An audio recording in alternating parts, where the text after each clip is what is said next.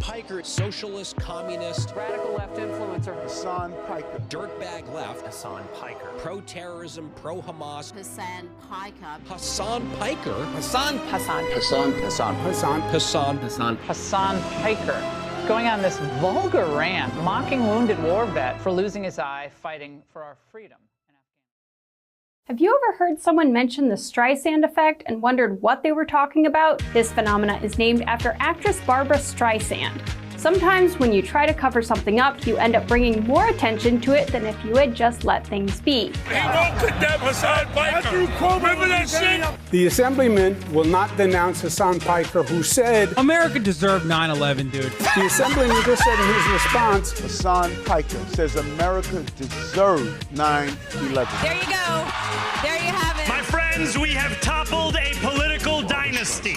Now to the Michigan Senate race, where El Sayed is campaigning in Michigan, Appearing on stage at 2 Michigan campaign rallies. He's proactively campaigning alongside Piker. the man who says Hezbollah's flag is his favorite because it's dope. Why would you align yourself for raging anti-Semites? who has defended Hamas terrorists. Calling them the lesser of two Israels compared to the evils. Lesser of two. That's what I find a bridge too far. When I went up to my good friend Chat and said, hey, can you walk me through some more controversial statements of Hasan Piker? Even ChatGPT went out of its way to soften the edges of Hasan and give me context. Thanks, but no thanks, ChatGPT. Hasan Piker is campaign poison. Placing yourself on the wrong side of a 90-10 issue is only going to make you look bad. It's going to be good for me. It's going to be good for the candidates that I work with. Turns out it was true. Abdul El Sayed at 27%. Oliver Larkin. Melon Kiros, everybody. Nice to meet you, Hasan. Welcome to the broadcast. Thank you for having me. Oh my gosh. What's going on, man? What's up, dude? Good to see you again. I know, really enjoyed it. Yeah. How you been? He's trying to get that out. Wow.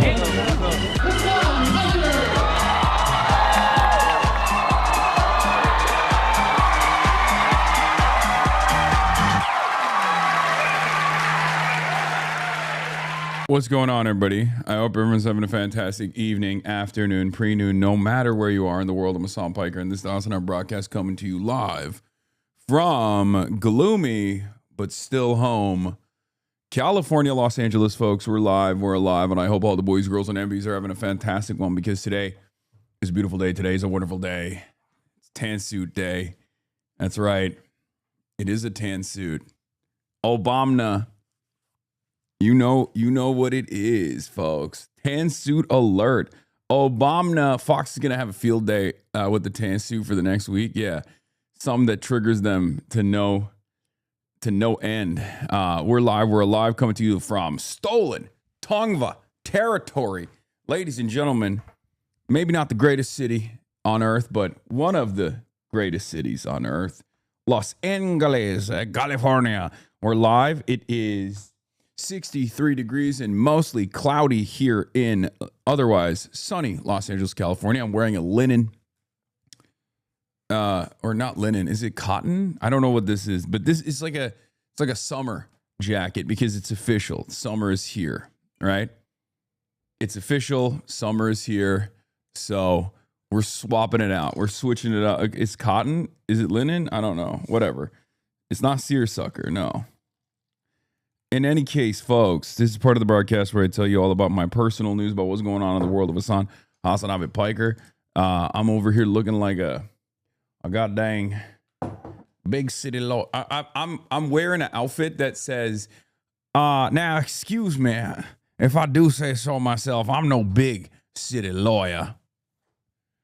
I say. I only know one thing and one thing only. My client is innocent. My client, Your Honor, is innocent. That's right. Real foghorn, leghorn hours. Okay. I do declare, Your Honor.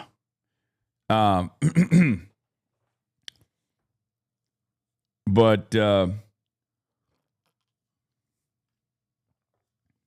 we're here. We're live. And yeah, there's going to be a big day today. There's a lot of news still as far as updates goes. on the subpoena part. The subpoenas, your boy has yet to receive it. So, quick update on that front. Yet to receive a subpoena. And also, of course, when I was gone, there were some tweaks that took place on the camera. And of course, one of those tweaks is that it was adjusted not to my height. So the top of my head sometimes is going to be off camera, and that's okay. And we're going to fix that later. Okay, so at least the lighting is back to what it used to be like. So that's good. But yeah, no interest in talking about basketball. I think many of you know why. I didn't even watch it, and I didn't even watch the highlights. That's all I'm going to say. I don't like people who cheat, and I think if you in any way, shape, or form defeat the San Antonio Spurs, you must be cheating. They brought in their big guns, Tony Brothers. The script is in. SGA's a flopper. He's a basketball terrorist. It's fine. It was already set. They wanted to hit that. They want a cool story. They want game 6. Will it go to game 7? It's like they don't want to just they don't want to play real basketball. What happened to the game I love? What happened to the game I love? What is this?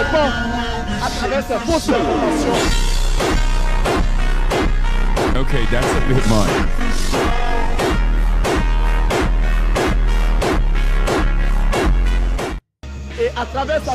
The Oklahoma City Thunders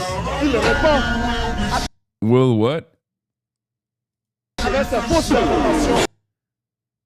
Craziest flop wasn't from SGA. OKC knows they can just fall and the refs blow the whistle. Series here of the night, only averaging 8.5 in the series. That's crazy.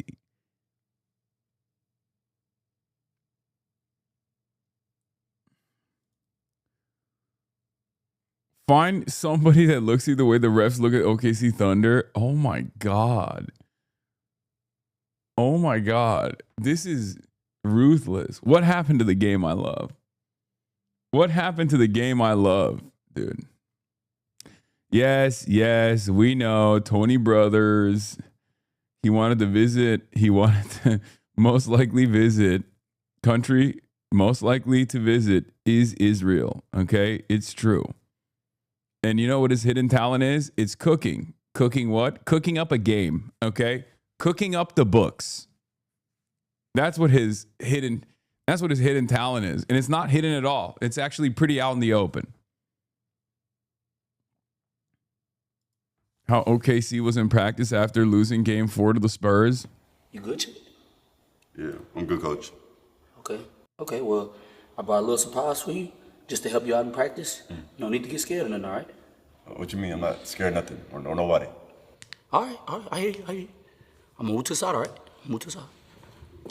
Bonjour. Oh! Hey, hold on. Hey, hold on. It's just a lookalike. It's just a lookalike. Hey, you good. It's okay. You're good. All right? Just a lookalike. I'm going to move to the side again, all right? Just calm down. Hey, look, I'm gonna pay you for your time. You said, I can handle this. I'm gonna pay you for your time. Just get out of here. My seat. Thank you. I appreciate it. All right. Hey, y'all, come on. Let's get ready. Hey, Lou Dort, show me what we got. Oh, you ready? Yup. Amazing. I'm not calling none of that shit. Appreciate you. All right, we need that win next game. I want to see it. All right, flop lines. Let's go. I ain't calling that. Sell it.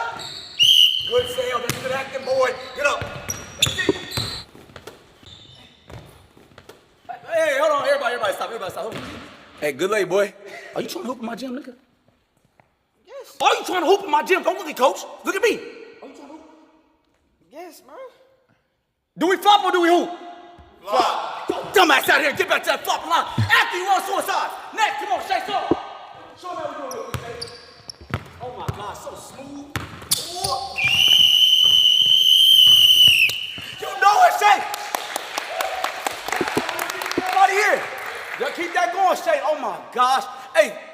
like you bumped into her. Get off the damn gym, nigga! Let's keep going. Yeah, W flops.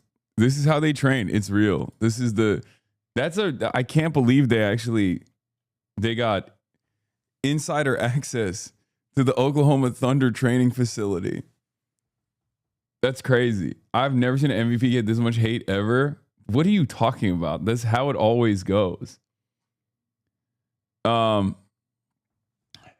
Anyway, they got the Belichick footage. Yeah. So, folks, this is part of the broadcast where I tell you about my personal news, but honestly, chud ass loser style didn't really do much. Didn't even take a bath last night. I've been doing baths to calm myself down, but didn't even do that last night. Just straight up went to bed, woke up early. No, I showered. I didn't take a bath. I showered. Stinky. No.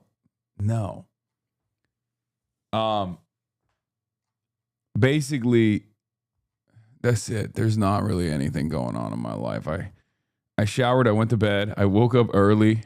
I had to, get all my setup situated. No TSA story. I guess there's one story, and that was that they moved our gate literally as we were about to board, which was crazy. I was like, that's weird. That's never happened to me before. So like the entire plane had to go from the gate to the new gate, which is on the other side of the airport. So we all moved to the new gate, right? But the story doesn't end there. We all moved to the new gate, and then we start piling in. One of the girly pops at the front desk that was checking everybody in was a fan. She gave me a second slip, a second ticket. I didn't even realize what was going on in the second ticket until I picked it up and I looked at the back of it. And she had written a note. She was like, "Oh, I'm a huge fan, all the stuff." I was like, "Can I get a photo with you?" It's totally fine if you don't want to take a photo. I saw it too late while I was walking in. But I told her, "Do you have your phone?" I hit her with if you have your phone while I'm checking in, and there's like a huge line behind me. It's like, if you have your phone, we could take a photo right now at the gate. She's like, "No, it's fine. I'll come up to you when you're at your seat." And I was like, "Sure." I said, "All right, let's do it." You know how it is. Okay. Didn't want to hold up the line. So we file in, and everyone's just waiting in line. And it was strange. Everyone was like, "What the hell's going on? Why are we still waiting? Why are we not filing into we're in that little thing. We're in the gate. We're in the bridge." Turns out they hadn't catered yet. So they took everybody out of the bridge and back outside. And then there was another 30 minutes that we waited. It was just a delay, another delay. But yeah, I made it out alive, slept like a baby on the plane. So that was good. Don't know if anybody took creep shots of me while I was sleeping. Hopefully not. And yeah, I'm here. That's pretty much it. Had a couple big business deals, some phone calls, press related. Nah, you sent 400 tweets in 10 minutes like a damn loser. That's true. I did do that. I was a whole ass loser. It's real. I'm a loser. It's real. Do you still fart on planes? I do not. Not anymore. Fox News. Do not believe the lies that are coming from this community. I do not do that. Bro, not even broke ass Balkan countries do that. America is the fifth world nation. It's true. In any case, we made it. We're here. And, in relative time, I was a little delayed today when I began, but that's all I got going on in my life. Chud ass loser style. We got some blast off memes. We'll blast off right now. Okay. Playlist for later. Thank you, Themasius. Fox News gonna hate your suit today? Yeah, I wore it for them. You know, I wore it for them. My biggest fans. Okay.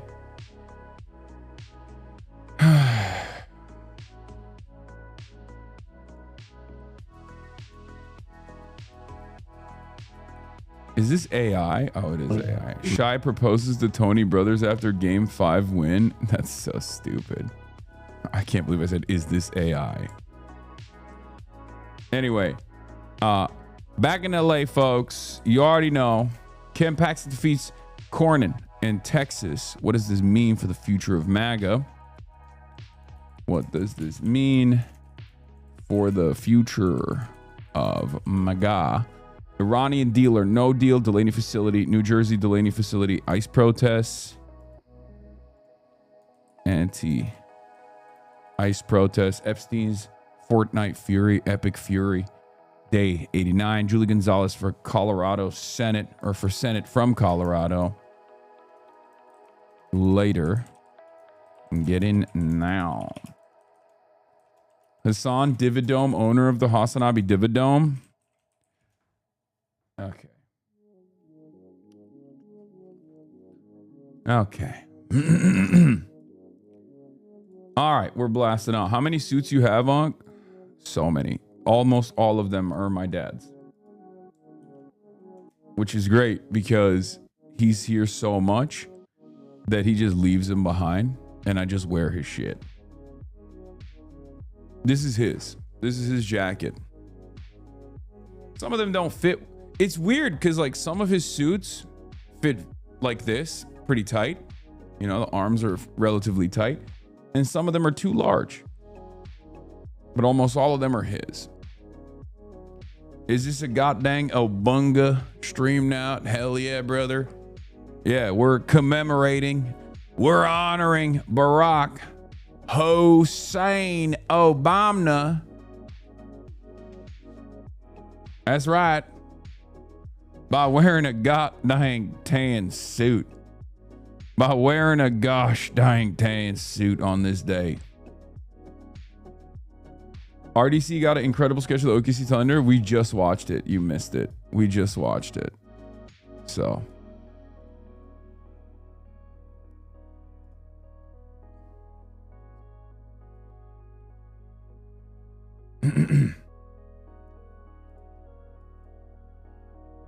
Twitter is just making shit up again. What is this? Ashley St. Clair and Hasan Piker reportedly had sex. Follow Dissident Wire. I mean, I think this is just a meme, dude. I don't think this is like someone genuinely writing this is like with the intent of misinforming people. What the fuck is happening with this fucking camera, dude? God damn it. Fix yourself. Fix your life, camera. But yeah, it's definitely just parody. You see, no matter the Oppo Platinum is putting up numbers on Collins. Yes, I do see that. Anyway, what happened to the botting yesterday, Unc? I have no idea. I have no idea what happened to the... Dude, what the fuck is going on with this stupid fucking camp? Dude, what the fuck is going on?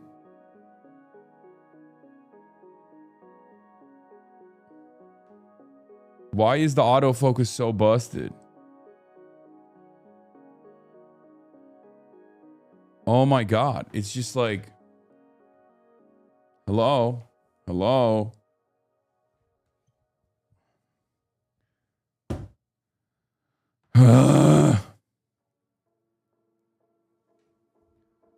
Every damn day there's another fucking thing going on. So annoying. Camera is focusing on the flag behind you. Maybe move it. Yeah, it's the Knicks, maybe.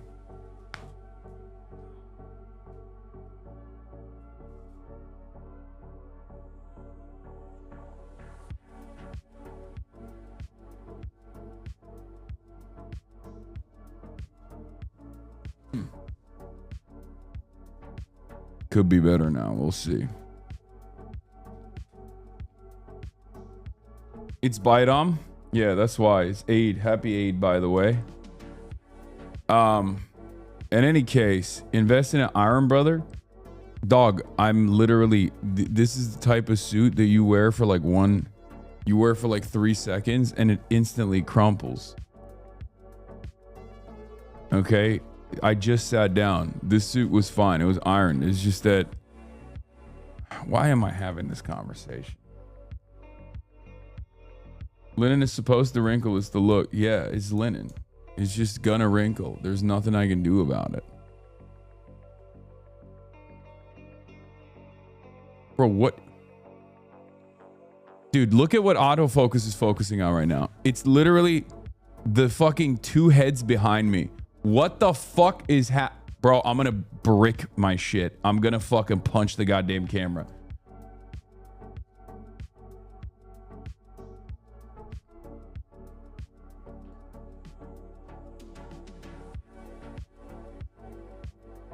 Hopefully this will be better. I don't understand how a camera could be so fucking stupid. Anyway, all right. Let's continue. This is fine, I think. Is he okay? Maybe we should let him play games today and give HasanAbi a break today. Yeah. Punching the camera is punching chat. Yeah. All right. Well, fuck it. I don't give a shit. Whatever. It'll be fucking... we'll do it live, you know? Fuck it. We'll do it live. It'll be off. It'll be a little off the whole time. Who cares?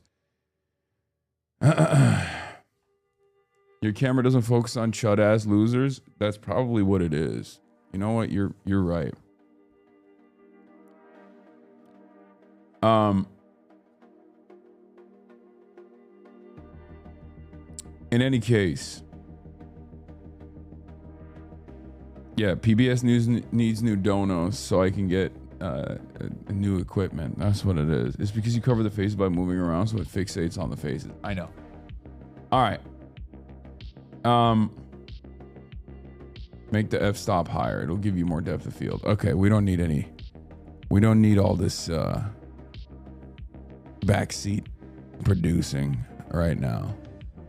But yeah, I think I slept a good deal, but perhaps not. But we're here regardless, and we got a lot going on. And we're going to get into it. We're going to get into all of it and more.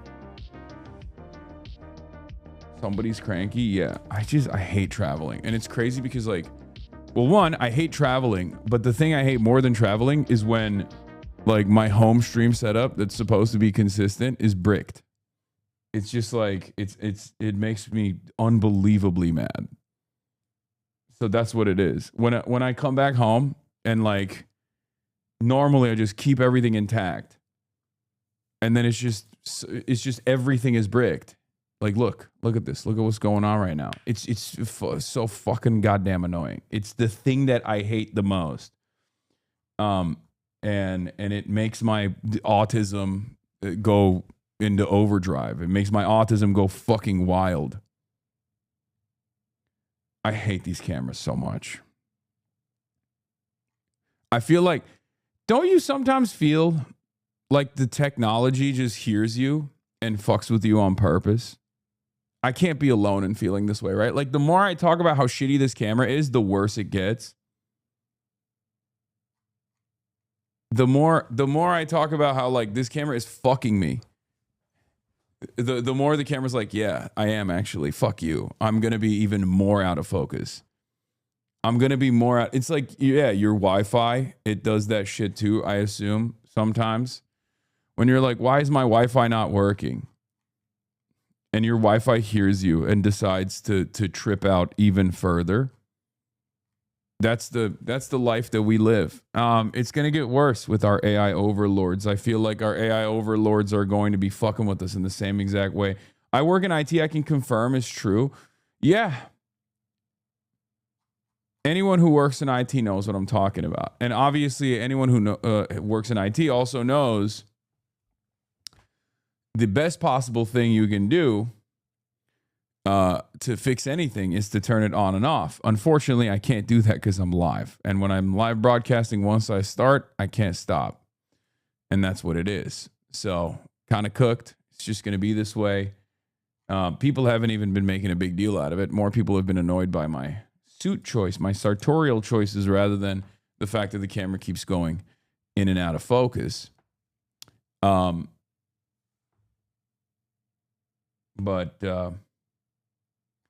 switch to phone, then back to camera. That's not how that goes. All right. Outsource the problem to someone smarter than you. No, this is the problem. I have done that. That's why. Okay. Sometimes stupid is better. Okay. Simple is better. Stupid is better. Sometimes you do outsource the problem to someone smarter than you. And when you do that, they always tweak things because they always know better than you do. Okay. They always are like, no, you don't understand. This is my life. This is what I've done my whole life. So it's not March.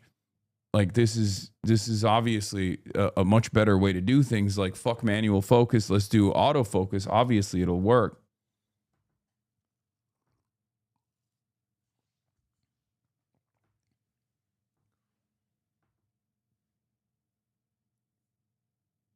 Backpack stream for the fun of it. Maybe we can go on a walk with Kaya. Okay. All right, we're done. We're done here. I'm starting to time people out, making incredibly stupid suggestions. Okay, yeah, let me fucking dox my life further after Fox News has already planted paparazzi house on my fucking house. Backseating is over. Trump is threatening to blow up Oman. Oh my God.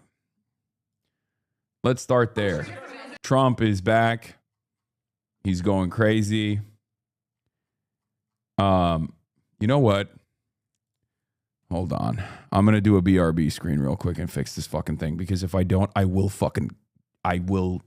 lose my goddamn mind. Okay? So BRB.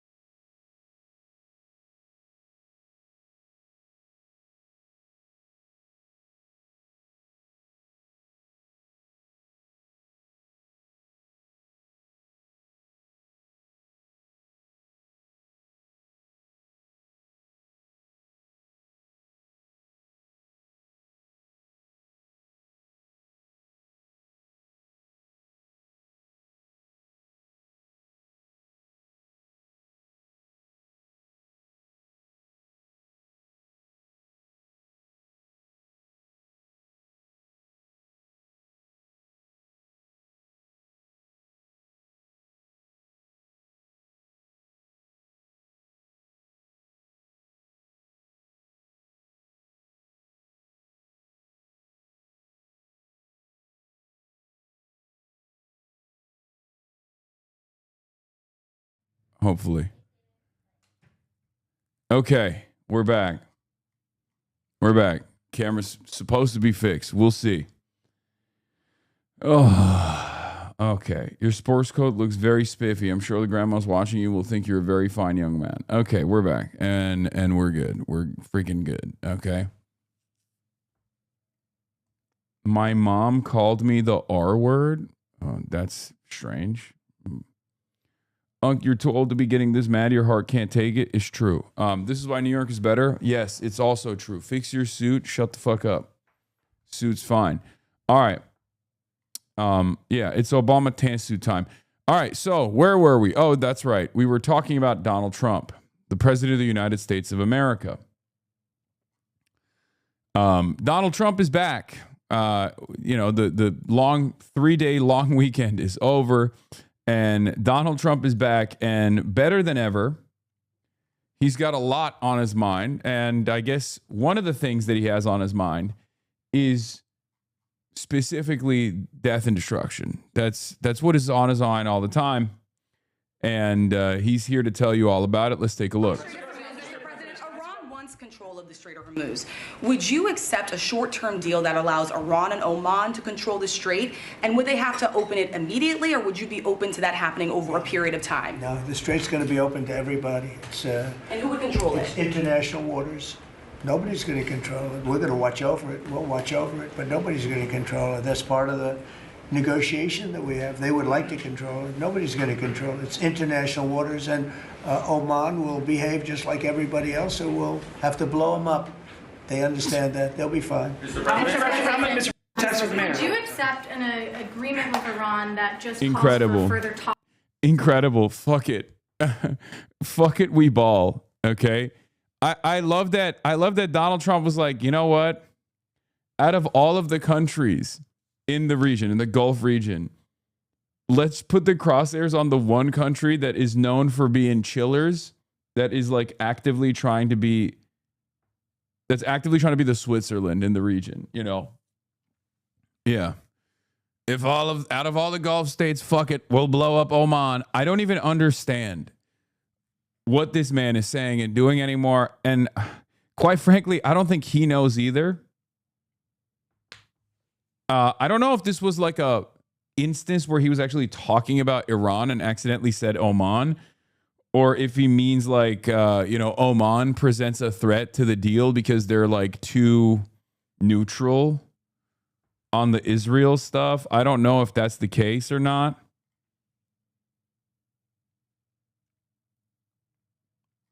But very cool stuff. Obviously, this is why I said I won't believe the ceasefire is happening until, the ships are pulling out and the ink has dried on the paper. And this is part of the reason why I said that, because I understand that there is no ceasefire if Israel doesn't want there to be a ceasefire, right? And Israel certainly doesn't want a ceasefire. We've shown Itamar Ben-Gvir talk about how this is a bad deal for us, so it won't happen. We've talked about how Benjamin Netanyahu has been chirping at America, making this ceasefire deal less likely to take place. So he's all over the place. He's all over the place with his inconsistent deal making. And it's really interesting because he's the one who also claims that Iran is in a state of panic. Where the Iranian side, the Iranian negotiators are at odds, the reformers are at odds with the IRGC hardliners, and that seems not to be the case. This is yet another instance, I think, of Trumpian projection, where the more chaos exists on the Trump side on the deal, the more chaos exists between Trump and Benjamin Netanyahu, the more he claims the Iranian negotiators are in a state of panic. Once again, I always find myself asking the question that Bill Clinton also rhetorically asked Benjamin Netanyahu, I believe, all the way back in the early 90s. Who's the fucking superpower here? Right? That's the question I have. Who is the superpower here? Is it Israel or is it the United States of America? Now, of course, the answer is simple. It is the United States of America. It's not Israel that is the superpower. However, America's not acting like it. So yeah, let's continue. Talks on the uranium, or is the only option in your mind one for? I would for some of it, because it's a memorandum of understanding for speed. And one of the things that will happen is the strait will open immediately. but it's got to be perfect. I'm not going to do this. I didn't do this to get a crummy agreement. The worst agreement ever signed was by Barack Hussein Obama. What a horrible agreement that was. It was a setback for this country. I can't help but notice that Trump loves doing this thing where he brings up the actual pivotal achievements of his of his predecessors that were unbelievably successful even on their own, and certainly infinitely more successful in comparison to what he's doing. Because there's no way out of this. There's no way out of this bargaining process where Trump secures a better deal than Barack Hussein Obama did. Okay? There isn't, because Iran has won things militarily. At the time, America had maximum leverage when Barack Obama went to the table and secured the JCPOA. That time is long past. Trump mentioned Oman because Bagheri announced that Iran and Oman are working on a framework for... Oh, that's why. Okay. Yeah. So that's where we're at. I don't even understand why he makes a big deal out of... I don't even understand why Donald Trump makes a big deal out of the toll thing, because that's an inevitability.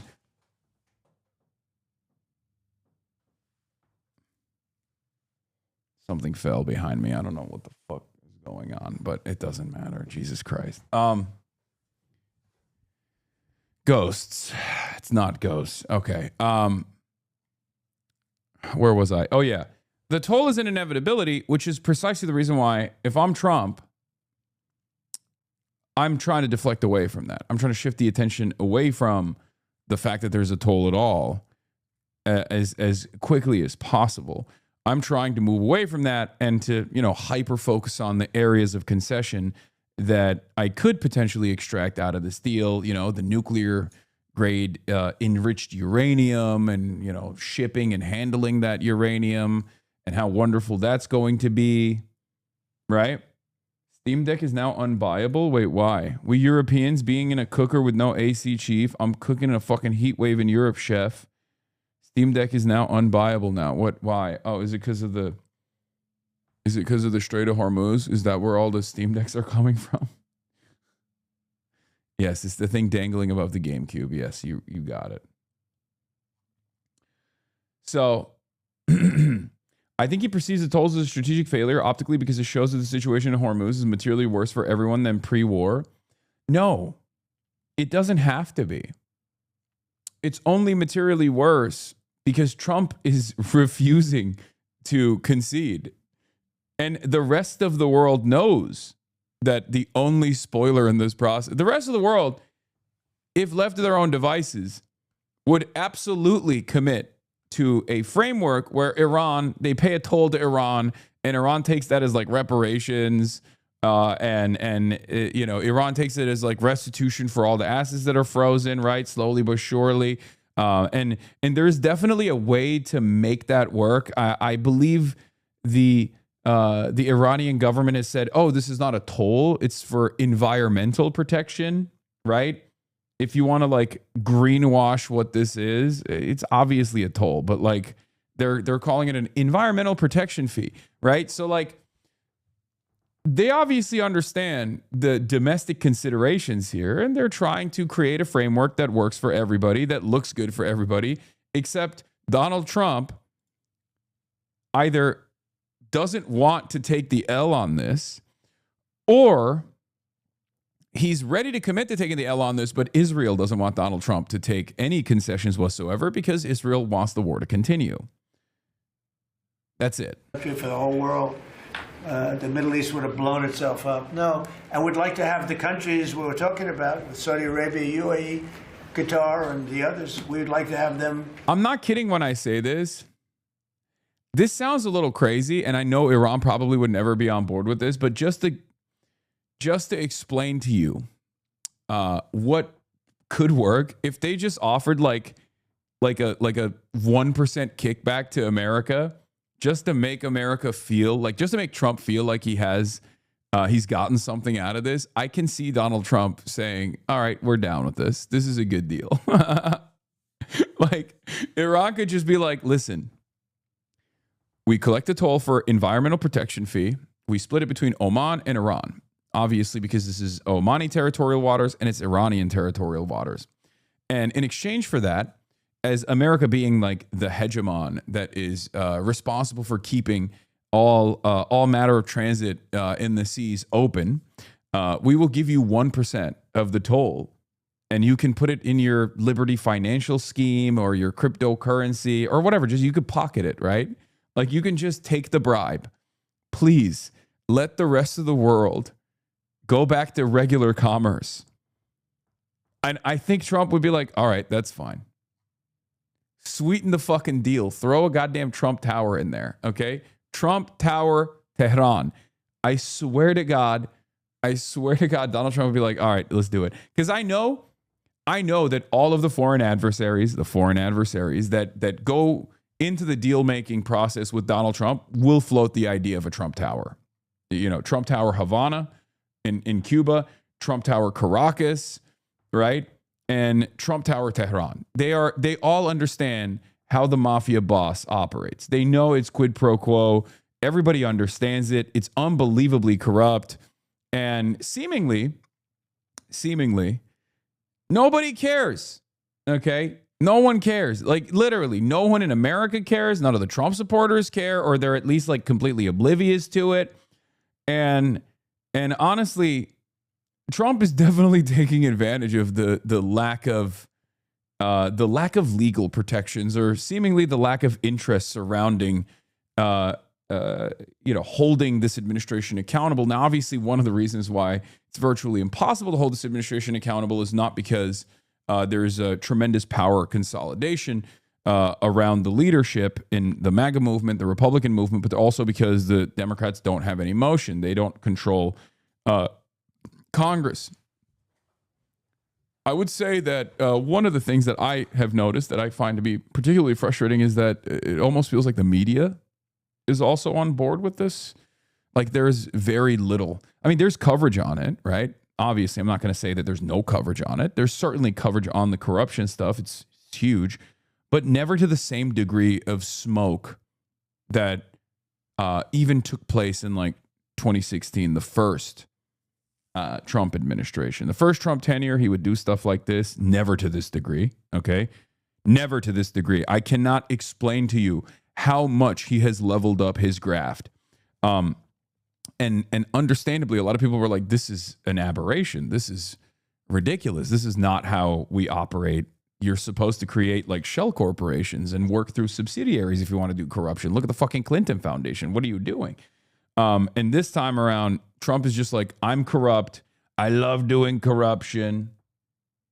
It's an order of magnitude similar to the coverage on you, lol. Yeah.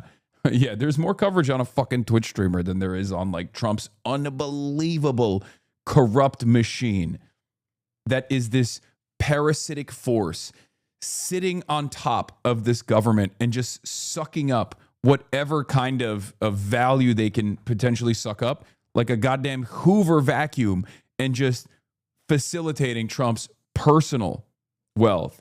It's something that I'm personally very familiar with in Turkey. Okay. Trump one was scoping out the joint. Yeah, he was just casing. He was just looking at the White House going, all right, we're going to put gold. We're going to put gold from Home Depot everywhere. But he was also casing the joint. He was literally looking around. He's like, I got a fence. I can ship some of this stuff. But it is pretty crazy. Now, new hat on display, by the way. Trump 250 hats. Make America Great Again. He gifted everyone this morning that was at this conference a 250th year anniversary hat and also a commemorative coin. Isn't that wonderful? God, this country, this fucking country, man. It is, yeah. It's incredibly gaudy. You're right. It is incredibly fucking gaudy, and you need that hat to fly international. True, I do need it. I need the hat bad. automatic entry into the country if they see me wearing that. They'll be like, oh, this guy's obviously a real fucking patriot.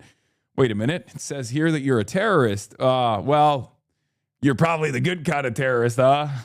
Yeah, not the previous libtarded administration probably put you on the no-fly list. Yeah, step right ahead, sir. You seem like you're a January 6th veteran.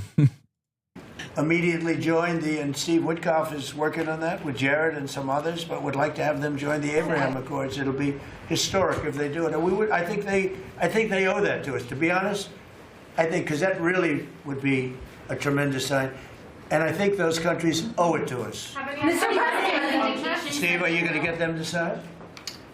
We're definitely pushing it, Mr. President. I'm not sure we should make the deal if they don't sign. You want to know the truth?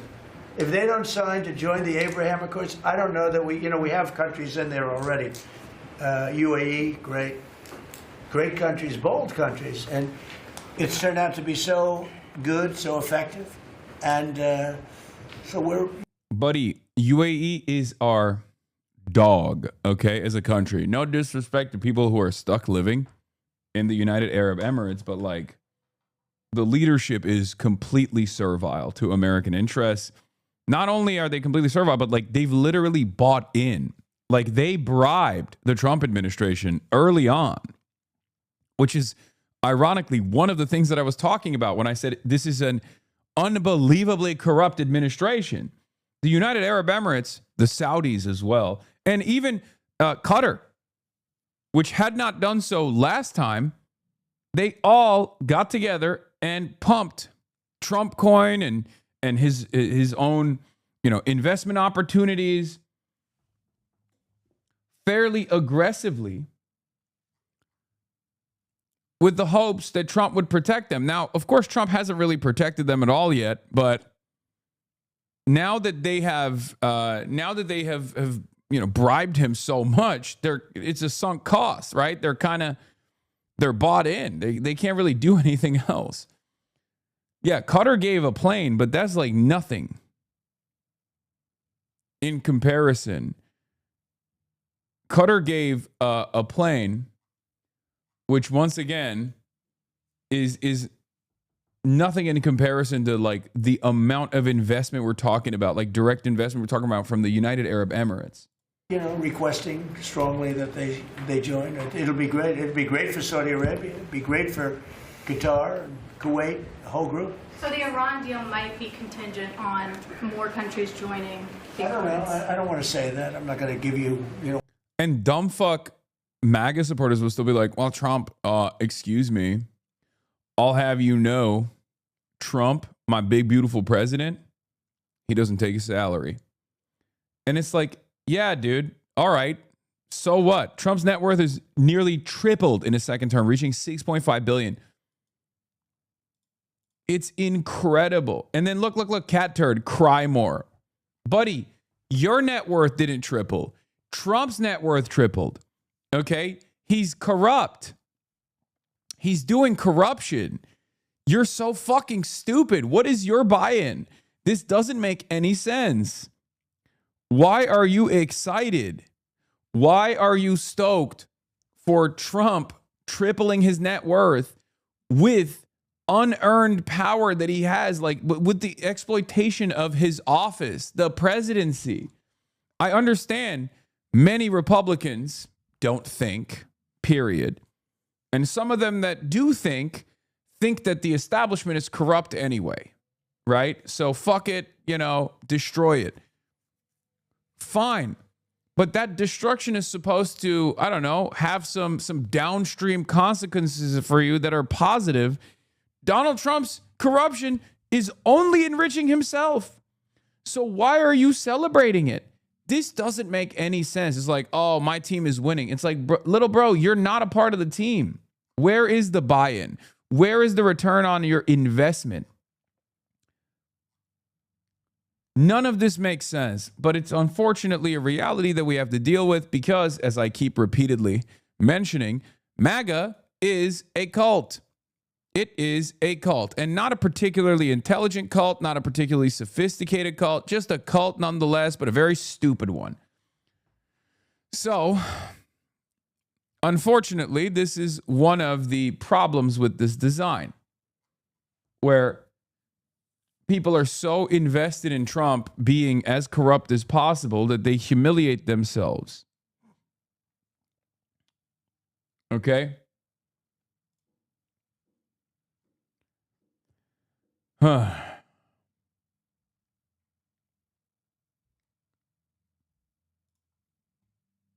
They just released the new New York Penn Station renders, and it looks like they modified it to appeal to him. Gold in the interior and his name etched into the concrete. Wait, what? Exclusive renderings of Penn Station's overhaul show Trump's name with presidential seal. Wait, what? The winning plan to rebuild Penn Station features renderings of a new train hall with American flags at the entrance, gold accented railings, and columns and escalators. Okay, I don't mind this. It's not as gaudy, but like the fact that it has Trump's name etched into it is disgusting. Okay, the moment he's out, we got to rip those apart. You didn't know about this? No, I didn't.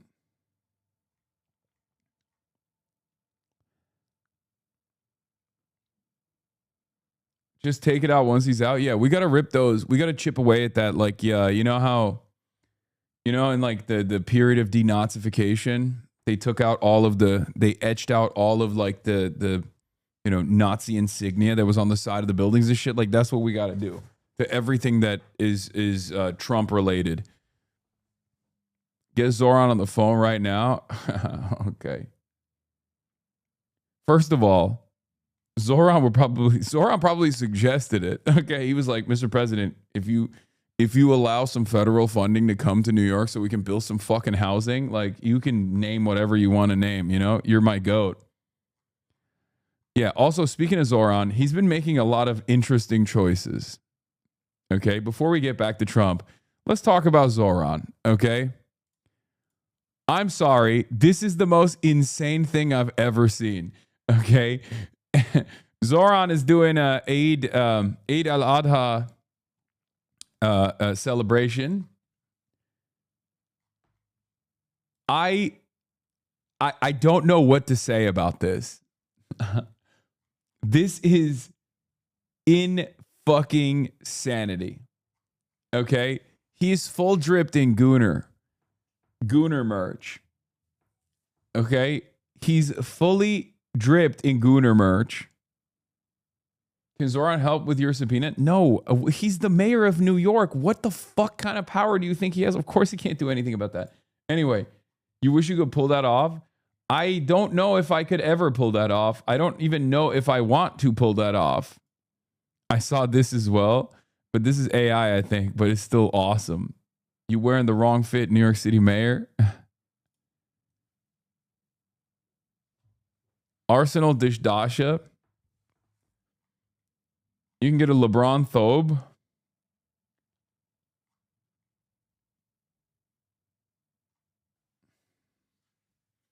It's fucking awesome. Up the Arsenal, lads. All right, fucking Gooners. Dial it back.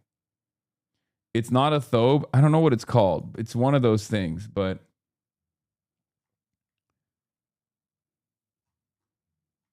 MashaAllah to AOC, by the way. LeBron Fez ordered for you. Join Zoran and us and be an Arsenal fan. It's hard. I have to represent the real working class team. Liverpool. As a Scouser lad. Is that fucked up? No. That's worse. The fuck is wrong with her? Why is she LARPing by wearing a headscarf? What are you talking about, dude? It's fucking... She's being courteous. Like... Why are you so fucking triggered? Jesus Christ, dude. Calm down. Be a Barca fan. Man U is worse. Do you have a Fez lineup merch? Mehdi is a Liverpool fan, bro, so you're in good company. Dude, AOC can't do anything right, okay? Everything she does is someone's got to get mad at anything and everything she does. I swear to God. My man said LARPing. I don't know if they go to the mosque at some point, or I don't know, maybe it's because it's a prayer event. Normally, you're supposed to cover your head when you're in a mosque. But yeah. Woke 1.0 cultural appropriation grievances is so back. No, that guy wasn't even doing a cultural appropriation grievance. That guy was just like mad that she's wearing a headscarf. Anyway, all right, let's get back to Trump. What's contingent, what's not? I can say that we can make a good deal right now, but maybe not a great deal. And if it's not a great deal, we're not making it. So, because we can make a great deal with this guy right here. Support journalism you trust. Support the Piker Broadcasting Service. Anyway, cabinet meeting in the White House continues. They want very much to make a deal. So far, they haven't gotten there. We're not satisfied with it, but we will be. We will be either that or we'll have to just finish the job. But their Navy is gone, as I've said 1,000 times. Their Navy is gone. Their Air Force is gone. Everything's gone, and they're negotiating on fumes. But we'll see what happens. Maybe we have to go back and finish it. Maybe we don't. Right now, I mean, you can speak to Steve Witkoff and Jared. They're doing a good job. But right now, I think it looks like they want to just make a deal. They want to. They have. I don't think they have a choice. They're just going back to the internet because they're getting clobbered. Their economy is in free fall. They have 250% inflation. Their money has no value. Their whole economic system is broken down. They thought they were going to outweight me. You know, we'll outweight him. He's got the midterms. I don't care about the midterms. Look what happened last night. That was the prelude to the midterms. People understand it. They know that. Very simple. Iran cannot have a nuclear weapon. I'm doing that for the world. I'm not doing it just for us. And we've had great support from other nations, by the way. We don't need it at all, but we've had great support from other nations. The problem is you always get the support when you don't need it. When you need it, you don't get the support. Okay, but you don't need it, so who cares, right? Because it kind of feels like you do care. And it also kind of feels like you're not getting the support that you want. Maybe that you need. I don't even care. I don't even want it. I hate the support. I've been telling people, don't support me. I got this on my own. Have you seen how hard we've destroyed the Iranian Navy? Did you see the New York Times breakdown of how hard and how often Trump is praised and flattered in these cabinet meetings? Trump is the only person who can save America according to his cabinet. I mean, yeah, this is just... I think we all know. Did you see this poll about you? Yes, I did. I think we all know these people know how to manage Trump. That's why they're in the position of power that they're in, right? That's why they're occupying a space of influence in the administration. Because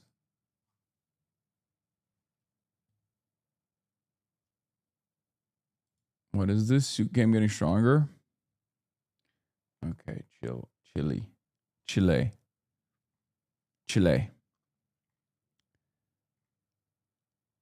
Where is it? Where's the fucking poll? I thought I tweeted about it, but I guess not. I tweeted so much.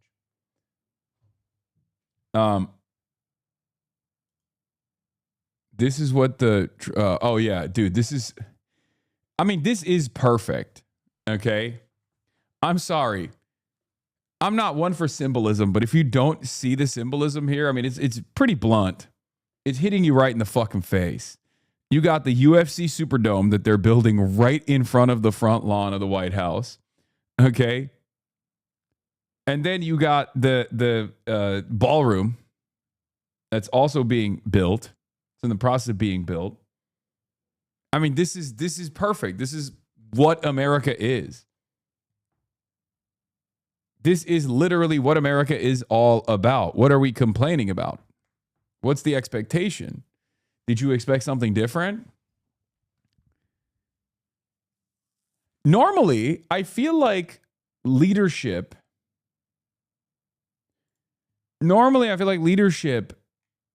they are supposed to do stuff like this at a moment when they have at least like a little bit more excitement, like in the early stages of like fascism when there's a lot of victories that you can point to, right? Like, oh, we have a command over the economy, and there's like usually there's a boost, right? There's like almost an immediate improvement in people's like economic situations before everything falls apart. That's usually when you build the shit like this. You don't build shit like this when everybody hates you. When everybody hates you and you build shit like this, they hate you more. And the problem for Trump is he's leaned into more of his fascistic tendencies in the second term when he has far less motion. And he blew it too. Like, he got in, he thought he had a mandate when he clearly didn't. It was a marginal victory over a historically unpopular candidacy with a bunch of chaotic things that unfolded in real time. Super old president. Everyone's hiding how old he is somehow until it's seen in broad daylight that it's like it's impossible to hide. It's very frustrating for people. Negative real wage growth experience for a year and a half. People are not going to forget that. They're going to continue punishing that. And then, you have your unpopular VP substitute the unpopular and very old president that is committed to continuing a genocide. Of course, Donald Trump won on those under those conditions, and barely, right? But he came in and he thought he had a fucking mandate. With this marginal victory that he got, he thought he had a goddamn mandate. And they started operating like he had a mandate. And what did he do with that mandate mentality? He blew it immediately. He was like, we're doing mass deportations and we're doing tariffs. We are going to literally do the reverse to the economy that we said we were going to do. We came in, we're going to fix the economy and we're going to make things cheaper. That was the major, bargain. That was the major argument. And instantly, we pulled the reversal, right? They came in, they hit austerity with Doge, with an incredibly unpopular figurehead, one of the most autistic people on the planet, coming in and just saying like, I'm a rich guy who never really works and all I do is tweet and I'm going to fire tens of thousands of federal workers as we, dismantle the institutions piece by piece, things that are supposed to work that are pertinent to everyday existence in the United States, like, mapping out weather patterns or making sure that the meat that you're purchasing at the store is not poisonous. Like these are things that are supposed to work all the time, invisibly in the background. And you only recognize what these institutions do when they fall apart. He did all of that. And then tariff liberation day, planes falling out of the sky, omen after omen.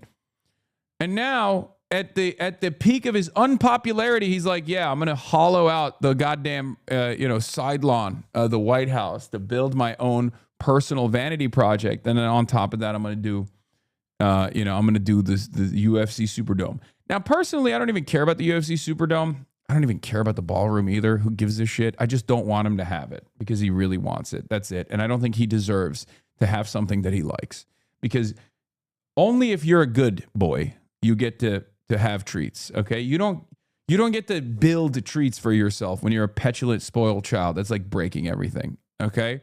That's my main resentment towards the ballroom. I've never really given a shit necessarily. I do think that Democrats should absolutely lean into the imagery here, though. The idea that like there's no money for healthcare, but only money for bombs, only money for Israel, and also Trump's fucking personal vanity project. Get out of here. I hate to admit this, but Trump was right. I saw this. He said that if I vote for Kamala Harris, gas prices, grocery prices, and my utility bills will go through the roof. I voted for Harris, and my gas prices, my grocery prices, and utility bills have gone through the roof. It's true. It did happen. It's great.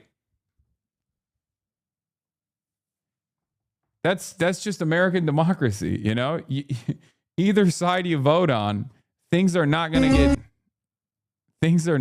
change. Okay, China turns sneaky eating in class into a real competition. Why are you sending me this shit? Stop. Looking at things that are happening in China kind of give me the same exact vibes of looking at things that are happening in New York City, where like the rest of the world is falling apart, but they're doing all right in comparison. You know what I mean? Like everything in America sucks right now. And then you look at New York and they're having so much fucking fun. And you feel it when you're there too. When you're there, when you're in New York, you're like, oh, God damn it, this shit looks awesome. Why can't we have some of this? Right? And the same, I get the same feeling when I look at China. China's like, oh, we're just having fun over here. Things are fantastic. Things are incredible here. How are you guys doing? Oh, well, we have a ballroom, I think. That's cool. What do we have to look forward to in American democracy? Nothing. Operation Epic Fury, our warriors are ensuring that the world's #1 state sponsor of terror never obtains a nuclear weapon, and they won't. Not a damn thing we got. Not a damn thing. Nothing is positive. No positive trajectory for American empire. How much economic pressure do you feel to get the Strait of Hormuz open?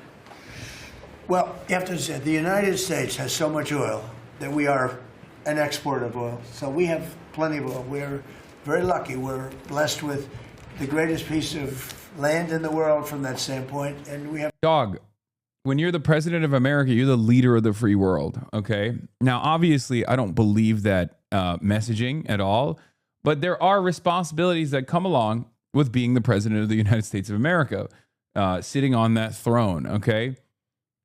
Your responsibility isn't just to the American people, who are also suffering an unprecedented crisis right now, because obviously, regardless of America's exporting capabilities of oil and gas, oil is a commodity that is necessary for survival. There's inelastic demand, and it's traded. They trade it globally, right? So it's still going to increase prices here in the United States of America unless we just decide to not sell to the rest of the world, which is not going to happen for two reasons. One, the oil and gas industry are going to tell you to fuck off, right? Because this is beneficial for them, and they care about profit more than anything else. And two, even if they were to stop selling oil to the rest of the world and only sold to the United States of America, that would be an unbelievable catastrophe for the rest of the world that also is now relying on American oil and gas anyway.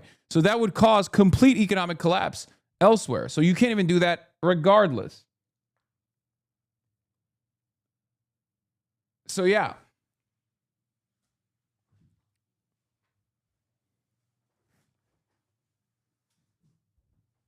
It's a damned if you do, damned if you don't style situation. Look at Patagonia getting sued by Patagonia. Look at her Insta. What is that? What? I don't even know what this is. What is happening here? Why are you sending this to me, Ghost Princess? Do you think this is an important piece of news that we need to cover right now? What are you talking about? More than anybody else, and now when you add Venezuela to it, we have, I think, 64% of the world's oil, and we're getting along very well with drag Venezuela, queen? by the way. It's being run really beautifully. The big companies are moving in. It's going to be amazing because it's also, like us, they're very blessed in that sense. But we have natural energy that no other country has. We have more than anybody else.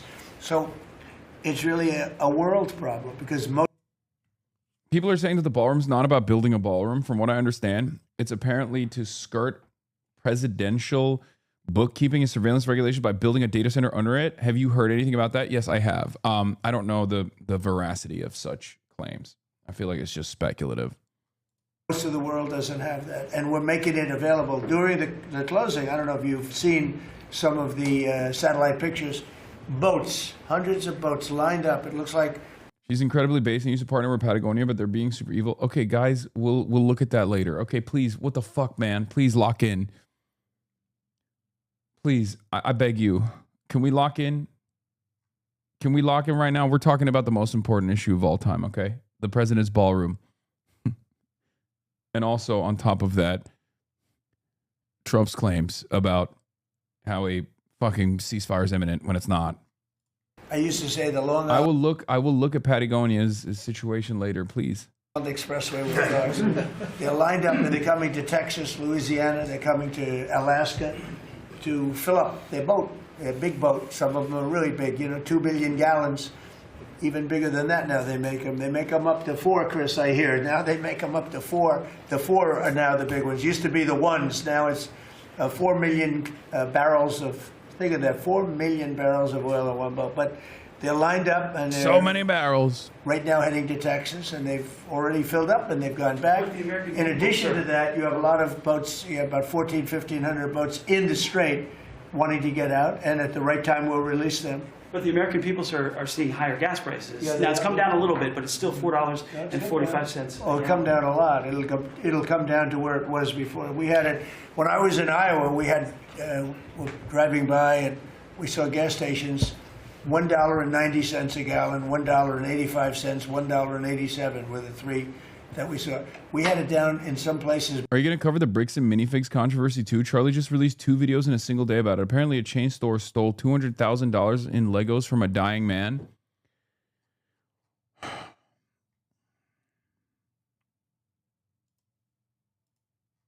Below. Now, we can't help but California where they charge so much tax that, you lower it and they charge tax. They've got to straighten the act out in California. But we had oil, we had gasoline down to a very low number. I think we'll be hitting that number shortly after that whole excursion ends. Does that give you more urgency? But regardless, I'm not covering anything that you guys want me to cover in the chat. Stop asking me to cover stuff. I'm going to fucking lose my mind. Oh my God. I haven't actually been able to do like straight up normal news coverage and commentary for like the past couple of days because I've been away from home. Please, you need to stop with this. Please, I beg you. of anything, regardless of anything, as Marco said better than anybody can say it, you can't let them have a nuclear weapon. They would use it instantly. They wouldn't think about it. They would use it instantly. I've gotten to know them. They would use it instantly. Does that give you more urgency, Mr. President? You've said that you're in no rush to make a deal, but with gas prices that are still high across the country, people are paying more for travel. Does that give you more urgency to make a deal? Why doesn't it? Well, I'll tell you, the primary urgency, I said this, it wasn't covered properly, but the primary urgency is that we can't let Iran have a nuclear weapon. But at the same time, we have a tremendous amount of oil, gas, coal. We have tremendous amounts of energy. We're blessed with something very special. Those prices are going to come down. They're going to come down fast. I think that you'll see, actually, Todd, I think you're going to see lower prices that we had even before we did this. Now, I knew there'd be an increase. I said, we have a choice. We don't have to do anything. Yeah, you knew there'd be an increase. You knew there would be an increase, and yet you still did it. And not only that, but also everybody hates it. And they're increasingly hating it more and more every day that goes on, every day where they have to pay more for gas. And it doesn't seem like you're stopping. What will it take? Like, I knew that American foreign policy is never responsive to the democratic needs of the majority, right? I've talked about this quite a bit. But this is shocking. Like, this is... Because, like, I know Americans don't care about death and destruction elsewhere or the instability they cause elsewhere. Because, like, right now, one of the major things that we're doing is we're fucking up the rest of the world. There's an energy crisis elsewhere. We're only seeing like a minor impact. Everyone is tapping into their strategic reserves right now. There's diminished economic output in general, and it's ongoing. And there's a more restrained version of productivity in the rest of the world, and its impacts are going to obviously be felt by America as well, but to a much more limited degree. And Donald Trump is seemingly not very interested in that at all, which is fine. But Americans are feeling the pain a little bit. And I genuinely did think that this very clearly like Israel-backed war that Trump engaged in that caused so much instability and created this gas price chaos on U.S. soil would at least cause some people to think twice about leaning into the MAGA cult. And I guess what? I was a little wrong on that front.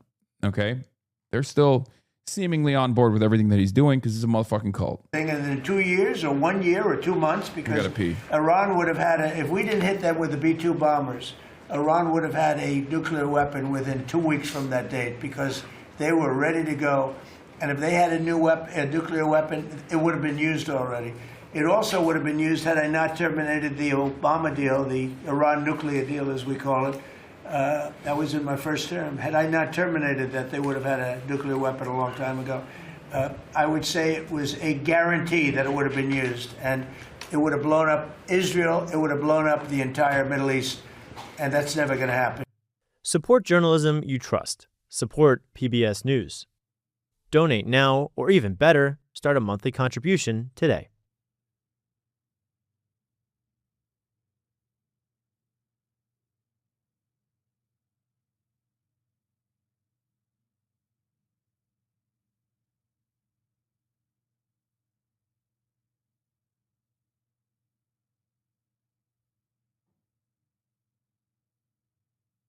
Iran released new footage overnight of what it claims are its air defenses firing at American drones and a fighter jet in an incident that nearly broke the fragile ceasefire with Washington.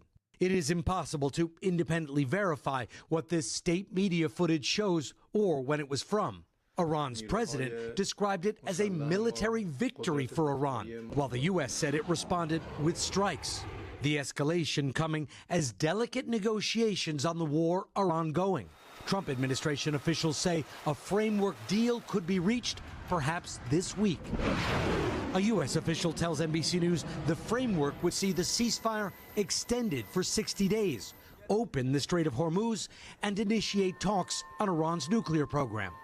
But nothing seems set in stone. Vice President J.D. Vance telling NBC News in a new interview that he is, quote, extremely hopeful that a deal would include Iran's agreement not to develop a nuclear weapon, but says a more difficult question is having the confidence that Iran won't violate the deal in the future.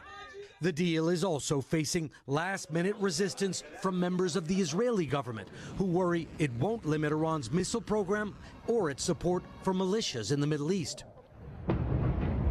While yeah, I mean, the missile program is already out of the question, and everybody knows that it's already out of the question. But I will say this. What's really funny about the media being like, well, there's a real cause for concern here that this won't actually diminish Iran's support for the militias in the region. Yeah, it's one of the conditions. One of the conditions, the top condition, as a matter of fact, is to get America to restrain Israel against Lebanon and against Hezbollah. So yeah, no shit, it's not going to cause Iran to restrain its support for Hezbollah or anything like that. It's a part of the fucking deal. Iranian official this morning said the agreement would also stop the war in Lebanon. Prime Minister Netanyahu says he plans to intensify Israel's military campaign against Hezbollah in Lebanon, where a U.S.-backed ceasefire is not being respected by either side. And fighting in Lebanon is already intensifying, with the Lebanese Ministry of Health just today saying that at least 31 people have been killed by recent Israeli strikes. Craig? Our chief foreign correspondent Richard Ingleforce there in Jerusalem. Richard, thank you. Hey, thanks for watching. And don't forget, you can catch the Today Show every morning on NBC, or take Today when you're on the go. Just follow the Today podcast on Apple Podcasts, Spotify, or wherever you listen. It has never resembled a ceasefire, but day by day that term losing ever more meaning. The city of Tyre in southern Lebanon this evening coming under intense attack, part of an expanded Israeli offensive. Israel said it was striking Hezbollah command centers. In its biggest forced evacuation warning of the ceasefire, the Israeli military saying people living in the southern port of Tyre should leave, along with anyone living in 11 refugee camps nearby. Anyone south of the Zahrani River told they were now in an active combat zone. The Army's Arabic spokesman advising all residents of the south to head north, mirroring orders made at the height of the war in March. Israel's Prime Minister under pressure at home to demonstrate he has an answer to this: Hezbollah's increasing use of unjammable fiber optic drones, this one striking an Iron Dome interceptor launcher. For all the tropes of propaganda, a truth here that Israel is seeking a new form of defense against a new threat. The expanded attacks in Lebanon could also... The FPV compies are out of control. I will say it. They're completely out of control. I mean, they're doing things that I did not think that they were capable of doing. And I don't understand how after so many years of Russia invading Ukraine, that none of these other countries actually learned any of the techniques of like trying to engage in defensive measures against drone warfare. FPV drones for Hezbollah, I speculate, came out of nowhere. I mean, Hezbollah has always been very good at utilizing ATGMs, right? That was their whole thing. They were very good at ambush missions against Merkavas. Okay. But they never actually deployed FPV drones until recently. And I speculate that one of the reasons why the FPV drones started getting mass adoption within the Hezbollah attack and defense structure is because Israel did the same thing that America did to Iran. They basically killed every single older person that didn't understand how any of this stuff worked. Okay. And now all of the younger commanders and all the younger militia members were like, no, we should be using this shit. This is crazy. And it has been a wild journey watching them get better every single day. Like the first FPV drone footage that came out, the first FPV drone compilation footage came out, like the guys were not very good. FPV means first person view, by the way. They were not very good. It was shaky. They were not very confident. And then a couple weeks into it, they just started doing trick shots out of nowhere. And I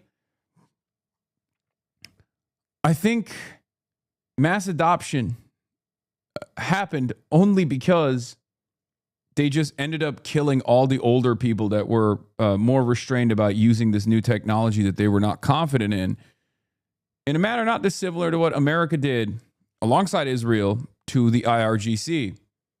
They took out the leadership of the Islamic Republic and the leadership structure within the IRGC, and the fresh, like the younger candidates that took their place were hardliners in IRGC and were way less invested in negotiating with America or Israel for understandable reasons.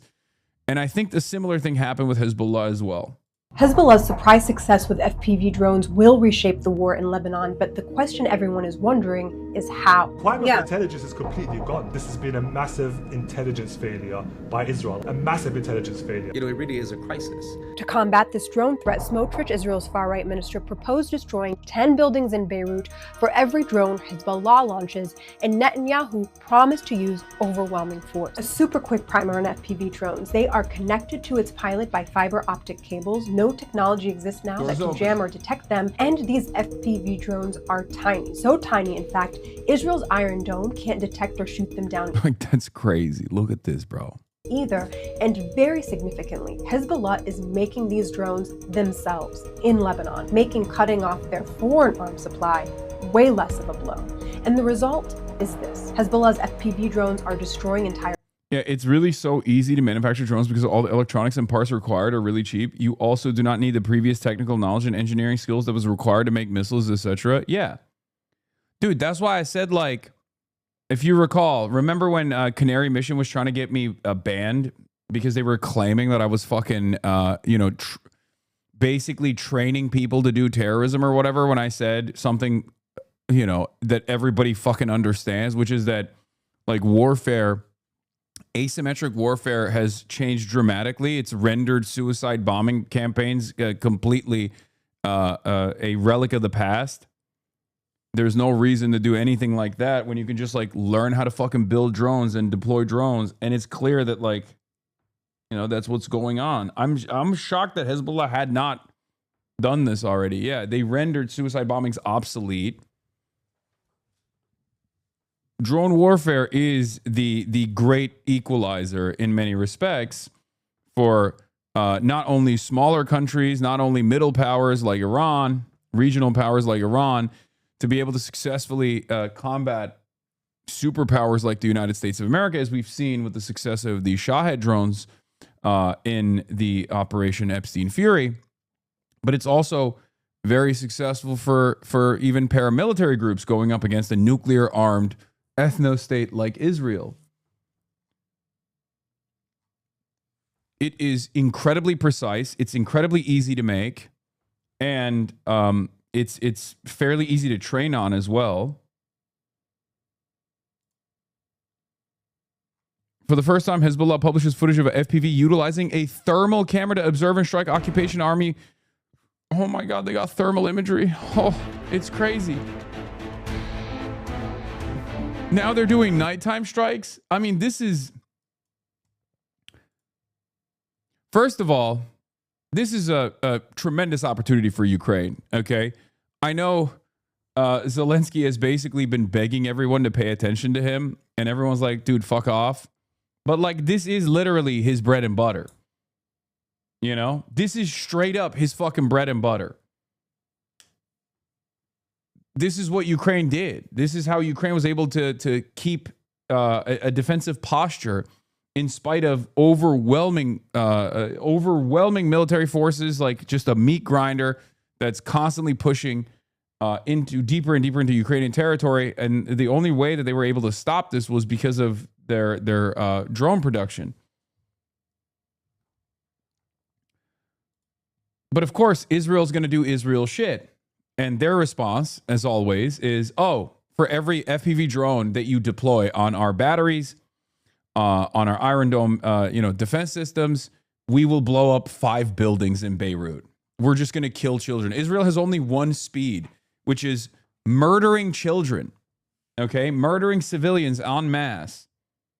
Bases, they are destroying really hard to replace equipment like D9 bulldozers, Merkava tanks, Iron Dome batteries, and the cameras strapped to these drones give Hezbollah a propaganda win. Images of soldiers' last moments, attacks where they surely incur lifelong injuries.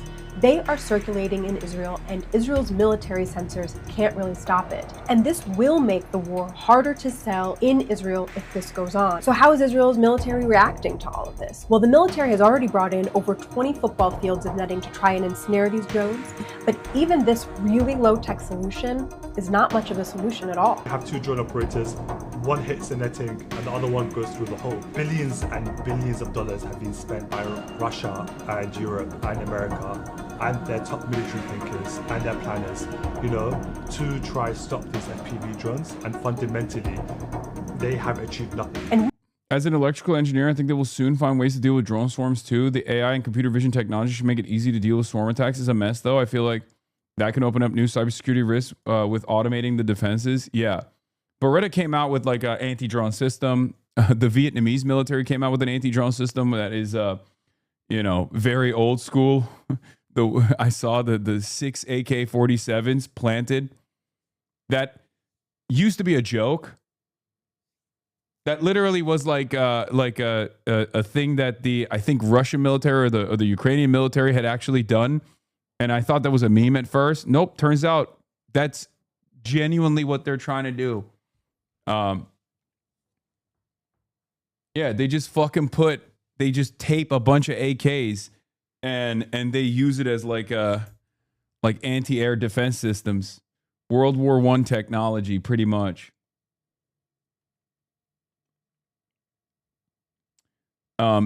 Ukraine also has some fairly genius defensive systems as well, with like their own. They have anti-drone drones as well. Like there's a drone with like a spoon on it that just flies up to Russian drones and just smacks them. I've seen shit like that. There's just a lot of crazy things happening, and And it's very funny that like America is oblivious to all of it and has not caught up at all. This is something that they talked about. This is something that like American defense manufacturers have talked about as well. Palmer Luckey famously has talked extensively about American procurement being far behind the rest of the world and how this was going to be a problem, except the real problem is Palmer Luckey's drone program was unbelievably costly and also very bad. They got kicked out of Ukraine. They tried to build drone systems in Ukraine, and Ukraine was like, dude, this is expensive and you suck. So, you know, I don't know where we go from here. But drone warfare has definitely leveled the playing field. We have seen from the Russia-Ukraine war, where FPV drones were first used on the battlefield. Yeah, here's the Vietnamese anti-drone mount. If you want to see it. If you think I was joking, I'm not. It's literally 6 AKs with a binocular. And it's strapped onto a mount, and it just opens fire.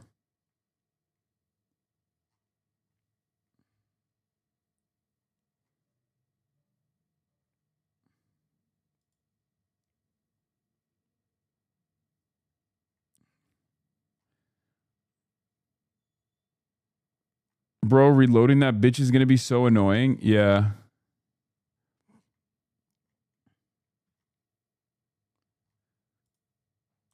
It looks like cutting edge technology. They also unveiled a lightning fast drone boat armed with the RPG, zips and maneuvers like a beast on water.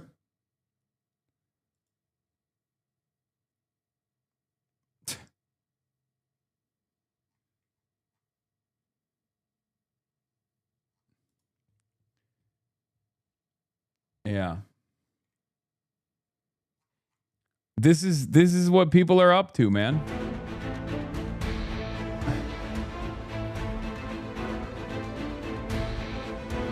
But it is a real weakness for more powerful countries who have relied on costly procurement, who obviously are much slower to improve their offensive capabilities, their defensive capabilities. Many of this stuff, many of the defensive capabilities require fluidity, and they don't have the combat experience that creates opportunity, or not even opportunity, but like makes it necessary for you to manufacture some kind of defensive posture in real time.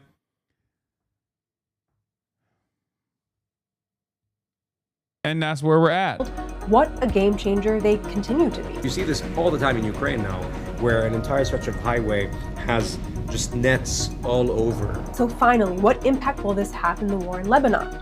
We may see Israel scale back its goals in Lebanon, achieve them at a much slower pace. They may just increase their attacks on civilians and civilian infrastructure in South Lebanon. But what these... I mean, that's precisely what they're going to do, by the way. I mean, they're already saying that they're going to do that. And they're like, oh, you're going to drone strike us? Well, guess what? We're going to kill more civilians. Oh, every time you drone strike one of our military installations that's illegally occupying your soil, that's killing your civilians, what we're going to do in exchange for that, is murder more children.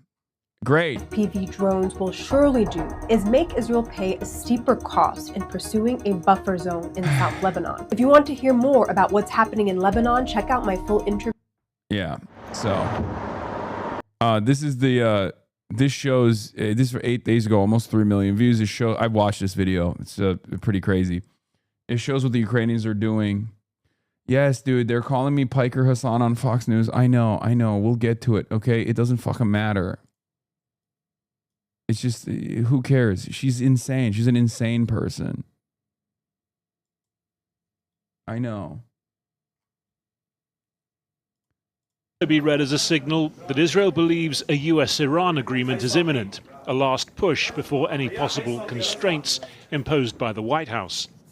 As for that agreement, Iranian state media today reporting on what they called an unofficial draft. Iran would restore shipping through the Strait of Hormuz within a month, but also manage it. The US would end its blockade and withdraw forces.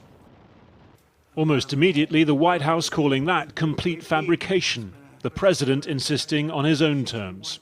They want very much to make a deal. So far, they haven't gotten there. We're not satisfied with it, but we will be. We will be either that or we'll have to just finish the job. They thought they were going to outweight me. We'll outweight him. He's got the midterms. I don't care about the midterms. Very simple. Yeah, people love hearing that. People love hearing from their president. People love when their president says, I don't care about democracy. What are you, fucking stupid? Are you dumb? Why would I ever care about the negative consequences that my warmongering is going to have? It's awesome. Iran cannot have a nuclear He's like, I'm literally a Jeffrey Epstein affiliate. Why do you think I would care? I don't even care about my fans getting mad at me for being a Jeffrey Epstein affiliate. You think this matters at all? It doesn't. And I'm doing that for the world. I'm not doing it just for us. Trump assured the world last June that he'd obliterated Iranian nuclear sites, but 440 kilograms of highly enriched uranium remain. It's also funny because like the rest of the world's like begging him to not do this. The rest of the world's like, please stop. We desperately need you to stop doing this. This is really fucking bad for us, please. Nope, I'm going to do more of it, and I'm doing it for you. You don't know any better. I'm doing it for you. This week he downgraded his demand for its removal to what he called its destruction, the kind of detail that was being negotiated before the war. On one hand, the president is, I think, eager to cut his losses and walk away from a conflict that has, as noted, provided very little strategic success. But on the other hand, there is a political reality there that prices are high. They're going to continue to be for some time ahead. And the president has to be able to demonstrate that something has been achieved. And so this is a case, I think, of throwing things against the wall and seeing if they stick. Iranians have been reacclimatizing to a functional internet a day after the cyber shutdown was at last ended. Business eased, overseas family links restored, some mordantly welcoming Mossad and CIA spies back to the chat, others speculating the end of restrictions means an agreement is all but made. Those for whom these talks will matter most at least now have the chance to watch them unfold online. We begin with the voting in Texas last night that could have a big impact on the balance of power in the Senate. With a huge boost from President Trump, the state's controversial Attorney General Ken Paxton defeated incumbent Senator John Cornyn, a win that could boost Democrats come November. Jay O'Brien starts us off. Good morning, Jay. George, good morning to you. This is a major Texas-sized win for President Trump, giving a last-minute endorsement to Texas's embattled Attorney General Ken Paxton, but allowing him to wallop the state's longtime Republican Senator John Cornyn, beating him by around 30 points in that runoff last night, a dramatic turn of events from the primary the two had in March. Yeah, Abdul El-Sayed's messaging has been on point this past week as well. Problem is, Trump's dumb and illegal war with Iran. And congratulations on your $4 gas, but any normal person could tell you that that's still too damn high. Ted Cruz, just filled my tank in Texas. Gas is $3.99 a gallon. Hey, Gavin, problem isn't Chevron, it's California's stupid energy policies, Ted says. What was Paxton polling at prior to the endorsement? I'm not sure, but it was going to be a close one regardless, but Donald Trump's endorsement obviously solidified it. It was over after that point. There's no coming back from that. $5. He also did a slutty Twitter ad. $1 a gallon gas. I'm trying to save the campaign some money. I'm biking to work. Are you sure you don't want to ride to work, man? Nope. This is him being slutty. The cost at the pump, $5 a gallon, didn't just happen. This is a function of a set of policy choices we keep making in this society to fight wars we have no business fighting. And the cost, well, you pay it at the pump and you pay it in taxes. We're wasting our taxpayer dollars to fight wars we don't need to fight while people drown in billions of dollars in medical debt. Michiganders of all stripes are pedaling harder and harder and harder, trying to chase the American dream, but it just gets further and further away. like sometimes it even feels like you're pedaling backwards. Nope. God, he's so corny. Sometimes he's kind of. Y'all, it just shouldn't be this hard. Shouldn't be this hard. He's so jacked though. I mean, it's great.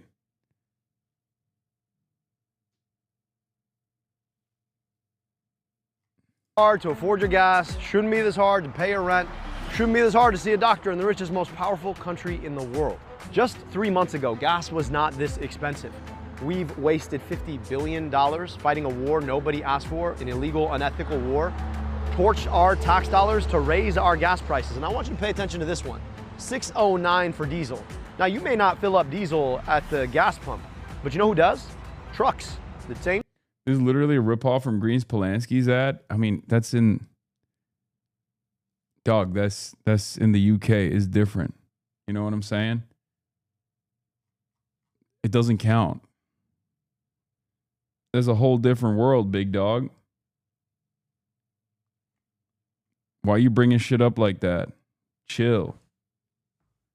Trucks that are trucking your food to the grocery store that then. Our ad, comrade. Chill. Translates into higher prices on the grocery shelves. And yet, meantime, the corporations, the billionaires, and their bought-off politicians keep telling you that the best single thing we can do with our tax dollars is go drop bombs over there instead of invest here. Which is why we need a movement that is finally willing to stand up to them, reject corporate money, get money out of politics, put money in your pocket, pass Medicare for all. All right, too far, Jeff. Slow. Chatter doesn't know that the USA's whole shit is doing Euroid shit but better. Agreed, dude. As your only Midwestern watcher, corny is cocaine to us. I've heard that. I've heard people say that. I find it odd, but if that's what works, it works. You know, the Financial Times checked on the Board of Peace account. I know. I was going to get to that as well. Another, moment of tremendous graft. Donald Trump just straight up stole billions of dollars from every other country who just wanted to, I guess, have a seat at the table next to Donald Trump and win favor, curry favor with Donald Trump. It's pretty funny. Pretty great. Classic. You're cornier than Abdul. I mean, sometimes. I don't even know if they mind. Yeah. Trump's Board of Peace official fund receives $0 despite billions pledged. I don't know if they mind necessarily. Corporations can vote in Delaware. We're not a real country. I mean, whatever. Cut out the middleman, Trump branding Paxton, who tried to help him overturn the results of the. But yeah, getting back to Ken Paxton. Okay. Getting back to Ken Paxton. The Republicans are not doing great. Okay. The Republican Party's not doing great. I mean, obviously we've talked about this before. This is a classic Trump initiative. He comes in like a wrecking ball. He does a bunch of fuck shit. Everybody hates it. Everyone starts speculating that people are finally going to leave the Trump camp. People are finally going to leave the Trump cult. They never do. Okay. Ken Paxton is another great example of this. John Cornyn has been a lifelong Republican, been around since George W. Bush, 20 years in service, well-respected career politician for the Republican Party. And now he got ousted by a psychopath. I gave you the rundown on Ken Paxton's, background and all of the things that he has done in Texas that has actually drawn ire not only from the Democrats in the state, but certainly even from the Republicans in the state. Ken Paxton had numerous issues, numerous investigations, basically like a cockroach. He just keeps somehow surviving all of these different scandals. He's an immensely corrupt person, so perfect for the Trump administration. And it's very funny that he is technically, from the perspective of Talarico heads, the best guy to defeat. Much easier to defeat than even Cornyn is, right? So a lot of people are excited. A lot of people are excited.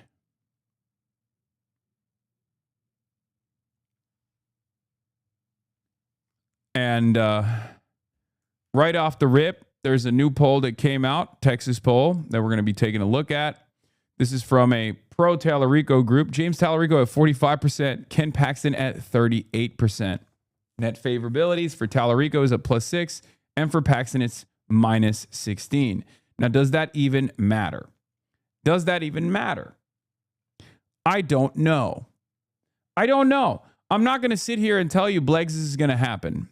And the reason for why I won't tell you that is for two reasons, okay? There's two reasons.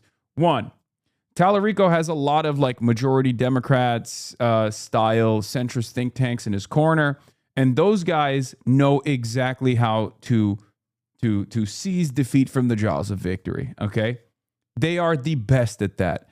So he already has some of the worst consultants backing his candidacy. So that's most likely going to be a problem for him anyway, okay? So that's number one. Number two, I will never discount how insane Republicans are, okay?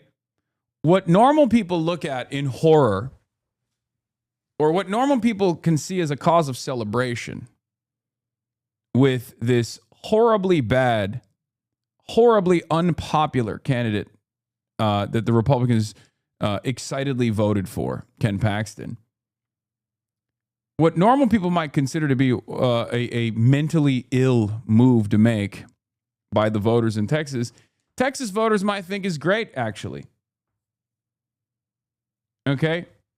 Texas voters look at that and go, no, that's my guy. I want someone with a shit ton of scandals. Why is everyone suddenly freaking out over Paxton calling Tallarico gay when there's no evidence so far that it's worked, no evidence that it will work, and it hasn't led a poll in 5 months? Voters have been saying over and over again that they are tired of culture war, bullshit politics, and overwhelmingly prioritize cost of living issues. How is this supposed to be some sort of slam dunk strategy at all? This is also crazy revisionist history about Warnock law. They couldn't go 2 seconds without calling him a radical liberal. Yeah. Now, of course, centrist Democrats are not even satisfied with Tallarico, who I think is too centrist for my taste. Some of them have also been critical of Tallarico, being like, or Republicans have been critical of Tallarico, saying like, oh, dude, it's in the rap. He's a vegan. He's a homosexual vegan who loves transgenders. Okay? You guys already know what my assessment of the situation is. When they try to hit you with that, gay shit, all you have to do is, we're not having a conversation about this. We're having a conversation about the unprecedented cost of living crisis that we're going through, worsened by the Trump administration. I'm here to fix that. I'm here to make things cheaper. You can chirp about like transgenders all day, every day. I'm here to chirp about, making groceries cheaper, making your gas cheaper. Okay. More money in your pocket. It's the method that Abdul also deployed perfectly in the Fox News conversation. It's undefeated. And now you don't even need to say it's untested, right? It was the Zoran method and it worked. But people will say, oh, that was just New York. New York is woke and gay anyway. But to a certain degree, it's worked with Graham Plattner in Maine. And it worked with Chris Rabb as well. Again, deep blue district regardless. But I do think it will work in Texas for Tallarico as well. Although, I will say, Texas is the one area where I don't know if it will work that well. Okay? I think you have better shot at winning with a kitchen table issue focused candidacy that just straight up tells you what the policies are and how a politician will improve your lives, how a candidate will improve your lives in places like Montana, even in Nebraska. I think you'll have an easier shot in places like that as opposed to Texas and Florida. Maybe I'm crazy, but I'm crazy enough to recognize how crazy the Republicans are and how crazy the independents are in these places. But we'll see. I think this will be a good testing ground for Tallarico if he doesn't fuck this up, which he still can. Remember, first factor always is centrist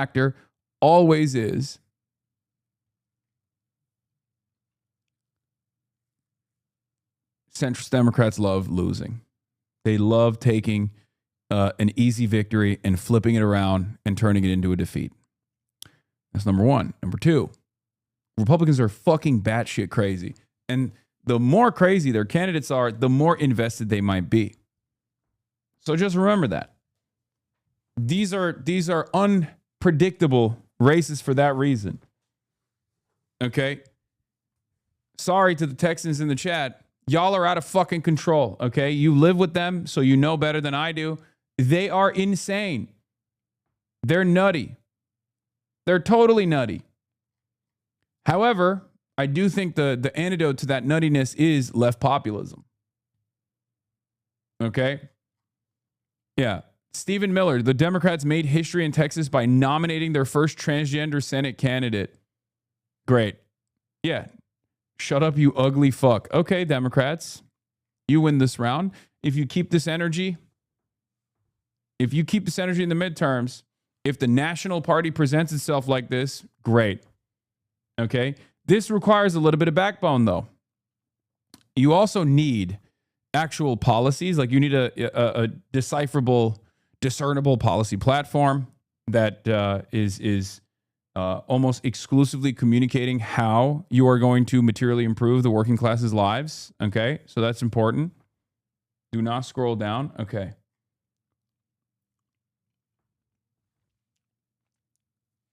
So that's important to remember here, chatters. You need something tangible, some meat that people can latch on to.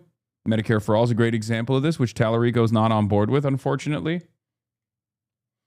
Did I miss something? I thought Tallarico was progressive, or was he always a centrist? He's been wishy-washy, and that's part of the reason why I was like a little hot and cold on him. I did prefer him over Jasmine Crockett, but at the end of the day, I mean, I certainly prefer him over Ken Paxton or John Cornyn, but as a candidate overall, I think he's not there. He plays the middle of the road quite frequently. If you remember, his like opening salvo was about, it's not left, it's not right, it's up versus down. All that stuff is good.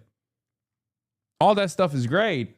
Problem is, you have to have policies associated with that movement, right? You can't just like fucking vaguely gesture to how you're going to improve people's lives, because I think that gives you more credibility, right? Another area of credibility is obviously Israel. It's a big litmus test for a lot of people. And a problem with James Tallarico on the Israel front is he's not an anti-Zionist. He's not an anti-Zionist at all. He has even had his platform on Israel was almost identical to Jasmine Crockett's, although Jasmine Crockett was far worse than he was on communicating on this issue. And Jasmine Crockett has done stuff since then that obviously solidified that she is super pro-Israel anyway. But even when Jasmine Crockett and Tallarico were running up against one another in that matchup, Tallarico basically barely looked better on the issue of Israel because he was capable of communicating with empathy, whereas Jasmine Crockett's statements on Israel were unbelievably it was just utterly devoid of empathy, right? So that was another thing that was at least somewhat frustrating for me.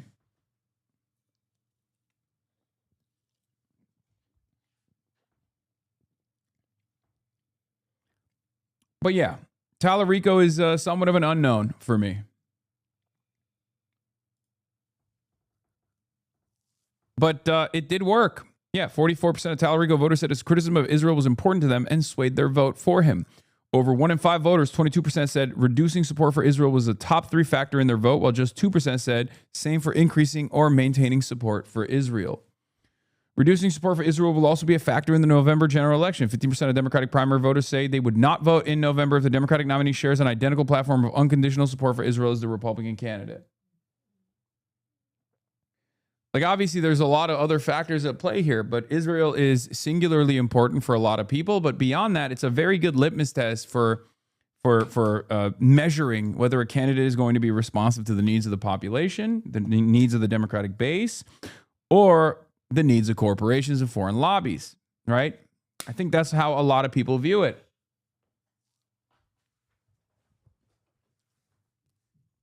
I see ourselves once again having to deal with the same exact fucking issue.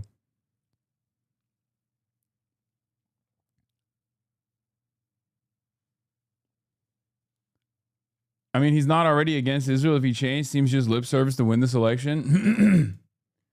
No, he is. He is against Israel. He's critical of Israel, but not to the degree that I think is good enough. I don't think he's as sincere as he could be. And I don't think I'm being extra. I don't think I'm being extra critical of Tallarico in an unnecessary way. I think this is a real weakness in his messaging and in his campaign. I've always said that our southern border should be like our front porch. There should be a welcome mat and a lock on the door, meaning we can both. Like, he's very good at this stuff. This is a very good way to communicate on this issue in Texas, right? Like, he's not saying, we want our open, porous borders or anything like that. I think this is a very good way to talk about, immigration in the country, right? It's good. It's appealing to liberals. It's appealing to independents. Again, he has a very empathetic communication strategy on this stuff. With welcome immigrants who want to come here and like, which message is more appealing, right? You always got to look at this. Like, match this up with like what Ken Paxton says. Where Ken Paxton is like, we gotta shoot anyone that looks Mexican with a shotgun in the face. Which message is more appealing to the Texas voters? And honestly, I don't know the answer. Okay? I don't fucking know the answer to that question. And I'm going to be honest with you, I don't want to know the answer to that question, okay? Because it's scary. It's scary to think about what people perceive as good messaging in the state of Texas. Live the American dream, who want to contribute to our economy. Half the people that are championing that, shoot every Mexican with a shotgun message are Mexican themselves. This is Texas. Welcome to the state of Texas. Okay? Economy, who want to contribute to our communities, make us richer and stronger, as immigrants have always done throughout American history. And we can keep out people who mean to do us harm. We can know who's trying to come into our country. We can have an orderly, sane immigration system that keeps us all safe, that promotes public safety. Just like you do at your own home. Many people, especially in Texas, we're hospitable. We're the friendly state in Texas. We'll you? Give a neighbor the shirt off. Is that the... Okay. I didn't know. I was thinking differently about it. Maybe I'm just a fucking out of touch elite, bi-coastal elite libtard, but because I'll tell you this much, okay? Texas has some wonderful people, as does every state, okay? But Texas also has some dog shit ass dudes in it, okay? Some really fucking horrible monsters. Now, that's the same in every state. But I usually measure a state by my own personal experience in it, okay? And sometimes the dog shit ass people kind of are a little bit too overwhelming, okay?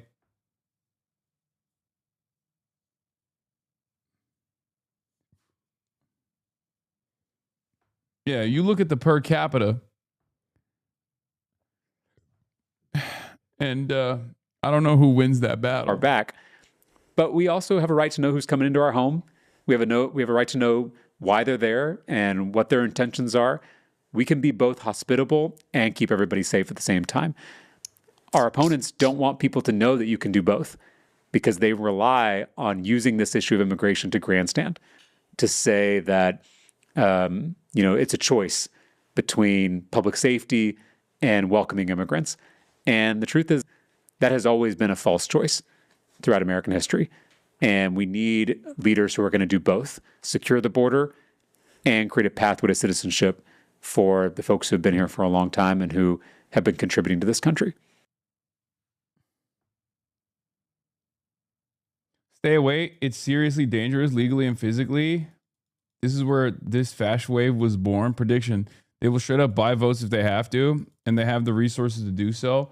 Yeah, I don't have a lot of confidence in any Republican leaving the cult in any way, shape, or form. I'll be honest with you.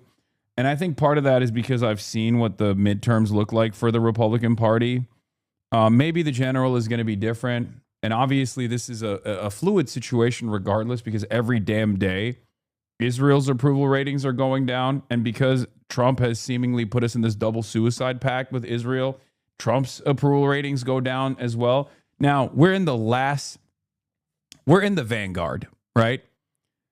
Any dip in Trump's approval rating from this point on is actually eating away at his base, at his most loyal fans, okay? Directly into the cult. So if we go from like going from 40% to 30% is nowhere near as significant of a dip as it is to go from 30% to 29%, 30% to 28%. At that point, we're in oh boy territory. Because that means that even the cultists are just like, I'm done. I can't deal with this anymore. Fuck this guy.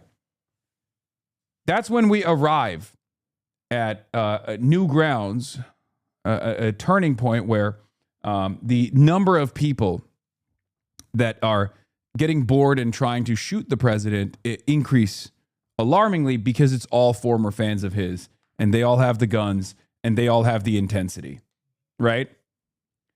I'm not saying this is a good thing. I'm not saying that at all. Okay. I'm just observing reality, looking at the numbers, looking at the amount of former Trump fans that have tried to kill him unsuccessfully, and assuming that once that cult starts tipping, once there's people that start leaving the cult, going from 30% to 28%, that 2% is going to be extra wild. I'm a numbers guy, okay? I'm going to ChatGPT it. I'm going to grok it. Same question. What conditions, if any, should be placed on U.S. military aid to Israel? This was his final answer on conditioning aid and restricting weapons transfers to Israel. Let's take a look at what he had to say here. 60 seconds. As an educator who has fought for children, seeing what's happening in Gaza makes me sick to my stomach. I quoted a theologian the other day who said, I screamed at God for the starving children until I realized the starving children was God screaming at me. God is screaming at all of us in Gaza as we speak. Like, do you see what I'm saying? He's very good. He's very good. But then he'll follow it up with, like, wishy-washy, middle-of-the-road policy. This is why I said he absolutely had a messaging advantage over Jasmine Crockett. He had a messaging advantage over Jasmine Crockett, but on the policy front, their policies were too close for comfort. Yes, Israel has a right to defend its people, certainly after October 7th, the deadliest day for the Jewish people since spoke too soon. The Holocaust. But Prime Minister Benjamin Netanyahu does not have the right to wage war against civilians. He does not have the right to restrict aid. He does not have the right to use famine or collective punishment as tactics in that effort. And so I have said that if I'm in the United States Senate, I will use every bit of this country's financial and diplomatic leverage to end the death and destruction in Gaza, which means banning offensive weapons to the Netanyahu government and ensuring that we have candidates. Yeah, he's doing, it's a bait and switch. He's not doing the defensive weapons. He's not doing defensive weapons, right? But this was earlier too. Now there's a new litmus test. So who knows? Isn't that the same as the Bernie posture? To a certain degree, yes. But I don't know if they've asked Bernie Sanders recently, but I suspect that he's also probably been forced to just like push for defensive weapons transfers to be shut off as well. Like the new Prague statement on Israel is, oh, we have to cut off money. We have to stop giving them money so they can purchase our weapons. If they want to purchase it on their own, they can purchase it on their own. Our position on the anti-Zionist side has always been, obviously, and this is, there's levels to it, but the most permissible thing that we demand is an embargo, right? to shut off all weapons transfers, no defensive, no offensive weapons, and to obviously then, punish Israel, hold Israel accountable for war crimes, for genocide, and to restrain Israel, right? BDS is also the other floor here on the popular front on what people can do on their own outside of what politicians are pushing for. So it's definitely beyond. It's definitely beyond what AOC has set as the new floor, which is to stop giving financial aid to Israel so they can easily purchase American weapons. Because right now that's what we're doing. We're giving Israel, with the Obama Memorandum of Understanding, $3.8 billion a year in just straight up cash so they can come back and purchase our weapons that we're designing for Israel, right? The Tamir interceptors that are a part of the Iron Dome defense systems. The missiles that they use is a collaborative development project between the American state and the Israeli state. And we give Israel $3.8 billion a year for a decade with Obama's Memorandum of Understanding right now so they can use that money to purchase defensive weapons as they claim it.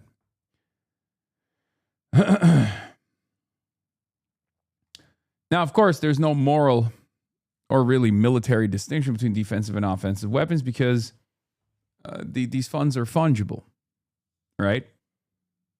$3.8 billion that you receive in financial aid to purchase American defensive weapons is $3.8 additional billion that you have to spend on offensive weapons. The fact that we are also funding Israel's defense allows Israel to be more belligerent. That's precisely the reason why no one ever makes an argument to give defensive weapons or any aid to Russia or to Iran or to any other country, really, right? Because that would be silly. It's the equivalent of demanding that Nazi Germany receive anti-aircraft battery systems while we're doing the bombing of Dresden, right? Because there's civilians there. There's civilians living in Nazi Germany as well. No one would make that argument. That would be a fucking stupid ass argument to make.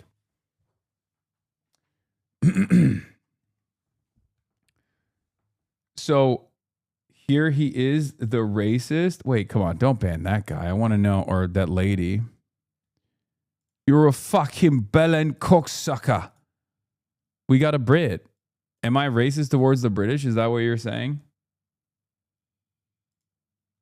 Clip from new interview with Tallarico on CBS. Take a look at ZBS. Handful of highlights of things you've said in the past, and I wanted to give you an opportunity. Oh, this is him probably going to back away from woke 1.0 statements that he's made. Every woke politician has to get their lashings, when they were doing Wakanda posting, right? 2020 peak woke. Any politician to the left of like Nancy Pelosi has had, Nancy Pelosi's even done that with the kente cloth kneeling, every politician has to receive their lashings for their woke crimes. Fuck you!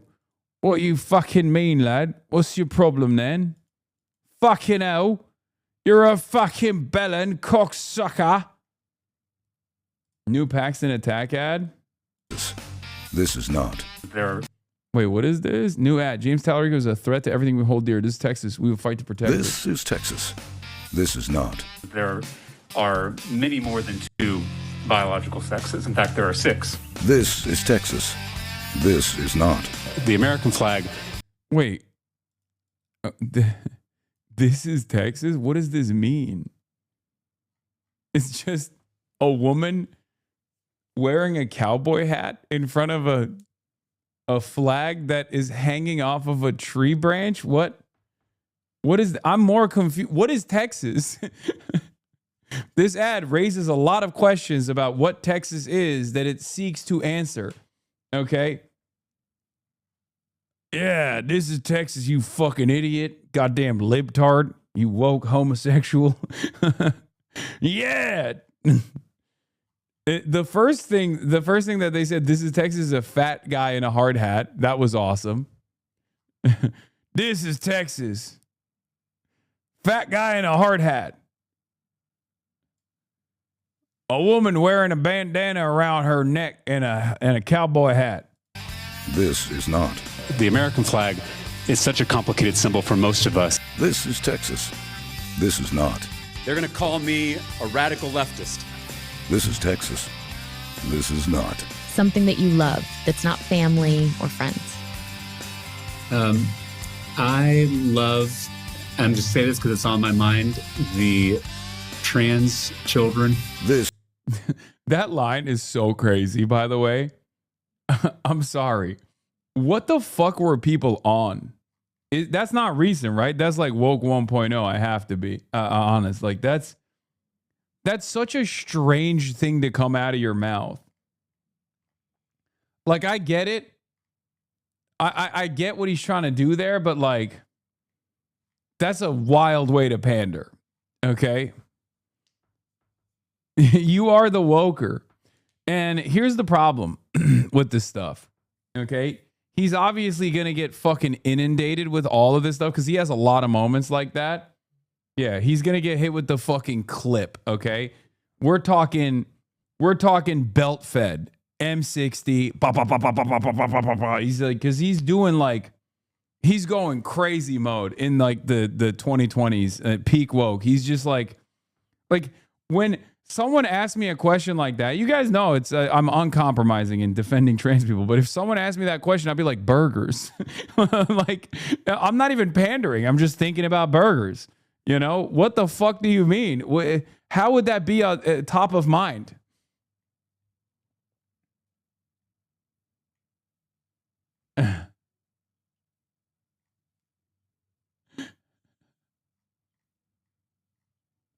Like, I know there's a war.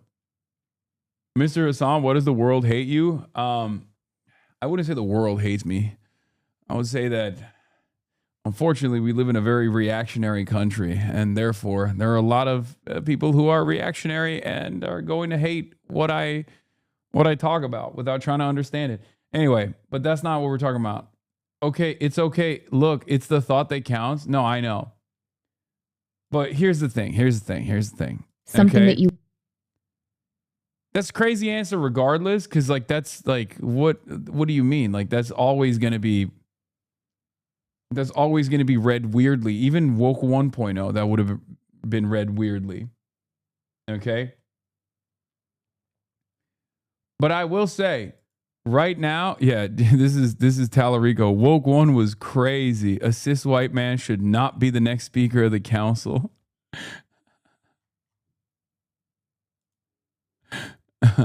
Stop sending this to me. White people should not be allowed to sit on stoops in Bed-Stuy. America deserved 9/11 will always be read weirdly. You want to take it back now? I mean, I have literally apologized for that a day after. So it doesn't really matter. You know what I mean? And it doesn't really matter, which is precisely the reason why you have to... Something that... which is precisely the reason why you have to just like focus on the shit that does matter. Okay? The shit that actually matters is what you're fighting for. Okay? And what you're fighting for should be Medicare for all, free college, federal jobs guarantee, stopping the bombs. Okay? Stopping endless militarism, senseless destruction all around the world, focusing on ourselves, America first, you know? Shit like that. So it doesn't even matter if people are saying this kind of thing, right? All you got to do is turn around and you know, get back to the meat and potatoes. Make them look silly. You understand? Make them look silly. Make their focus be this stuff. Who cares? Don't compromise on these issues either. You don't have to. Give people something to vote for. Love that's not family or friends. I love I'm just saying this because it's on my mind. The trans children who showed up yesterday at the state capitol to advocate for their humanity, they shouldn't have to, but it was an inspiration to watch. Something. Damn, they clip chimped him pretty hard. This makes it a little bit more understandable. It's still pandering. It's still woke one. But that, damn, they clipped the fuck out of our boy. Holy shit. Okay, it does sound way different in context. It's still pander, for the record. Come on. It's you know, it's pander, it's pander Pope over here. It's Pander City. Still very different than I love trans children. End clip. And you blame people for doing the same thing to you? Well, here's the thing. My opinion on this has changed. Most people eat the clip chimp and then they never seek further. So if people were doing this, what we just did right now, right? Charitability and being invested in the truth. And wanting to understand further what the context is and not just eating the fucking bait, okay, then yeah, we would have way less problems in general. People never do that with someone like myself. As a matter of fact, when they see the context, they double down.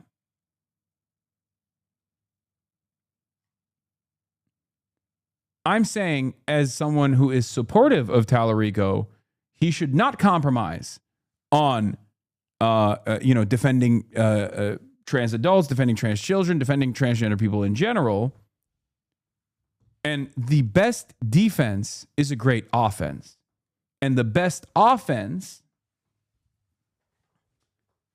is a comprehensive, multifaceted approach to all of the economic issues that Texans are facing. Solutions to the economic problems that Texans are facing. Okay? You come out with a barrage of good policies that you are going to fight for when you are elected to the Senate, and people will look silly if they hyper focus on what you said about like transgender children or, you know, whatever the fucking clip compy barrage looks like. Do you understand what I'm saying?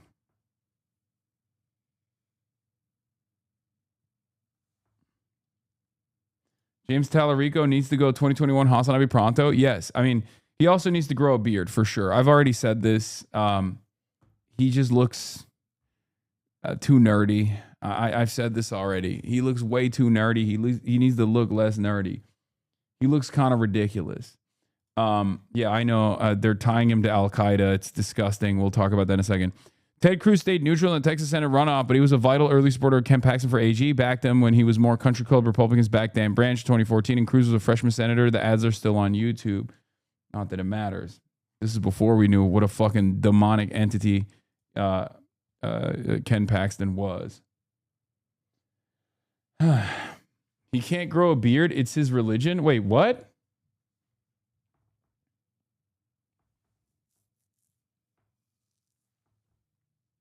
Actually, are you guys fucking with me? I'll believe anything you tell me about Tallarico because he's literally like a blank sheet of white paper for me. I just, light bounces off of him, both literally and figuratively.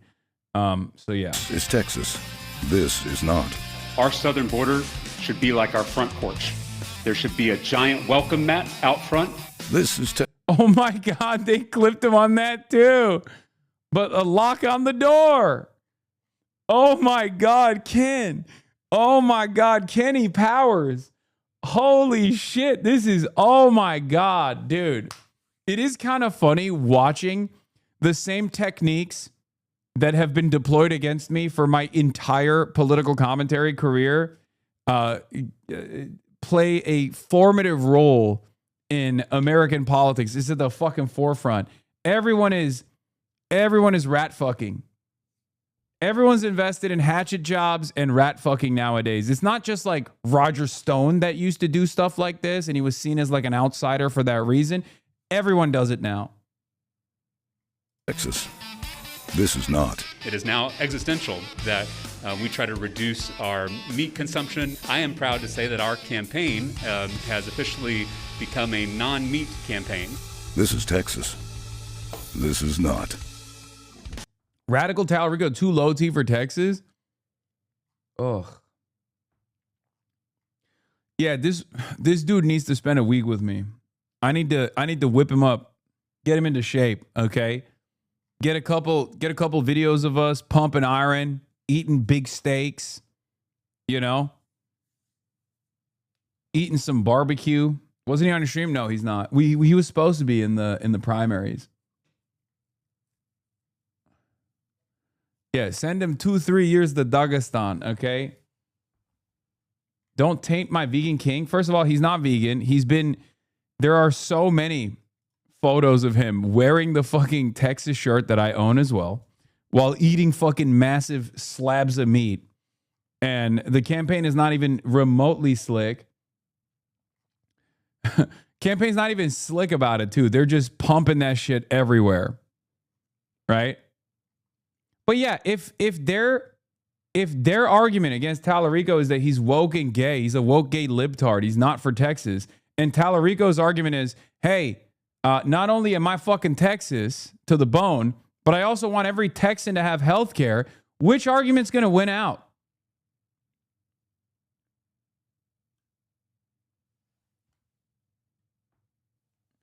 Your policy pushing strats seems sound. Work with Mamdani, but you don't think the ops would just do the same thing they're doing to you? Run the fake rap sheet and clips to the ground. They're switching up to match the meta. No, it doesn't matter. It doesn't matter that they're fucking running it to the ground. Because elections are about what politicians can do for you. Elections in America, unfortunately, are about who politicians are and how they represent themselves. Because everyone has given up on the idea that a politician is supposed to fight for your fucking values or fight for the betterment of your material conditions. So we got to get back to that, is my argument. We got to get back to the basics. Clips only matter if you're just a fucking, your campaign is just hot air. Clips only matter if you are not defined by things you want to be defined by. Or rather, if the things you want to be defined by are, vague, generalized statements about how woke you're going to be, or the only policy that you want to put on the forefront of your economic agenda, like Kamala did, was $50,000 in tax credits for HBU graduates that work in fucking underserved neighborhoods right after graduation. If that's your fucking policy agenda, then yeah, no one is gonna vibe with that. Okay? You should not be afraid. I don't know why there are still people who are clearly afraid of teaching, of pushing the boundaries. Talarico every now and then comes out with statements like that make me appreciate him, ironically enough. But he is a part of the same group that McMorrow is a part of, majority Democrats. He's still a part of the same group that, is looking to elect centrist candidates. So that scares me. That's my point. I'm being very fair about James Talarico. I think if James Talarico wants to fucking win, he has to come out with a bold, comprehensive vision for a change. He should be unafraid to shit on the Democrats, for example, which he has at times, and a lot of people were yelling at him. A lot of people were yelling at him in the primary for his criticisms of Joe Biden, for his criticisms of the Democratic Party. This is when he's supposed to criticize the Democratic Party. This is when he's supposed to fucking push the boundaries. Now in the Texas General, okay? There is a real opportunity here. There is a real opportunity for Talarico to win. Tally Hive going to come after you now? No, they're not. Tally Hive is like half of you guys are fucking Talarico supporters in Texas. What do you mean? My principal told me that I was going to get this kid named Justin, who had gotten kicked out of his elementary school the year before because he had brought a knife to school and threatened to stab his 5th grade teacher. So I was, again, first-year teacher, kind of freaked out, right? The kid shows up. One, he's not a monster. He's an 11-year-old boy, right? Like this high, right?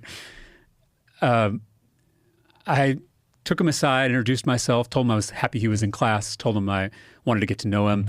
He gradually started to raise his hand a little bit more in class. He was super smart, super just quick. He also had like a great smile. He's very popular with the girls in the class. A lot of personality. And I started to invite him to our little lunch group because I had kids who came and ate in my classroom during lunch. And we started to kind of build a rapport. And he didn't have a lot of male teachers, so I think that was helpful to see a guy as a teacher and be able to build a relationship with him. Anyway, right before winter break that year, it's the last day of school, he brought me this wrapped gift. The wrapping was all jankety, but I opened it up and it was this little cup with a snowflake on it that he had bought at the Dollar Tree for his teacher. Again, this is a kid who was going to stab his 5th grade teacher. A few months later, he's bringing a snowflake cup to his 6th grade teacher. And I was feeling like I was on top of the world as a teacher. I was like, who's going to make the movie, right? Like, here I am, right? Sandra Bullock's going to play you in a movie. Yeah, who's going to play me? And then I came back after winter break. I was in my 3rd period class, and I heard this commotion out in the hallway. So I immediately stepped out of the room to see what was going on. And there were 2 of our coaches, and they were both restraining Justin, either side of him. They were carrying him out of the school. He was screaming. His feet didn't touch the ground. Like, he literally was just carried out of the school. I found out that he had started a fight in his 3rd grade class, and that was his last strike. And it was the last time I ever saw Justin. I did some digging to figure out what had happened. Turns out in the previous semester, Justin had been seeing a therapist that was provided by the school district. And it was this lady that he really was hitting it off with and getting along with. And they were going through all his issues because Justin had been abandoned by his mother at a very early age, which that'll screw anybody up, right? Justin had experienced violence, had experienced all this trauma. And so for the first time, there was a professional who was helping him work his way through it. And there was a teacher who liked him and who believed in him. And that was all it took for Justin to see all these improvements. And I found out that after winter break, that because of budget cuts from the legislature, the district had eliminated the therapist. So this lifeline suddenly went away for Justin. So literally everybody had abandoned Justin, including his own mother. And now the adults that he was trying to trust again were abandoning him. And so that was the kind of radicalizing experience for me, because these people at the state capitol had cut $5 billion from our schools. Who knows why? Who knows what the justifications were? But I saw firsthand how that screwed up a kid's life.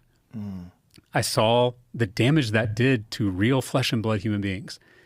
And so I promised myself right then that if I ever got a little bit of power or a little bit of influence, that I would do everything I could with every fiber of my being to stop that from happening again. So literally Justin and my students are the ones I think about when I'm at the Capitol. They are the criteria that I use to evaluate public policy, not if it's a Democratic bill or Republican bill, not if it's going to get me, ex-lobbyist support. It is, will this help my students or will it hurt my students? Period.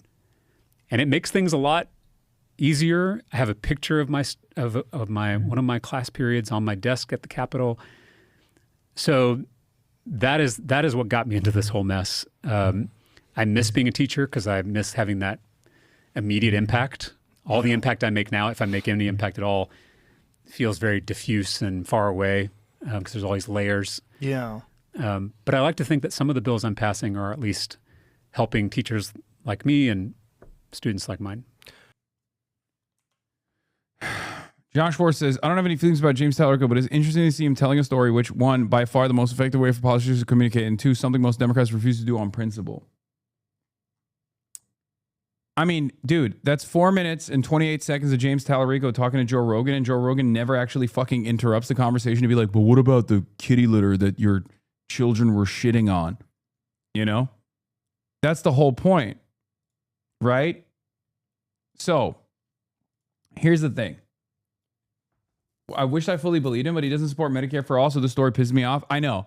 That's the issue with Tallarico, or also known as Talafrico. All right. Talafrico has really positive qualities. People complain about Plattner becoming Fetterman, but isn't James more likely? Yes. Tallarico has some interesting qualities.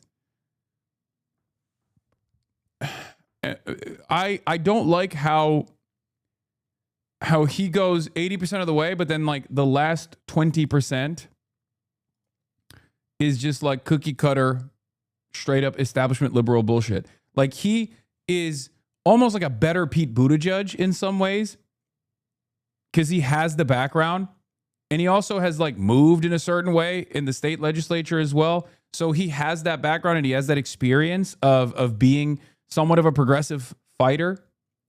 But he does do this thing that Pete Buttigieg does as well, which is to say the right words or to communicate effectively, but never say anything really at all that's all that different from the rest of the Democratic Party. And I don't like that at all.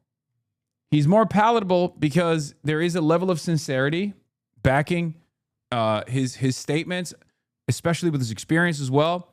But I am very untrustworthy. I am not very trusting of candidates like that. I've been burned many, many times over. Okay? If you were to give me the James Talarico campaign, the things I would do are as follows. Number one, and this is order of priority. Before we even put the fucking policies in the bag, before we even fix the policies, get minoxidil and put it all over your face so you can grow a thicker beard. Okay? That's number one. Straight up. You have to stop looking like Alfred E. Newman, which is what Donald Trump is calling him. Like low-key, he kind of does look like that.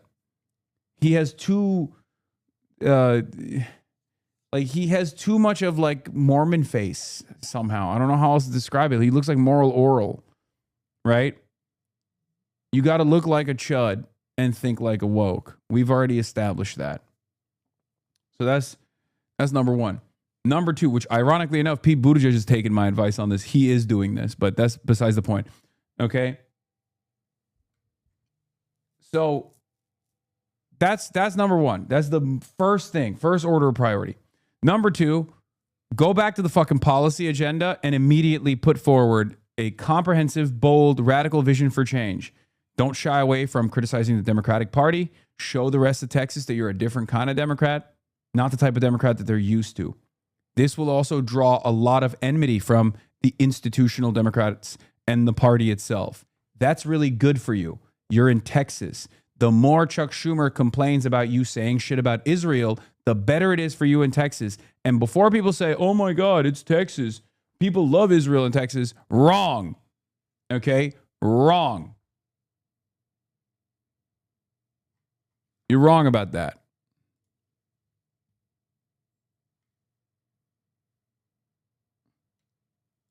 It's not true.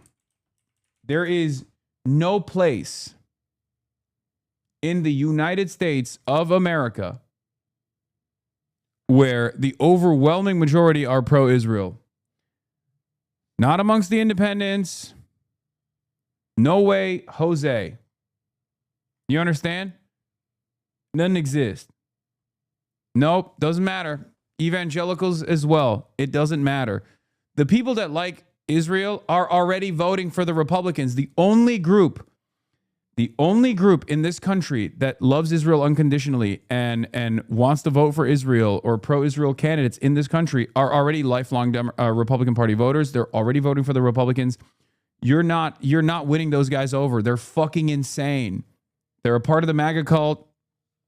They're fucking insane. They've never voted for a Democrat and they will never vote for a Democrat. Drop that shit. Okay? You are conceding to no one. You will not get a single fucking voter in the state of goddamn Texas for having a middle of the road approach to Israel. Okay? Not a single fucking voter. You will not earn a single voter. I must repeat this. However, you will draw a lot of ire from the likes of Chuck Schumer, from all of the bicoastal elite, smug Israel first Democrats. And you know what? Those are some of the least popular Democrats all around the country, and especially in the state of Texas. So getting people to yell at you from the rest of the Democratic Party is a good thing here, because these are the Democrats that Texans fucking hate. You get to show that you are sometimes unafraid to fight back against your own party in a good way. Democrats show this in the worst ways possible. Democrats think if you're in a fucking red state and you want to show that you're pragmatic or you're a heterodox type of Democrat in a red state, that you're invested in tax credits or deregulation, the deregulatory agenda. That's fucking stupid. There is already a 90-10 issue in the base. There's already an issue in Israel that you can actually draw a lot more support from independents on. And you'll piss off the worst fucking Democrats out there. It's a fantastic opportunity. Seize on it. Okay? Same with Medicare for all. It's not just Israel, but it's a lot of this stuff like Medicare for all is a bold, populist, left flank attack that will, again, draw a lot of ire and a lot of enmity from some of the least popular groups. The problem with James Tallarico, unfortunately, is that he's backed by those groups, right? Those groups are backing him. Let's be real. The majority Dems are the same groups that are pushing for Mallory McMorrow are also pushing for James Tallarico. And that's a problem. He's got Liz Smith in the corner. I don't think he's going to change some of that strategy. But that's definitely what I would do. Because remember, the best defense is a perfect offense. And the more you go on the offense, and I don't mean like attack Ken Paxton. You should definitely do that, but that's not what I'm talking about. The best defense is a aggressive offense, and the most aggressive posture offensively that you can engage in politics is having a clear-cut policy-backed agenda that people can attach themselves to, people can identify with, people want. Okay? That's it. What caused Kamala Harris to lose was that she did not have a comprehensive vision for change at a time when people were looking for change in this country. And they proved that they were looking for change by voting for Donald Trump. Okay, he was the change candidate somehow. It's ridiculous, but it's true. Kamala Harris did not have a clear-cut agenda that she was defined by, so her opposition defined her for her. That's the reason why they were able to define her as like, oh, Kamala Harris is for they, them, not you, right?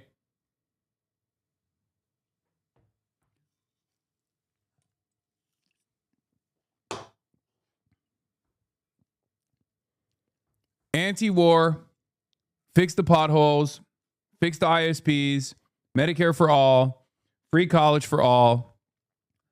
These are things that we can do, but for far too long, we focused all of our efforts on waging unnecessary wars. You say that, a lot of Texans are going to fucking believe in you. You say that, a lot of Texans are going to agree with you. Just say that, please. Please.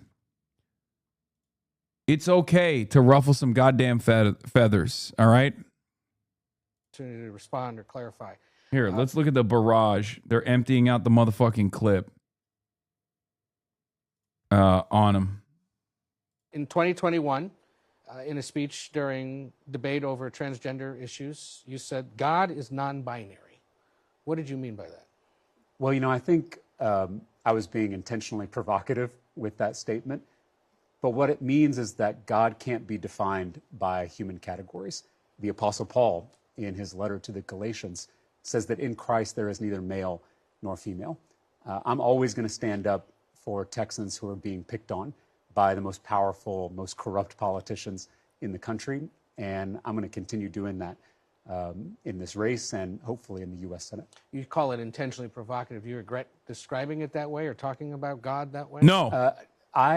Say no. There are some statements that I've made that Say no. Double down. Double down. KFC double down. Be like, no, man, I'm a fucking pastor.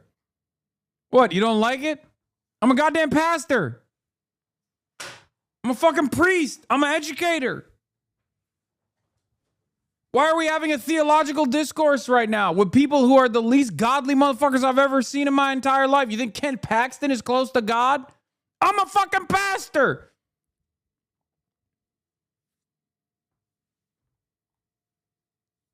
It's in the Bible.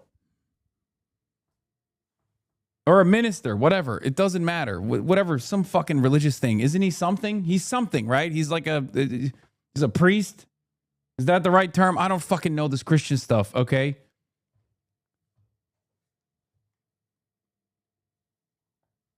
Yeah. He's a Presbyterian. Okay, whatever. Whatever.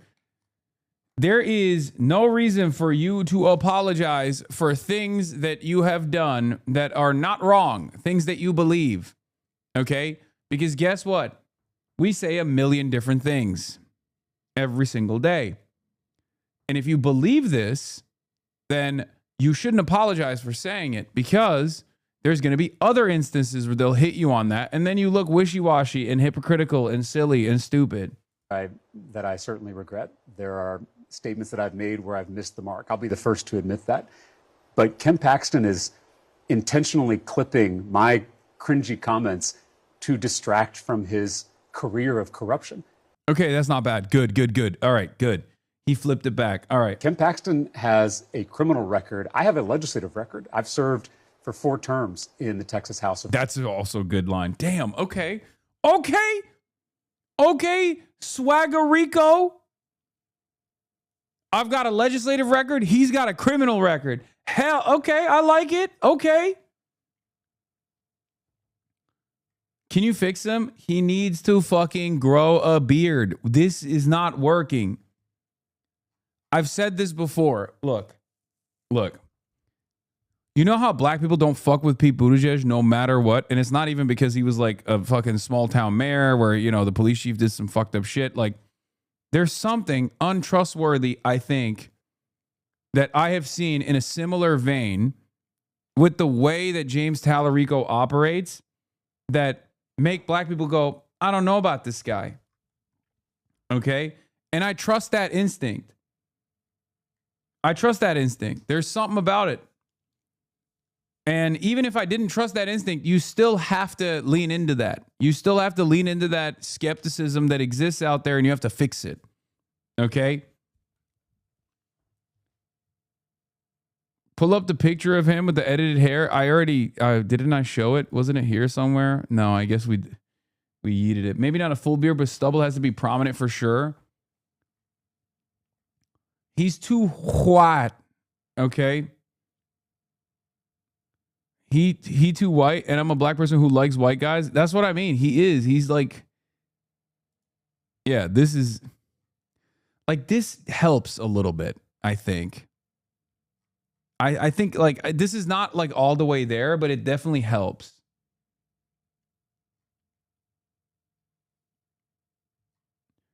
You know how I've always said Pete Buttigieg, Mitt Romney, and JD Vance have the vibes of a guy that the middle of the country knows very well. When those guys come into town, your coal mine's shutting down. When those guys come into your town, they're eliminating redundancies. Consultant guys, right?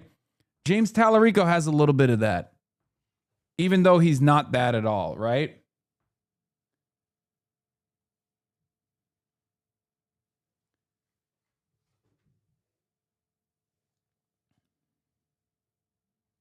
Y'all want him to be Cuban? I just want him to not be so pasty. No disrespect. Beard help Ezra Klein a bit too? Oh, for sure. Do the HasanAbi look. Scruff on the sides, mustache, grow out the mustache, scruffy beard. 5 o'clock shadow with the mustache, even better than this. He's got to change the hair too, honestly. I don't know about the low taper fade or whatever, but like, new attack ad by Tallarico. Remind us all, what is Attorney General Paxton accused of doing? The list is really long. Bribery, dereliction of duty, obstruction of justice, and conspiracy. A majority of Texas House Republicans voted to impeach one of their own. 60 Republicans voting in favor. Allegations he abused his office to benefit himself and a major donor who allegedly paid for his home renovations and even helped him cover up an affair. They claim the AG... You want him to look like Paul Wall? Buddy, Paul Wall is one of the most beloved white guys of all time in the black community. What are you talking about? Yeah. Okay, yeah, the answer is yes. Used secret email accounts, burner phones, and a fake Uber account to see his mistress. Paxton is a repugnant character. He's always been on the edge of sort of criminal activity. 3 felony fraud charges which have lingered for 9 long years. And in between it all, the state's top attorney had a mugshot. There are calls for Ken Paxton to step down. Ken Paxton is an extremely flawed candidate, and I sense the worst is yet to come about his background. Yeah, you can do a power hour on Republicans in the state that have shitted on him. Okay, shitted and farted on him. Ken Paxton is so unbelievably weak, bro. He better than Paul Dano and There Will Be Blood. Yeah, that's what I'm saying. Like that's what I'm talking about. You got to not look like this. You got to move away from looking like that. Do a stream with Tallarico shopping for girls from Johnny Dang. He needs to campaign with and speak of Representative Haynes Church. Haynes, who has replaced Crockett in the House. Yeah, this is my goat. Frederick Haynes is probably one of the candidates I'm most excited about. Justice Democrat as well. He is incredible. This look at the date, October 8th, 2023. I've shown this before. The night that Jasmine Crockett lost, I was like, wow, it's like God. God came in and intervened in this election, okay? This is the unbelievable upgrade that we're getting in Texas to replace Jasmine Crockett with this gem. Because I recognize that we got to be pro-Israel. Yeah, we got to do that. Or we get in trouble. Because I recognize that we got to be pro-Israel. Yeah, we got to do that. Or we get in trouble. Well, I'm coming to get in trouble. Israel, and I'm going to quote Jim. Jasmine Crockett was at this sermon, by the way, and she was not listening to anything my man was saying, okay? Jimmy Carter says that Israel is engaging in apartheid with Palestinians. I love that he's apartheid. The Palestinians who don't have the weaponry of Israel, the Palestinians don't have the financial backing from the United States that Israel has. And so they throw their rocks and shoot their arrows, and Israel is able to bomb them and kill them. Watch in the news the disparity between Palestinians being killed and Israelis being killed. It is totally unfair, but this country's going to stand on the side of apartheid because that's its track record. It stood by apartheid in South Africa because it created apartheid in this country. Dude, come on. Come on, dude. God, he's so fucking dope. Oh my God, he's so fucking sick. He's so dope. He's like the opposite of the young guy who just unseated Al Green. He had a really good one on Charlie Kirk too. This man is a weapon, okay? I need you to understand. This man, if things went right, he would be president one day. He should be president one day. No, it's not Jeremiah Wright. This is what he said after Charlie Kirk, political violence. I'm not going to get into it again. We've already run the clip copy before on this broadcast, okay? I love him. And also, from what I understand, yes, he is a righteous weapon. A weapon to wield by the righteous. But he is incredible. I hope he doesn't get hit with the radical liberal Raphael Warnock Ray. I do worry about that a little bit.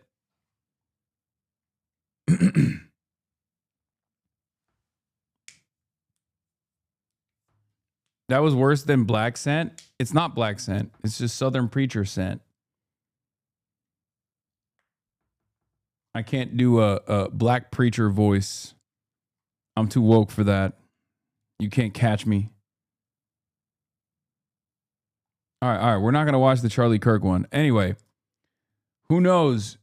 Who knows how he will carry himself and you know what kind of campaigning he'll do. But if he keeps that energy, oh my Lord, dude.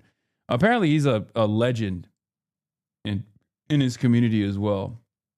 Representatives, where I brought Democrats and independents together to actually make progress for people. I brought Republican legislators and Democratic legislators together to cut property taxes, to raise teacher pay, to lower the cost of housing and childcare and prescription drugs. I've passed more than 60 bipartisan bills as a legislator. I've also called out the extremes in both parties, on the left and the right. I have called out Ken Paxton for his blatant corruption, but I also called out President Biden for failing to secure our southern border. So, and I want to get to the border in a second. Let me run one more by you because, again, the president, other Republicans are already bringing it up. Again, in 2021. Yeah, God, this is the type of stuff that I just don't like. Like this is a person that is speaking to what he thinks is the right audience. And whenever I start hearing that like focus tested messaging, I check out because it seems insincere. I don't know if like the average voter actually hears that and also thinks it's insincere, but I wish that, like, you know what's better than this? Having conviction. When I start hearing DNC consultants speak, immediately I'm like worried. I'm very, very, very worried.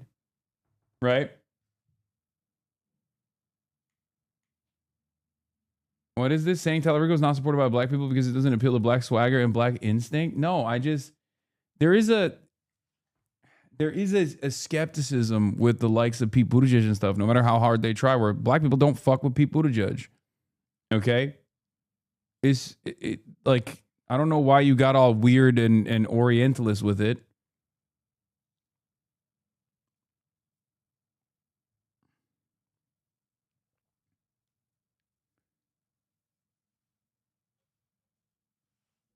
You have to remember that Talarico had to navigate the Republican majority in Texas legislature to get anything done. He's currently coded that way. They've been crashing out in chat for like 10 minutes. Oh, they have been? I haven't noticed what Aphex Twizzy is saying.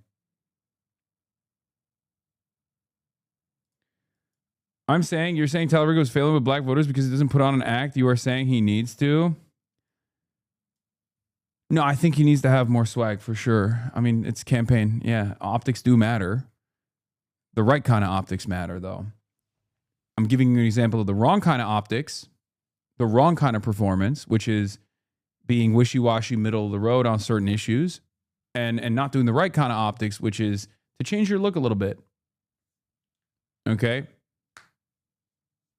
And it's not just black people necessarily. I'm just saying that, like, I'm using Pete Buttigieg as a launching pad to say like why certain people look at, like you dead ass said, chains and grills, bro. Okay, just stop, dude. That's what is known as a fucking joke. I don't think he has to wear fucking chains and grills, dumbass. That part is a joke. I thought you could discern between what's fucking a joke and what's not. Jesus Christ. Yeah, he needs to put on a do-rag, dude.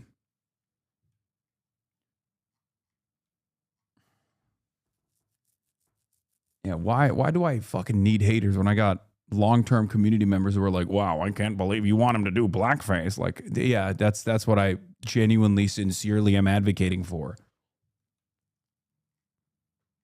This is Woke One Remnants coming back into the chat. Hasan, I have government overreach. I hope they stop messing with you. Best of luck. Love from a lurker. Thank you, chatter. While debating, you hate government overreach, right? A bill that restricted transgender student athletes, you said modern science acknowledges 6 biological variations based on chromosomes to argue that sex is a nuanced spectrum, not a strict binary. Do you still believe there are 6 biological sexes? I know there are 2 sexes, men and women. I also know there's a very small percentage of people who have these chromosomal abnormalities, and I believe they deserve to be treated with dignity and respect. Good answer. Good answer. Good answer. Not bad. Not bad. This is a tricky subject, even if you're not fucking running for office. That's why the Biden answer was the funniest and perhaps the best, where he's like, at least 3. You've never once guessed correctly about the joke discernment is Autism 1.0 and there are no upcoming updates in the firmware. I'm afraid we're running this patch for the foreseeable future. Yeah, it's fine. At least 3. There's no good answer to this question. Okay. The best possible answer is, dude, just let people live. Okay. That's like, I know some people get mad. People who are up to date with like the latest trans technology, for example, they'll be like, what are you talking about? Like, we've poured through the data. Here's the right answer. And then like a couple months later, there's a new version of it. It's updated patch notes. And it's like, just if you're running for office, like the best possible answer to give to that question is, look, I just want people to live free. Okay. I want people to live their best lives. That's it. I don't want to intervene in their affairs. I feel like that's un-American. And I feel like that's not the Texas method either. I care about what's inside. Okay. I care about protecting my neighbors and what's inside. All right. I'm not going to spend any time trying to tell people what they can and can't do. That's goddamn libtard communism, brother. Okay. What is this, a communist country? I didn't think so. I thought this was Texas we're talking about. Yee.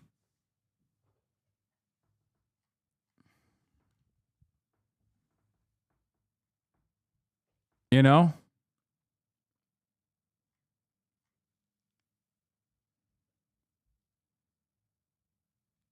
The other one they keep harping on, and it's perhaps the most curious of all, they say you're a vegan. I'm not a vegan. I'm an 8th generation Texan. I've been eating barbecue since before Ken Paxton's first indictment.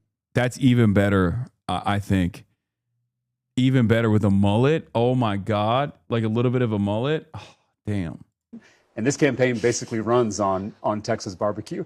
If all they have is lying about me being a vegan, I feel pretty good about our chances this November. Ken Paxton is taken to calling you Talafrico. That's awesome. Talafrico. Ken Paxton, your opponent, has taken to calling you Talafrico. Well, I think if Ken Paxton is worried about freaks, he should stop giving Epstein-style sweetheart deals to pedophiles. Oh! True. It's like, dude, that's an attack ad in and of itself to be like, are you safe? Do you feel safer in the state of Texas with Ken Paxton as your attorney general? Here are the pedophiles that he has released back into the fucking wild. Okay? That's another great one. See, he has gems, okay? Gem alert. He has moments. He has moments where I'm like, that's great. Yeah, the Texas Senate race basically hinges on how much people know about this case by the time they vote. Yeah, straight up. This is the guy who just released Adam Hoffman from jail, an admitted child rapist, after one of Ken Paxton's wealthy lawyer friends got involved in the case. Ken Paxton even kept him off the sex offender registry.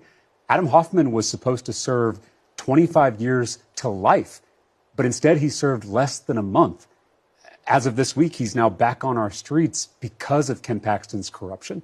Ken Paxton is the most corrupt politician in America, and it is costing Texans. It's endangering our children, and it must end.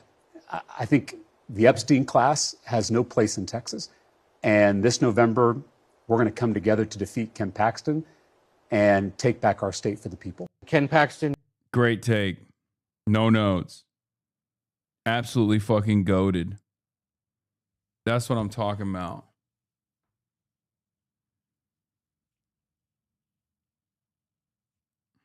Yeah. Ken Paxton loves pedophiles. What the fuck is up with that? That's it. Just run that. Run that into the goddamn ground. Run that until everyone only associates the name Ken Paxton with early release for pedophiles. That's it. Oh, yeah. Speaking of good Dem rhetoric on trans kids is Tom Steyer. You talked about billionaire speaks fluent woke. Shocks the world. Okay. Trans people. I'm totally in favor of trans athletes in high school.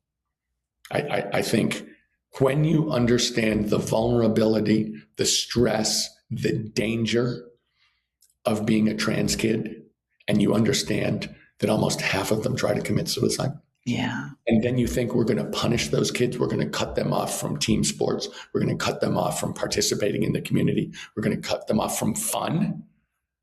It's like, no, we're not. No, we're not. And, you know, as someone who played sports my whole life and loves sports and love playing sports, there are more important things than whether you start on your high school basketball team. And that is standing up for people who are under threat of death. You talked about trans. Dude, come on. Fluent woke, dude. You know what I'm talking about? That's that swagged out white boy. It's good. It shows courage. It shows conviction. Okay? This is important. This is what matters. It doesn't matter if you don't fucking agree with it. Okay?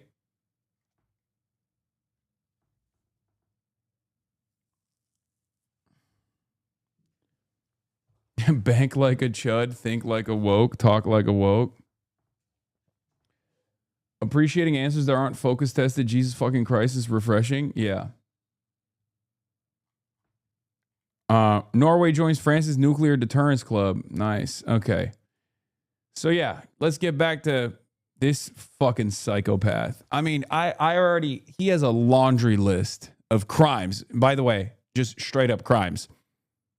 Not even just, not on some exaggerating shit, just an actual criminal who is the Attorney General of the state of Texas. 2020 election, a quote, true MAGA warrior, and calling Cornyn now disloyal. It's now the fourth time in less than a month that the president has put his thumb on the scale in a primary to oust a Republican. Cornyn, though, was not disloyal to President Trump in the Senate and was largely supportive. Paxton, for his part, has had a series of scandals that he has survived, including a push from his own Texas Republicans to impeach him over accusations of infidelity and corruption. He's denied any wrongdoing. He was later acquitted in the state Senate. But there were some Republicans who were angry with this choice by Trump, concerned that it could put this critical Senate seat in play and give an opening to the Democratic challenger here, James Tallarico, who this morning is already courting Cornyn voters and trying to flip that Senate seat blue for the first time in more than 3 decades, George. And Jay, the Democrats got another boost yesterday in the redistricting battles. A significant win and a setback for President Trump and his push. He's also unbelievably busted. He is so fucking chopped. Ken Paxton is so chopped, dude. I think that's gotta play for something, right? That's gotta mean something in the race. Come on now. He's both busted inside and outside. No redeemable qualities. Push to redraw congressional districts to benefit Republicans in Alabama. A federal court blocking that state from instituting new congressional maps that would eliminate one of 2 majority black congressional districts in that state. The state has vowed to appeal. And in South Carolina, Republicans defying that push of Trump's to redistrict and eliminate the state's only majority black congressional district, which has long been represented by Democratic Congressman Jim Clyburn. George. Jay O'Brien, thanks. This is the first time you've joined us where you know who you'll be running against in November. Is this the campaign you wanted? Tallarico versus Paxton. Is this the opponent you wanted out of this Republican primary? This is an attractive politician. Well, Ken Paxton embodies the broken political system that we're running against. He is the most corrupt politician in America. 3 years ago tomorrow, he was impeached by his own party for using his public office, his position of public trust, to enrich himself and his donors at our expense. And that is exactly the problem in our politics. It's puppet politicians who serve themselves and their billionaire mega donors instead of serving us. It's why we can't afford anything. It's why we can't get ahead no matter how hard we work. The system is rigged by corrupt politicians like Ken Paxton. And so it's going to be all of us. It's going to be Democrats, independents, and Republicans. It's going to be urban Texans, rural Texans, suburban Texans. It's going to be all of us coming together, the people versus Ken Paxton. Let's listen to what Ken Paxton had to say about you tonight. And I have to tell you, I don't know if you've heard this already, but he spent a good deal of his victory speech tonight talking just about you. Here's what he had to say about you. Yeah, that also isn't a bad thing. That means that he's worried, right? My opponent is the most extreme radical the Democrats have ever nominated. He's even running a vegan campaign, whatever that is. He goes by a few names that you may all have heard of. Some people know him as Tofu Tallarico. Some people call him Six-Gender Jimmy. I've even heard Damn, she nutted, bro. Look at her face. She's like, oh, can he say that? Is he allowed to say that? Look at her face. Six-Gender Jimmy. They love the Barbaras and the Debras and the Jedediahs fucking went crazy for that. Like, damn. Absolute zinger. 6 genders? That's too many genders. I've even heard some people call him James Tallarico. And others refer to him. Oh, wow. We heard it. You can hear her go, oh, wow. Oh, bruh. I am working surrounded by women like this. Oh, my God. Some of the most vicious. Tallarico's 37 and not married. He says he has a girlfriend. He called her his best friend. He's not revealing her identity because he wants to protect her privacy. Why haven't we ever seen her before? Yeah, I think it's understandable. But of course, Jesse Waters is like, let me see your girlfriend. Let me see your girlfriend right now. What kind of car does she drive? What's the tire pressure looking like? I don't think you're right about the facial hair. Stupid. Simply as Low T Tallarico. Low T Tallarico. Brother, I'm going to be honest. I guess this is an advantage for Tallarico as well. That like Ken Paxton also sounds unbelievably low T. So it's kind of funny that he's like, you know what he is? Actually, Low T Tallarico. I'm being dangerous.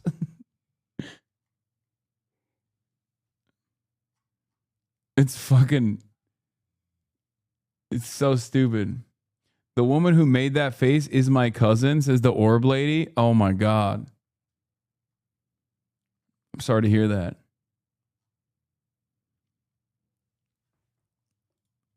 What you call him, let me tell you this. James Tallarico is a threat to everything we hold dear in this state and in this country.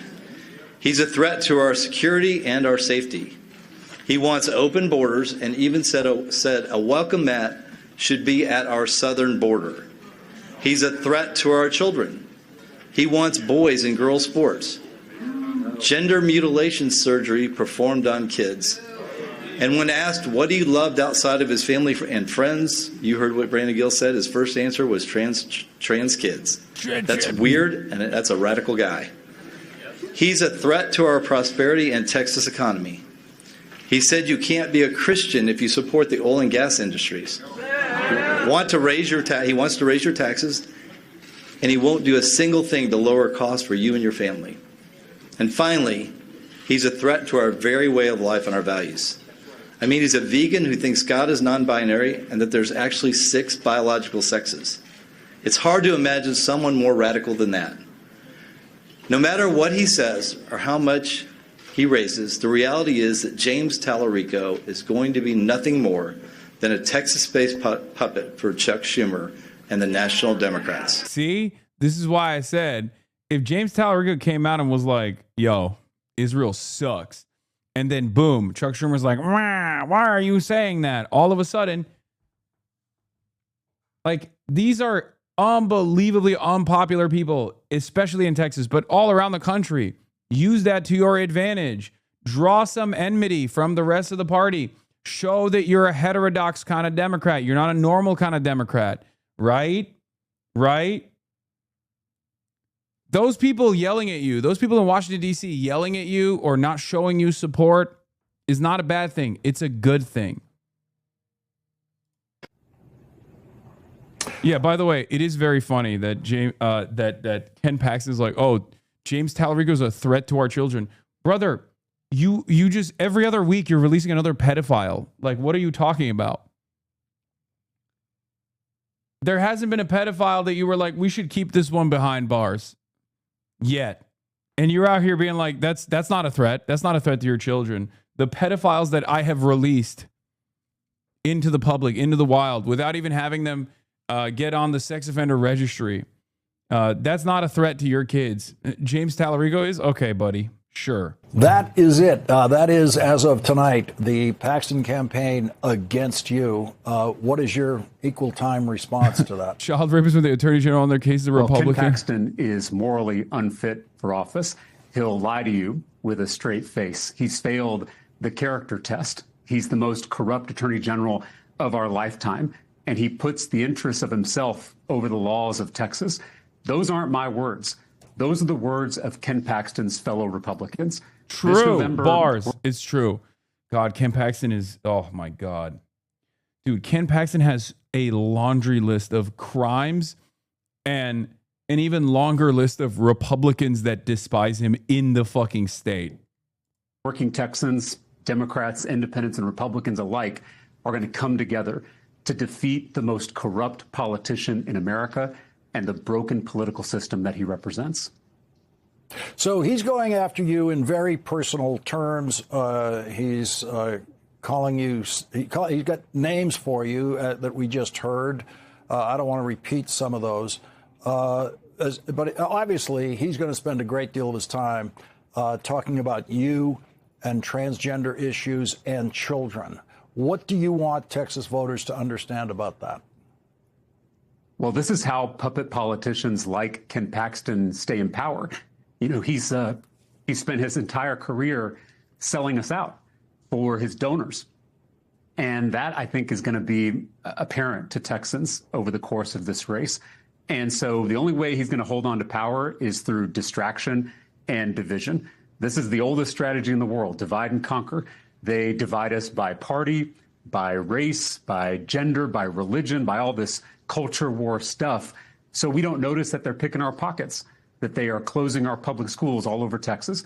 They are gutting our healthcare, raising our premiums for Texans all over the state. And they are raising taxes on all of us while they cut taxes for themselves.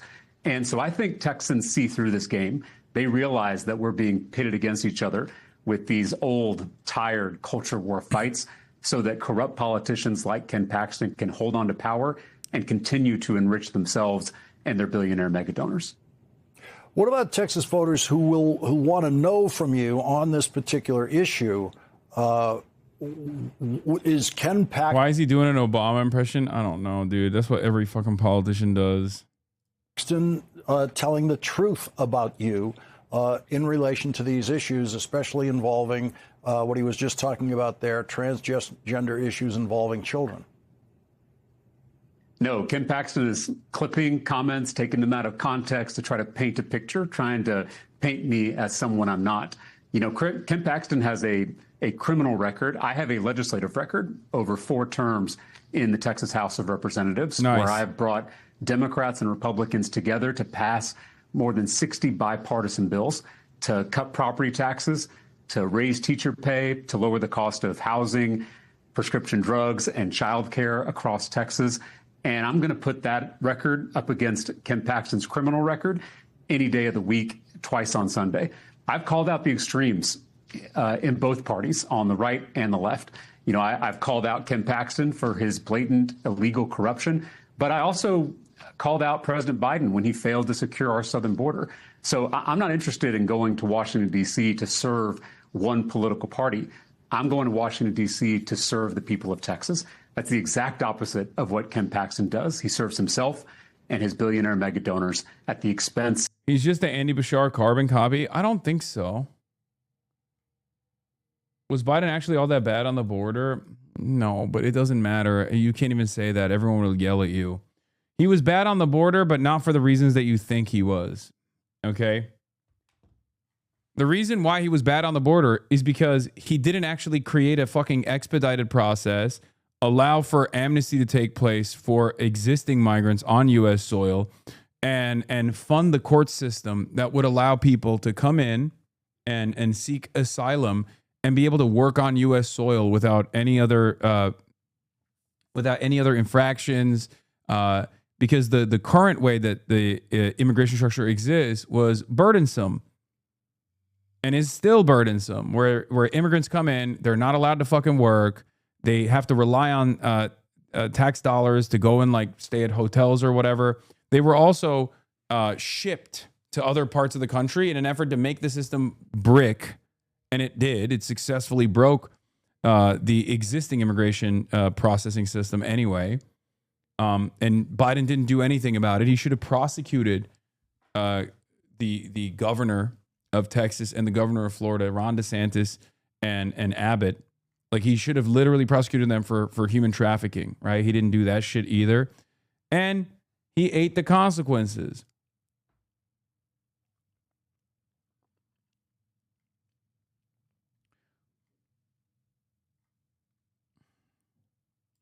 Of the people of the state. You just heard Ken Paxton say that you are for open borders. What's your response to that? I just told you that they were, clipping things that I've said. See, I'm telling you, they're making fun of his looks. I mean, this is a losing argument regardless, but, it is one area, I guess, that they've foresee as an area of weakness. So take it away. Correction, it's Talafrico. Okay. And they nominated someone more effeminate than Beto, and I can't wait for this race to get underway. Did you know that he looks prepubescent? These are the notes you took? Did you know that he looks like the guy that leaves an apple on the teacher's desk? That's this guy. Now, the major factor in this race, Greg, is whether Talafrico's vegan. So take it away. Talafrico is a cool name. I don't think that's a bad name, but yeah, here is Jesse Waters being a whole ass freak again, talking about how Talarico doesn't have a girlfriend. He's also 37 and not married. Okay. He's like, oh, I don't believe you have a girlfriend. Thank you. Dude. That's your next Democratic senator from the state of Texas. This is what I was saying.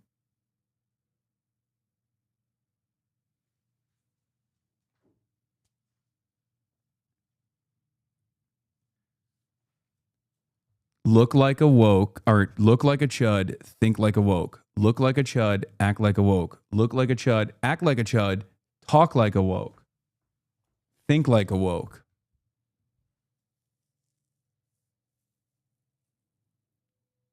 I'm telling you, he looks like a cop. Who cares? The fuck? What are you talking about? He looks like a cop? That's great. That's great. The more cop-like he looks, the better. What are you talking? It's not even just for Texas, for anywhere. That juxtaposition is why your boy is as successful as he is. Look at me. Look at the way I carry myself. And look at the way I look. And then look at the way I think and look at the way I talk. I am the fucking prototype. The reason why so many people on the effete hyper woke left despise me from the start is because I sound like a bro and I look like a bro. Okay? And they can't get over that, but that's actually good. Okay? That's a good thing. The more the more not palpable I am to the hyper woke crowd because I'm too manly or whatever the fuck, or too bro-y, right?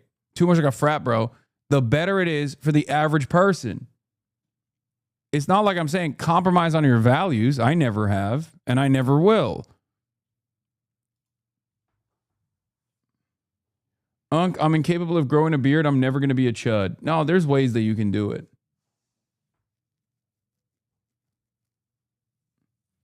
You got too much of a chip on your shoulder. We all know if you were in the same spot, they'd be bringing up your super woke photos with your fedora. It don't matter. Who gives a fuck? Look at how I look now. People are voting right now. Who gives a shit? Let's get into this. He says just recently that he has a girlfriend and they've been together for 4 years. And he called her his best friend. And she was his rock.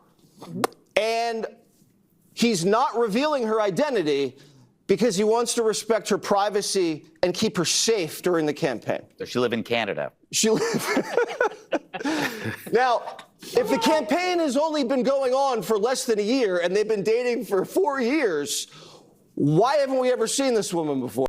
Yeah, Jesse Waters like, I need to see your girlfriend. Show me your girlfriend. It's not weird. I just need to see it. Come on, show me your girlfriend, please. I would like to see how sexy she is. Basically, what I'm saying is this: she exists. We're going to find out, because if he wins, are they going to have a coming out party? Or is she still going to stay the secret girlfriend? And is this totally not fake girlfriend also a vegan? This race, this is a great race to cover. So, Harold, I'm willing to bet.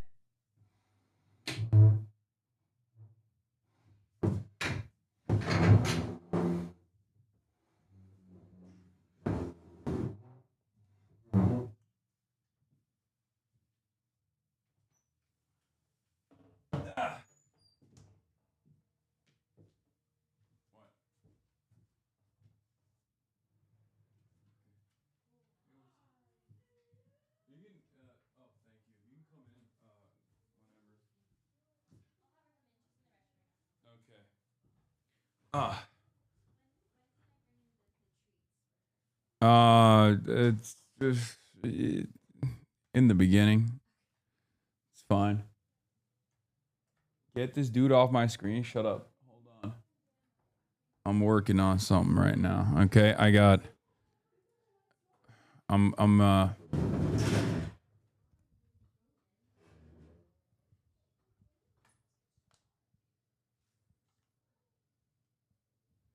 trying to center this thing. Okay. That's good, I think. Okay. Do you think Tallarico has a chance? Yes. Hasan, I missed your thoughts on Tallarico. How can I rewind? Oh, easy. Easiest answer of my life. Who's the mystery guest? There's no mystery guest. It's in the fucking chat. It's literally in the title. Okay, none of you guys actually ever look at the title, but is Julie Gonzalez. She's running for Senate in the state of Colorado. Okay. Here, let's watch her ad first. One look around and ask, who's in control? Insurance companies dictate our doctors, rogue, masked agents decide whether our neighbors stay or disappear. The establishment, the oligarchs, they tell us that they have enough for bombs and for ballrooms, but that they ain't got enough for us.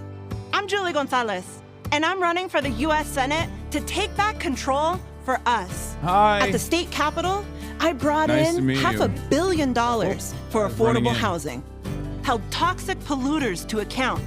We codified abortion protections into state law. But what are we getting out of Washington? John Hickenlooper has been in office for over 20 years. I know we're not fooled by his so-called common sense approach, because there is no sense in voting for Donald Trump's nominees or parading across the country to tell us we don't want universal health care when millions of families are struggling to make ends meet every month. This go-along-to-get-along politics is robbing us blind, while billionaires and the politicians they control sit pretty with the status quo.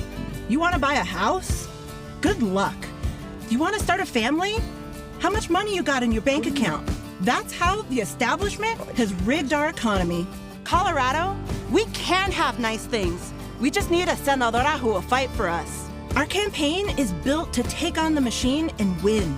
We start right here, right now, building a movement that is ready to rip the reins away from the billionaires and put them back into the hands of the people. I'm Julie Gonzalez, and it's time to take back control for Colorado. Banger. All right, Julie Gonzalez is in the building, ladies and gentlemen. Right as we start, we have a thing where we bring in some gifts. There you go. Thank you. Some of your favorite things, apparently. Orale, thank you so much. Oh, this is so kind. Thank you. Explain to the chat what your requests, well, not your request, but what Some we tea? found in your deep with our deep insight, deep research. Well, I will say I love me some tea. I'm always a fan of a good chai. I love some mangoes. But the thing I will say is that when folks ask me, what is my favorite snack? I will say chisme. Good gossip. I'm here for it. That is the thing that brings me great joy. And so I'm glad to be able to visit with you and talk about this moment. All right. Julie Gonzalez, the candidate for U.S. Senate in Colorado, current state senator in Colorado, SD 34, Jefferson Park, Highland, Sunnyvale, Sun Valley, Globeville, and the like. I'm not going to get into all of it. It's too many places that you're covering. The primary date is on June 30th, 2026, and your opponent is John Hickenlooper. Yeah. Thank you so much for coming on.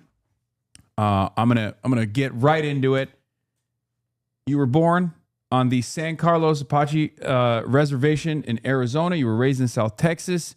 You're the sixth of 7 kids. Your mom was a rodeo queen who became a teacher. Your dad was a cattle rancher who is now a medical cannabis grower in northern New Mexico. Why do you call yourself a senadora? And how does growing up along the militarized southern border shape how you talk about immigration today? Absolutely. Well, I'll just say that my family, we're the kind of old school Chicanos where we didn't cross the border crossed us. And, growing up for my mom, growing up in the Valley in Southern Colorado, she got married, had 2 kids, and then was widowed. And no one was swooping in to save her, And so she was widowed for 9 years before she met my dad. And then my dad, when my mom was pregnant with me, got a job managing 5 different ranches on the San Carlos Apache Reservation in San Carlos, Arizona. And that's why the family joke is like I was made in Colorado but born in Arizona, and lived there on the res until I was 10 years old. And I have to be very honest. For me, as a Chicana, being on the reservation where it was so clearly divided between Apache, indigenous people, and white folks, I was neither. And so I remember having a lot of questions around identity and what have you. But 5-year-old Julie didn't have an answer for how race works or how power works or anything like that. When I was 10, my dad got a job managing a different ranch, this time on the border of South Texas. And we moved there in the summer of 1993. And so the history nerds in the chat will know that in January of 94, that's when NAFTA was enacted. And so I, as a middle schooler, watched the militarization of the border play out. All of a sudden, Border Patrol agents had keys to all of the fences and all the gates. All of a sudden, you could hear back in those days, the immigration enforcement officers, back then they were INS, right? Not ICE. Yeah. They'd talk about, oh, look, we see some electronic monitoring equipment showing some activity. And my dad would get on a CB radio and say, we just moved cattle into that pasture. It demonstrated to me that we allowed policies that allowed the free movement of goods and services across borders, but not people, did not give human beings that same dignity. And then when I, came up in the immigrant rights movement, people would say, well, if you don't like it here, go back to where you came from, as if, what, you're going to deport me back to the res in Arizona? Are you going to deport me back to where my people are from Southern Colorado? No, I critique this country because we have been here since before it was this country. And we demand better. So right now, seeing how ICE is terrorizing our communities, seeing how even American citizens are being murdered in broad daylight is a demonstration of the impunity with which ICE is acting in this moment and why I believe it needs to be abolished. Okay, hell yeah. Before you ran for anything, you spent 12 years as a community organizer at Colorado Immigrant Rights Coalition, Padres y Jóvenes Unidos. Am I saying that right? Jóvenes. Jóvenes Unidos, Reform Immigration for America, and the Meyer Law Office. You've said the day Denver passed the Public Safety Enforcement Priorities Act in 2017 was the day you decided to file for office. Tell us about the act and why do you believe this is the right time to enter federal politics? Well, when Donald Trump came down that golden escalator, right, back in 2015, by that point, we had seen both Democrats and Republicans be completely willing to chuck immigrants under the bus in order to score cheap political points. Yeah. Right? Like back in those days, Barack Obama, as great a president as he was, also deported a record number of immigrants, right? And I came up in the time when, saying I'm undocumented was an act of courage, right? Because the Obama administration was actively deporting Dreamers and was a founder of the national network United We Dream, right? Like we had started to organize local politics, state politics, federal politics. And honestly, like at that time, I'd talk to local elected officials. I'd talk to state elected officials who would tell me, I'd love to help you, but I just don't have any immigrants in my district. And it's like, you're about to find out that is not, in fact, the case. And look, we had to, when he came down that golden escalator, that was the first time I ever thought, I am sick and tired of trying to explain the reality of folks in my community and folks in those elected officials' communities. And so I stepped up into electoral politics for the first time. Was working to get Bernie Sanders elected, was working to, after he ended his campaign, worked to get Hillary Clinton elected. And then we passed the Denver sanctuary policy in 2017. And that to me was the first indication post the first Trump election that, you know what, even though he had won, it didn't mean that organizing stopped. It didn't mean that we couldn't still fight to achieve concrete and lasting policy change to improve people's lives. And then 2 years later, I ran in that first blue wave in 2018 into the state Senate. And I'll be really honest, I ran in a 5-way race. A lot of people were like, there's no way an organizer can win. And we crushed it. And over the past 8 years, I've been really proud of what we've been able to accomplish. So there is a little bit on your background that I'm actually very interested in finding out about. You brought up Bernie Sanders, and you were initially, a few months ago, you told the local news that you got elected to the state Senate thanks to the support from the Democratic Socialists of America, but your DSA membership has lapsed, as far as I understand. And when they asked you if you're philosophically a Democratic Socialist, you replied that you're a Democrat. Why did you leave the Democratic Socialists of America, and do you identify as a socialist? Yeah, no, thank you for asking that question, because when I first ran in 2018, DSA was newly organized, and I thought that they were doing an incredible job of organizing young people and inviting them to participate in politics in a very, very different kind of way. And we crushed it thanks to that support. I also believe as an organizer that it really matters to show up to sign on as a member, but then not show up to meetings, not participate in the actual work of the organization, does a disservice to the organization. And so I was a member for a year, but I'll also say I was completely overwhelmed as a state legislator who only at the time got like one legislative aid. And the amount of work that we were navigating was overwhelming. And so my membership lapsed. I still believe I'm like philosophically aligned as a leftist, as a progressive.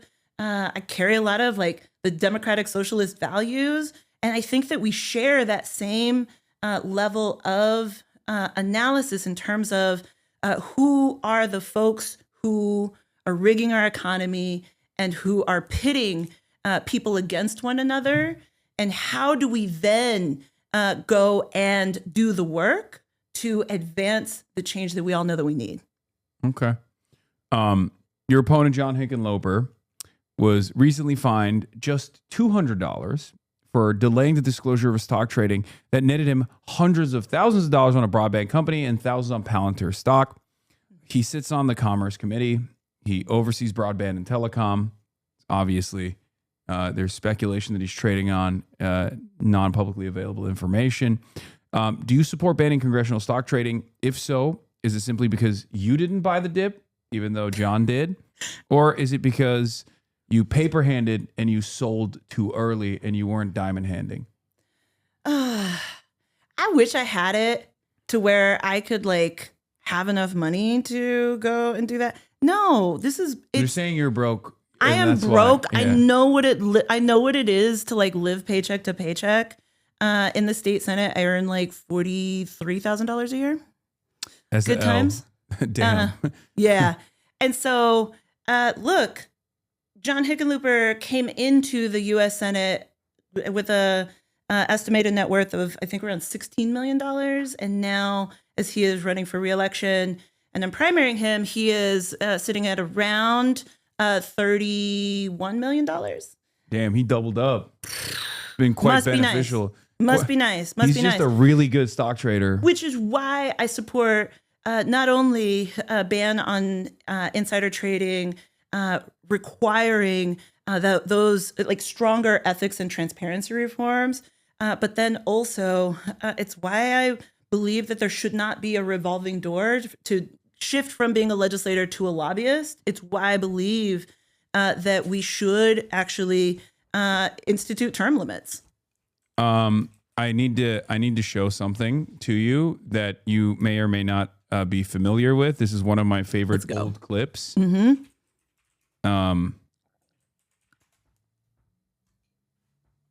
So, oh my God, John Hickenlooper is a man with conviction. Okay, he's a man with conviction. Now, hear me out. He was so invested in the notion that fracking fluid was not destroying the natural water supply that he actually went and straight up drank fracking fluid to prove that point. Or, well, that's the speculation. So, Chat, can you guys find the clip of this for the record? I need to look at it again because are you willing to go to the distance? Will you drink fracking liquid?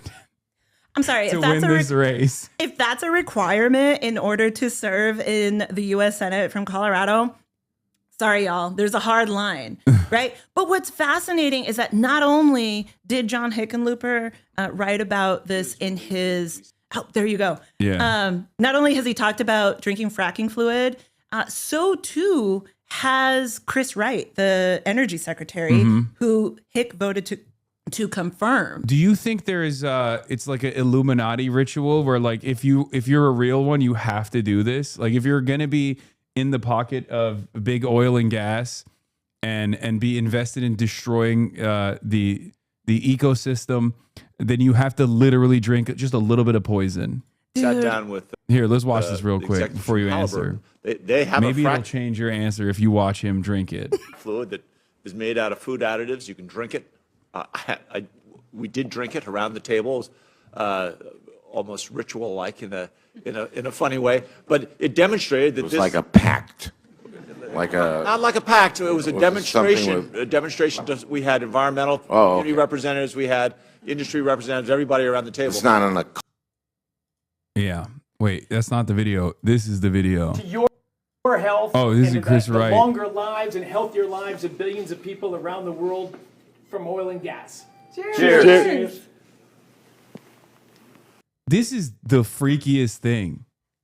How does that make you feel? It is so cringe. It is so ugly to see people making light of a process that first and foremost is destroying our planet.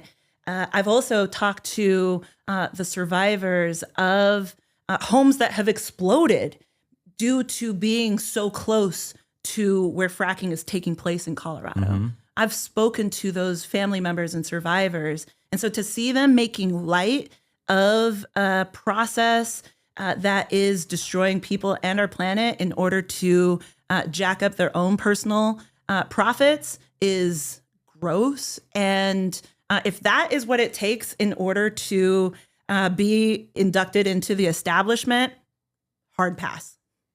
Okay. Hickenlooper has also spent his entire political career to the right of single payer. As governor, he helped tank Colorado's universal health care amendment in 2016. He then ran for president in 2019, declaring Democrats are not socialists and argued Medicare for all should not be a litmus test. He ran for Senate in 2020 on a public option that he openly framed as a substitute for Medicare for all, telling debate audiences single payer was an evolution, not a revolution that could take 15 years. As senator, he's never co-sponsored Bernie's Medicare for all. How do you envision implementing a system different from that of your opponent? First and foremost, I show up and listen to people who oftentimes have either felt taken for granted by the party or not taken into account by the party at all, right? And as Hickenlooper's always been an executive, right? He was a business leader. He was an oil and gas executive, then a business leader, then mayor, then governor, then ran for president. Then when that didn't work out because he was out there telling people across the country that Americans did not want Medicare for all, Chuck Schumer then voluntold him to run for the U.S. Senate. There are clips of him from that first campaign saying, I'm not cut out to be in the Senate. But then he changed his tune and then ran. Look, at the end of the day, I think that no one is coming to save us but us. And so it requires a different approach to our politics. It requires showing up, listening to people, reminding them that we can have nice things if we're willing to stand up and fight for them. Yeah. There's obviously a lot of differences between you and Hickenlooper in terms of your attitude towards ICE as well. You already said that you want to abolish ICE. Hickenlooper's call for the overhaul of ICE, which I think is the wishy-washy focus-tested group that or focus group-tested messaging that centrist Democrats, corporate Democrats oftentimes deploy. But what do you think is the difference between your stances, and do you believe that ICE should be prosecuted, not just abolished, but prosecuted for their crimes? So let me take a step back and just share that the year that I graduated from high school, I'm 43, the year that I graduated from high school in 2001 is when the DREAM Act was first introduced. The DREAM Act is now old enough to get a beer, and it is older than ICE. And so many of these establishment politicians love to just talk about like, oh no, but ICE is an important part of our federal government. No, it isn't. It is it is a system. It is an agency and department that has existed for less time than the solutions that we have known that we have needed for decades. The cruelty has always been the point when it comes to immigration and customs enforcement. And I have seen firsthand doing immigrant rights organizing for like 20 years, both out in community and now at the Capitol and in the state Senate, seeing how ICE lies. ICE lies to local law enforcement, to local elected officials, to state elected officials. They're lying to the American people. And then Hick's response is, well, let's just have them put on body cameras. And that will be the reforms that we need. Let's have them take off their masks. They want to film the process to cut video footage anyway. As a matter of fact, the guy in one of the ICE agents that shot one of the civilians in Minneapolis, he had his phone out. The one who shot Renee Good, he had his phone in one hand as he was filming the footage. So it's clearly not a solution whatsoever. There needs to be accountability. Absolutely. And when you're talking about abolishing ICE, replacing it with a system that works, breaking up the Department of Homeland Security, right? Yeah. Because there is a whole history around how DHS and ICE specifically came to be. And that goes back to the fear mongering that took place in the aftermath of 9/11, right? Where all of a sudden you saw immigration and criminality being conflated, and every immigrant was a potential terrorist. Every immigrant was a potential criminal that needed to get weeded out. And ICE has been the police force to try to inflict as much harm as possible. And quite frankly, I've seen what happens to good people when they get swooped up and caught up in ICE's dragnet policies. I've seen inside of the detention center. I worked as a paralegal at an immigration and criminal defense firm for years, where we would witness the extent to which ICE would lie with impunity and then have to back off only after they got caught. I've been inside those detention centers. I've seen it firsthand. So speaking of the detention centers, the ICE detention center run by GEO Group in Aurora holds over 1,500 inmates in what some reports describe as horrific conditions. There's moldy food. People earn $1 per day in this voluntary labor program. Do you view this labor program as a continuation of the carceral system that grew out of runaway slave catching? And do you believe private prisons should be abolished? Let me tell you that story because I was a paralegal working alongside several of those immigrant detained clients who ended up being the lead plaintiffs in that litigation. And my homie David Seligman from Towards Justice, who's now running for Attorney General, and my bestie Hans Meyer, who was the immigration attorney who I worked alongside, were like the legal minds who understood that sometimes you need to file the litigation in order to create the political space to then force change. I'm so proud of the way that those detained clients said, I have nothing to lose. Let me go and try to advance this class action suit. A decade on, and that case is finally coming up for its day in court, and I couldn't be prouder.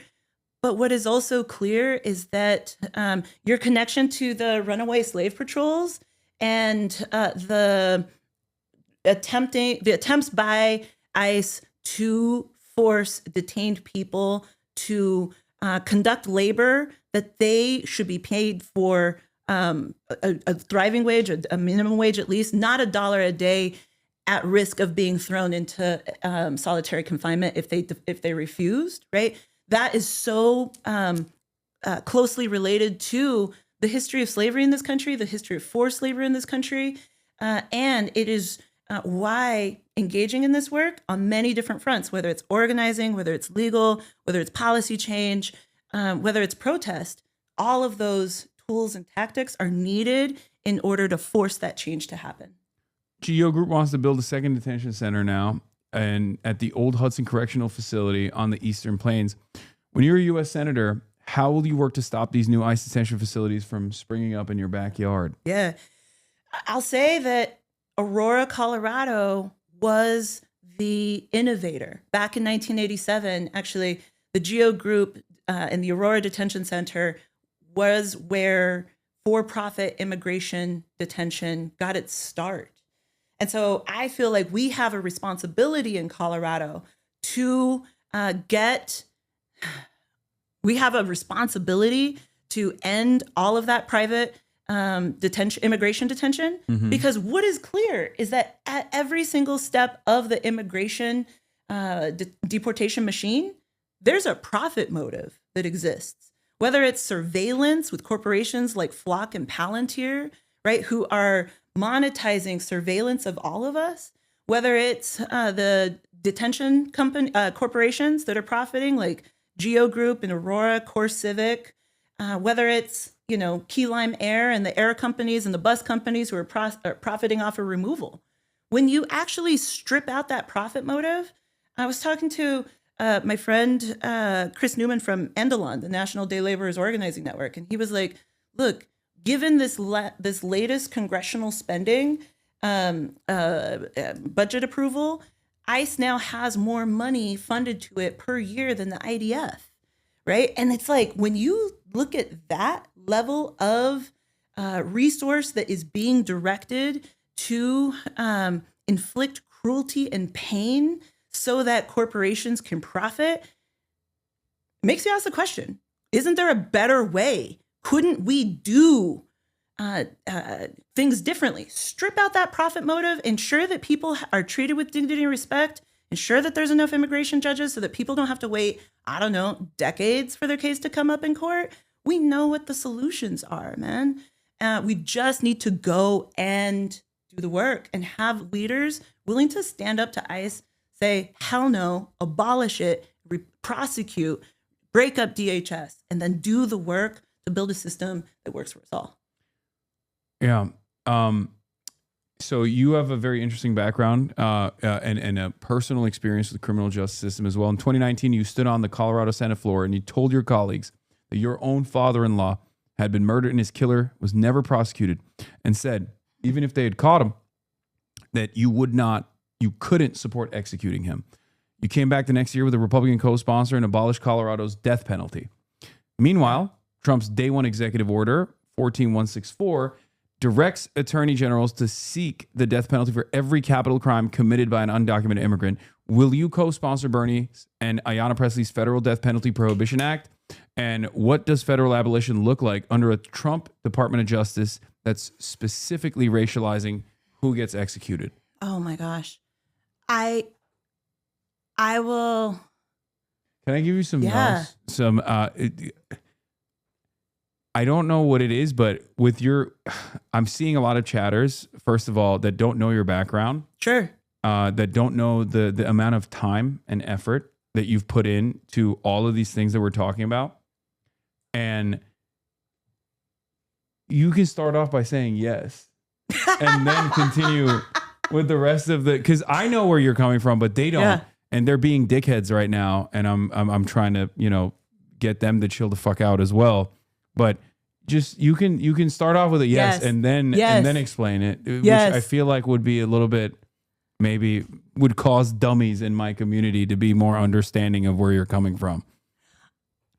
I appreciate that. I appreciate the notes. And also, I'm a person who likes to provide context because I think that so much of this work requires nuance. And so thank you. I'll say that, when I came into the legislature and I thought it was just immoral that the state could say that killing someone is wrong, and so we're going to punish you by killing you. I just thought that was hypocritical and immoral. Yeah. And so, but also I served alongside in the state Senate and in the state House, two people who had been directly impacted losing their sons to murder.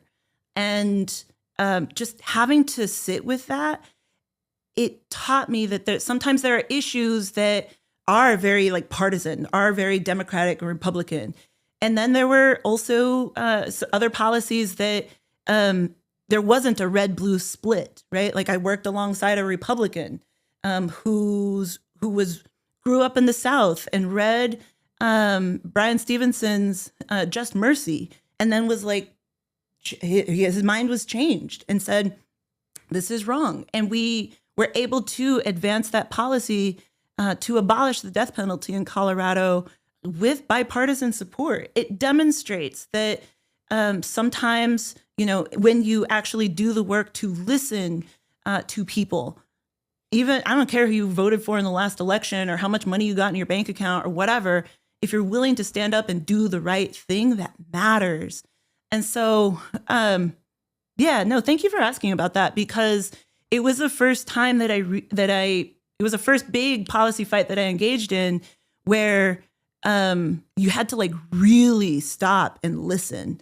And especially so with people who had been impacted directly, having their loved ones be murdered and then have to grapple with what does that look like to actually seek justice? So you'll use the experience that you have to try to advance the Bernie and Ayanna Presley's federal death penalty prohibition act then? 100%. Yeah, absolutely.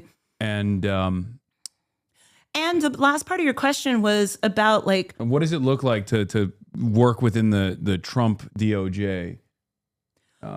From your experience of crafting bipartisan legislature. Well, sir, have you yet received your administrative subpoena? I have not.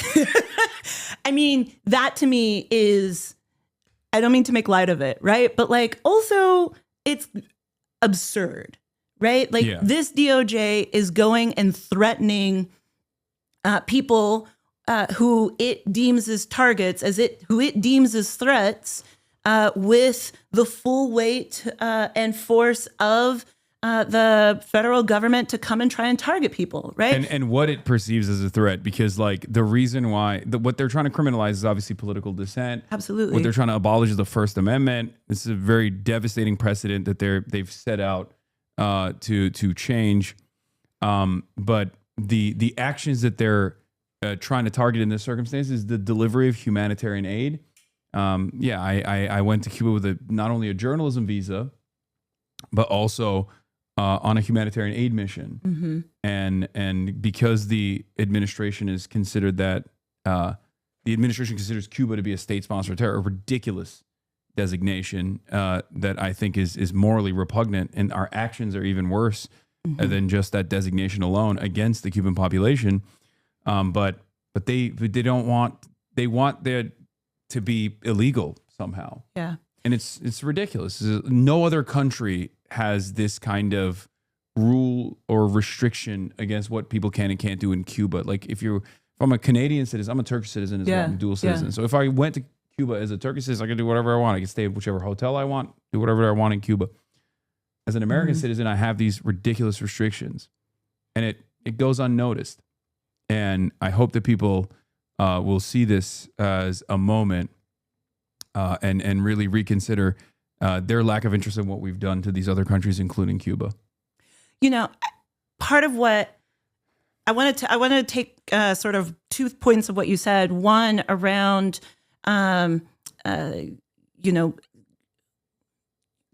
to advance abolition or criminal justice reform policies in the context of the Trump administration, when the Trump administration is acting with impunity and threatening to go after its perceived threats, right? I will just say that,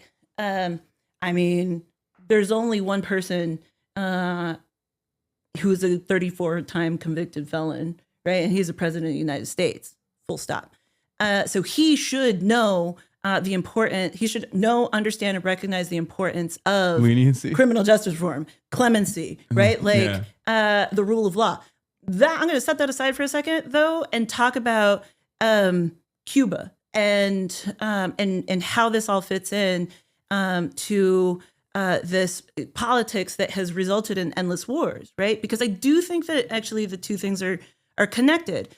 And we saw, right, that Secretary of State Marco Rubio, another person that Hickenlooper voted to confirm, played this game of regime change first in Venezuela.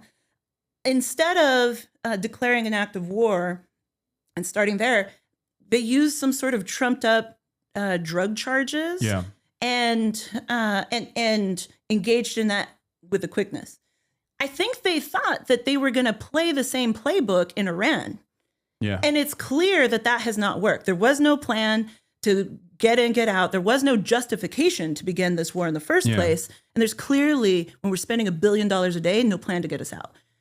But then you see that they are now setting up what is going to be the thing after we end the war in Iran, because that's not going well.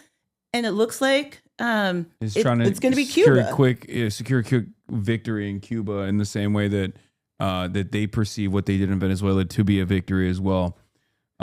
It's horrifying, and how little we care about other human beings is shocking to me. Even though I know the depravity of the American state at times, especially as it pertains to foreign policy. Yeah. But we were talking about clemency. And criminal justice reform.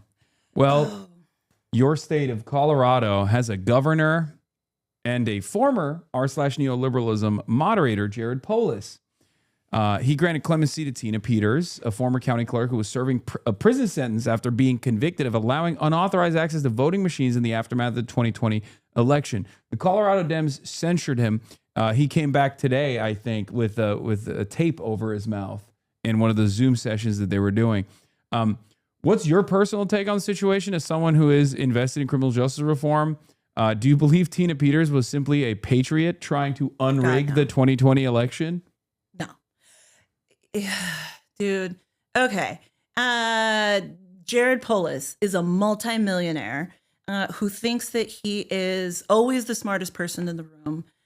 Look, when he first ran, I was so excited about his candidacy and campaign because he was talking about being a champion on immigrant rights. He was talking about being a champion on cannabis legislation. And I was like really excited about that, right?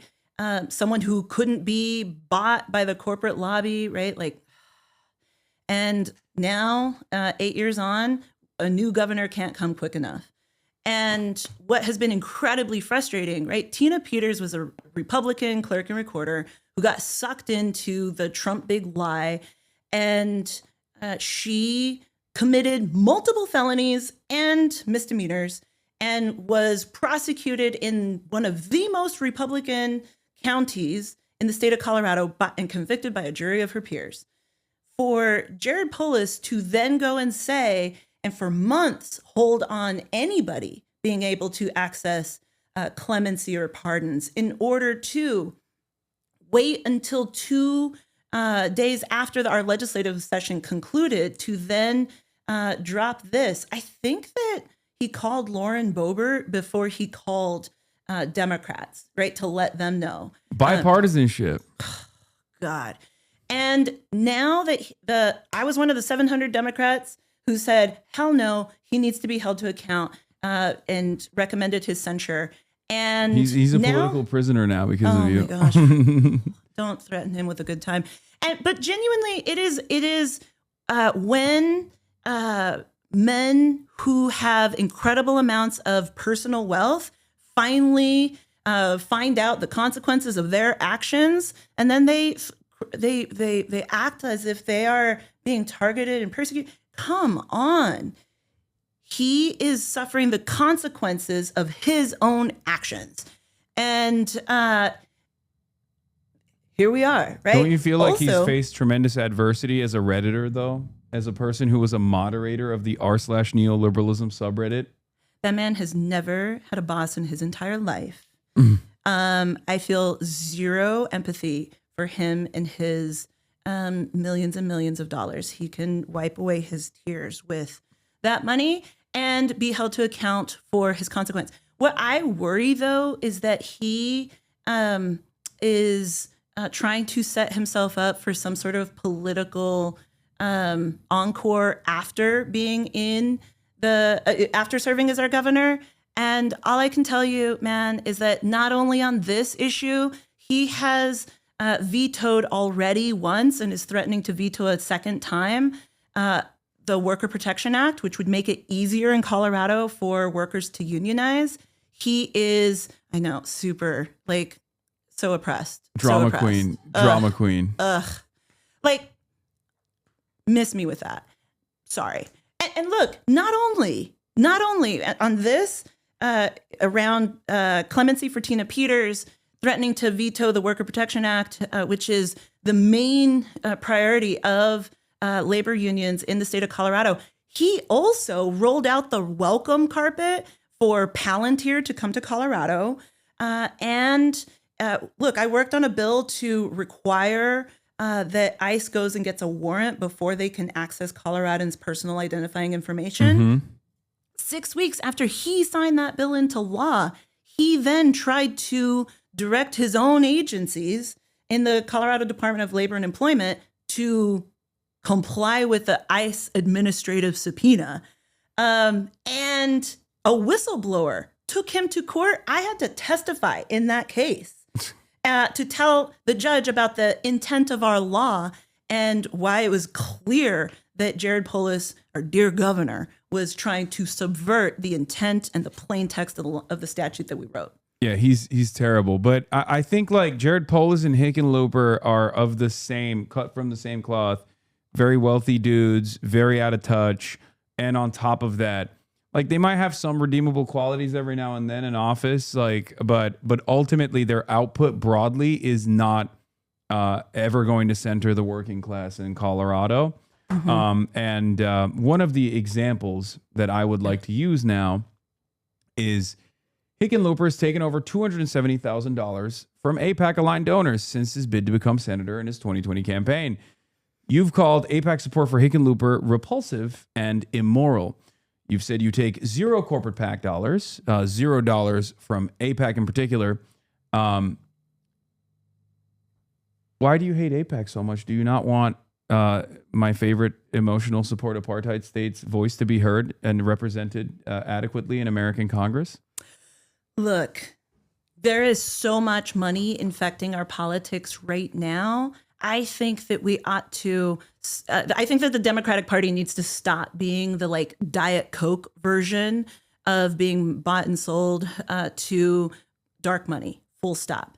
And I also think that the way that AIPAC is going about its donations to support candidates is repulsive. I take zero AIPAC dollars, and I think that instead we should all work together to ensure the safety, security, and self-determination of all people who are living in Gaza right now. Like that to me is the path forward. But what is clear is that instead, AIPAC pushes a politics that makes it easier for politicians to just shut up and say nothing than to speak out when there are war crimes playing out on our phones that we can all witness. When there is a genocide that is taking place, and if you don't believe me, look at where Amnesty International, look at where the International Consortium of Genocide Scholars. I can't hear you. Actually, again, you're bringing up these things, but this is hurting my feelings. I'm sorry. And my feelings are much more important than the safety and security of millions of Palestinians. What do you have to say to that? This isn't about your feelings. Sorry. Let us actually ground ourselves in the lived experiences and the harm that Palestinians, and also, I will also say that there are plenty of Israelis who are also as viciously critical of the Netanyahu government's actions. Look, Israel is a small nation. Israel's a small nation, size of New Jersey. And I rest my case. Feelings about the dark money that is impacting our politics cannot carry over the day. We're in a real inflection point right now, I think, as a Democratic Party, as to who we are going to be and who we are going to fight for. And I am trying to do the work to return Colorado and the American politics to being by, for, and of working people. Will you sign on to Block the Bombs Act? Yes. Do you support defensive aid to Israel like the Iron Dome? Look, on this, I do support the safety and the security and the self-determination of all people. But I also think that in this moment, when Israel has broken and demonstrated its inability to actually protect human rights and is committing genocide, then they no longer should receive any aid from the U.S. government. Full stop. And they have also said that it's time. The Netanyahu administration has said, yeah, it's time for them. I don't really care about their perspective on this, because I will say, much like with ICE, I am personally not only in favor of ending aid, but also an arms embargo in general. True. And also to hold Israel accountable, not only to restrain Israel, but to hold Israel accountable in the Court of International Law.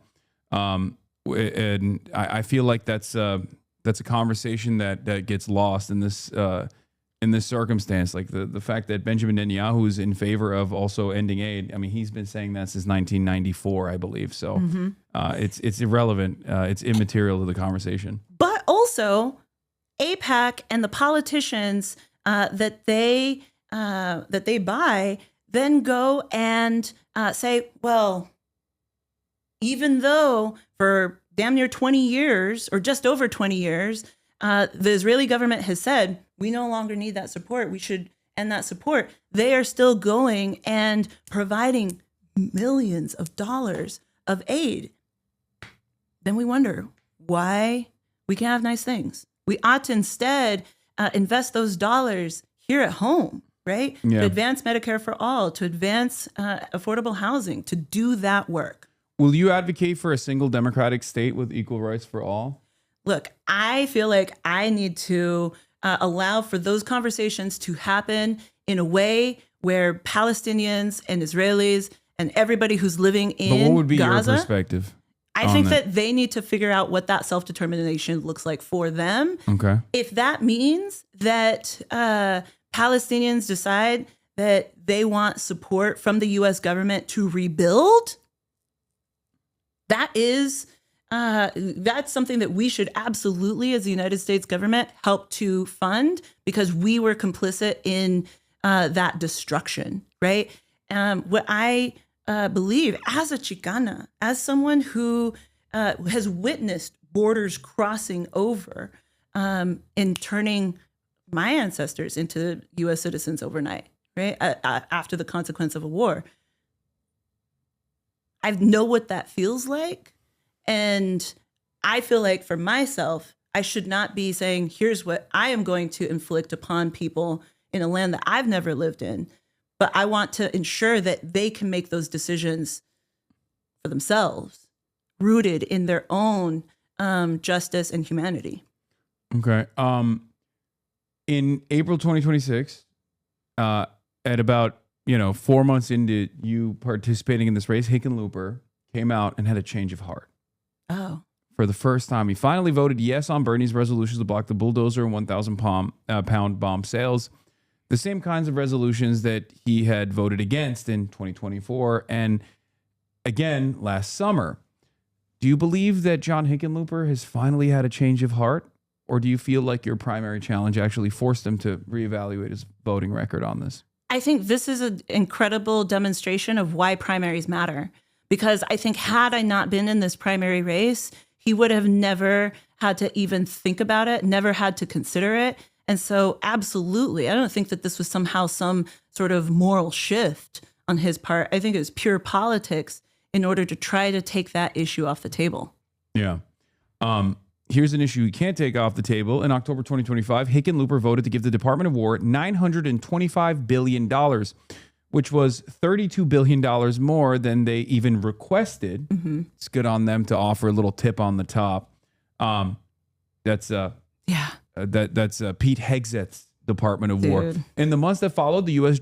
bombed Venezuela, kidnapped its leader, and is now wasting around $1 billion per day by conservative estimates, dropping Tomahawk missiles on children's schools in Iran. If you're elected as senator, how would you spend $1 billion per day to improve the lives of folks here in the United States of America, even if it's the least patriotic thing you could possibly do? I mean, budgets are moral documents. And when we are measuring the health and well-being of our economy by what the oligarchs and what the NASDAQ stock market is telling us, as opposed to judging the well-being of our society by how we take care of our babies and our elders, I would invest $1 billion a day instead of bombing other people's babies and elders. I'd put that money here, invest that in universal child and elder care. In a ballroom? Only in a ballroom, clearly. How about 2 ballrooms? Can we do 3? Okay, good. We're on the same page. Sweet. You heard that, right? Donald Trump, stop trying to prosecute me. We are in favor of multiple ballrooms. Have a ballroom for your other ballroom. Each direction. We can have one on the north, south, east, and west. Yeah. Put a ballroom everywhere. Oh my God. That's what I say. Oh my God. Potentially, millions of your constituents work jobs that are susceptible to being replaced by AI. What's your vision to protect families in Colorado and all around the United States from losing their careers to some chatbots that make Silicon Valley tech bros even richer and even more annoying? Would you support an AI data center moratorium? Yes. And Colorado was one of the first states in the country to take up AI regulation because Congress couldn't get its shit together. They were doing the absolute least. So Colorado stepped up and put forward regulations to say, look, there are protections in place if you are discriminated against, if you're discriminated by a human being. But there were no protections in place if you had been discriminated against by an AI chatbot, right? So like we put those protections in place. And I have to be really honest, the AI lobby lost their ever-loving minds about it and worked. And then actually Elon Musk earlier this year sued Colorado based on that law from 2 years ago. And it forced us to shift a lot of the regulations that we had put forward. At the end of the day, I do believe that AI needs to be regulated at the federal level. That is the path forward, as opposed to creating a patchwork of different regulations across the country. But on top of that, you also have this proliferation of data centers across the state of Colorado. There's one in my Senate district, Core Site, has come up and is being built literally across the street from a senior living facility. Their diesel backup generators are across the street, and like you cannot get closer to them from the front entrance to this senior living facility. And it's like, well, they don't have much time anyway. Jesus, man, that's dark. But that was probably what they were thinking when they put it there. It's just like, it's ugly to see how far these corporations are willing to go in order to try to just extract profit. I don't know if you know this, but Colorado is in a super devastating drought right now. And the amount of water that these data centers would utilize really threatens already the real precarious balance of the Colorado River. And who's going to pay for the electricity upgrades? It's going to be all of the taxpayers, all the ratepayers, right? And so But don't you think it's good if people pay more for their electricity just so we can have the ugliest art anyone's ever seen? Support local artists. Do you not feel like that's an adequate trade-off? Sorry, that's not a thing. I'm working on a project where I'm recreating the Car cinematic universe. So I need AI. I love that for you. Can I just say? I also personally love being watched. I'm into voyeurism, so it's also very cool that there's constant surveillance taking place. And that's something I personally enjoy, and I think other people should get used to it. Well, what do you have to say to that? Maybe you too, along with the executives at Palantir, would find a welcome Matt out to donate to John Hickenlooper's campaign. Okay. Because I'll tell you, he was being supported by those surveillance companies, by those AI companies, and until the folks at Purge Palantir called him out, then he was like, oh, my bad. I actually still don't know if he's actually returned those contributions or given them to immigrant rights organizations or what have you. But he is exceptionally good at doing the absolute least until he's called out for it and then being like, oh, I'm sorry. So anyway, I would just say that these data centers are brutal. They are devastating people and our planet. And that neighborhood that they have chosen to build their data center in, community, that neighborhood, Global Elyria Swansea, shout out to the north side.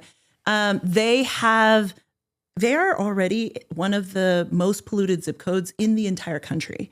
They are just downwind of Suncor, which is a oil manufacturing and oil refinery that provides a lot of the jet fuel for Denver International Airport, right? And so to see the way that poor communities, communities of color, continue to get impacted by the old energy, the energy of the old, like in terms of oil and gas refineries, and then also these data centers is just exhausting. And it got so bad that there was a community meeting that CoreSite, this data center corporation, realized that community was going to show up to. And so they dropped out the morning of the meeting. And there were hundreds of people demanding answers about what this data center was going to do, who was going to pay for it, and what their plans in terms of electricity and water and all these things were going to be. And CoreSite's answer was, never mind. And so just actually last week, Denver City Council advanced a 1-year moratorium on data centers, which shout out to Sunrise, shout out to GES Coalition, shout out to all the local organizers who made that moratorium happen. And also 1 year is not enough, right? And we've seen these corporations pit local communities against local communities. That's why I support Bernie Sanders' moratorium on data centers altogether, till we can actually understand what is going to be the environmental implication and how do we regulate the AI that is producing the slop that is just pickling our brains. Okay. Speaking of pickled brains, you've been critical of Chuck Schumer's leadership in the Senate. Do you think it's finally time for him to run for president, or is he not old enough just yet?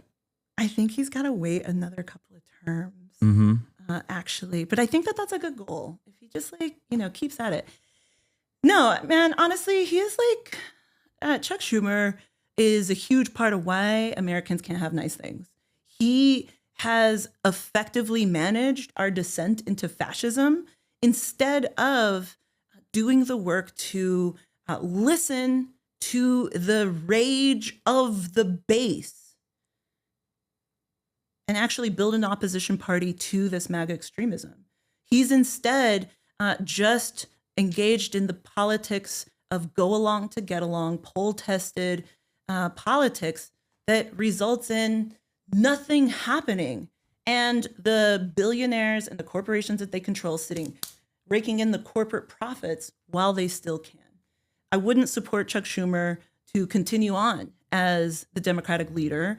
And I think that also with Amy Klobuchar and Dick Durbin stepping aside, that there's a real opportunity for an entire new generation of Senate Democratic leadership that can actually divest us from our addiction to corporate PAC money and actually return us to being a party for the working people. All right. I got two last questions for you.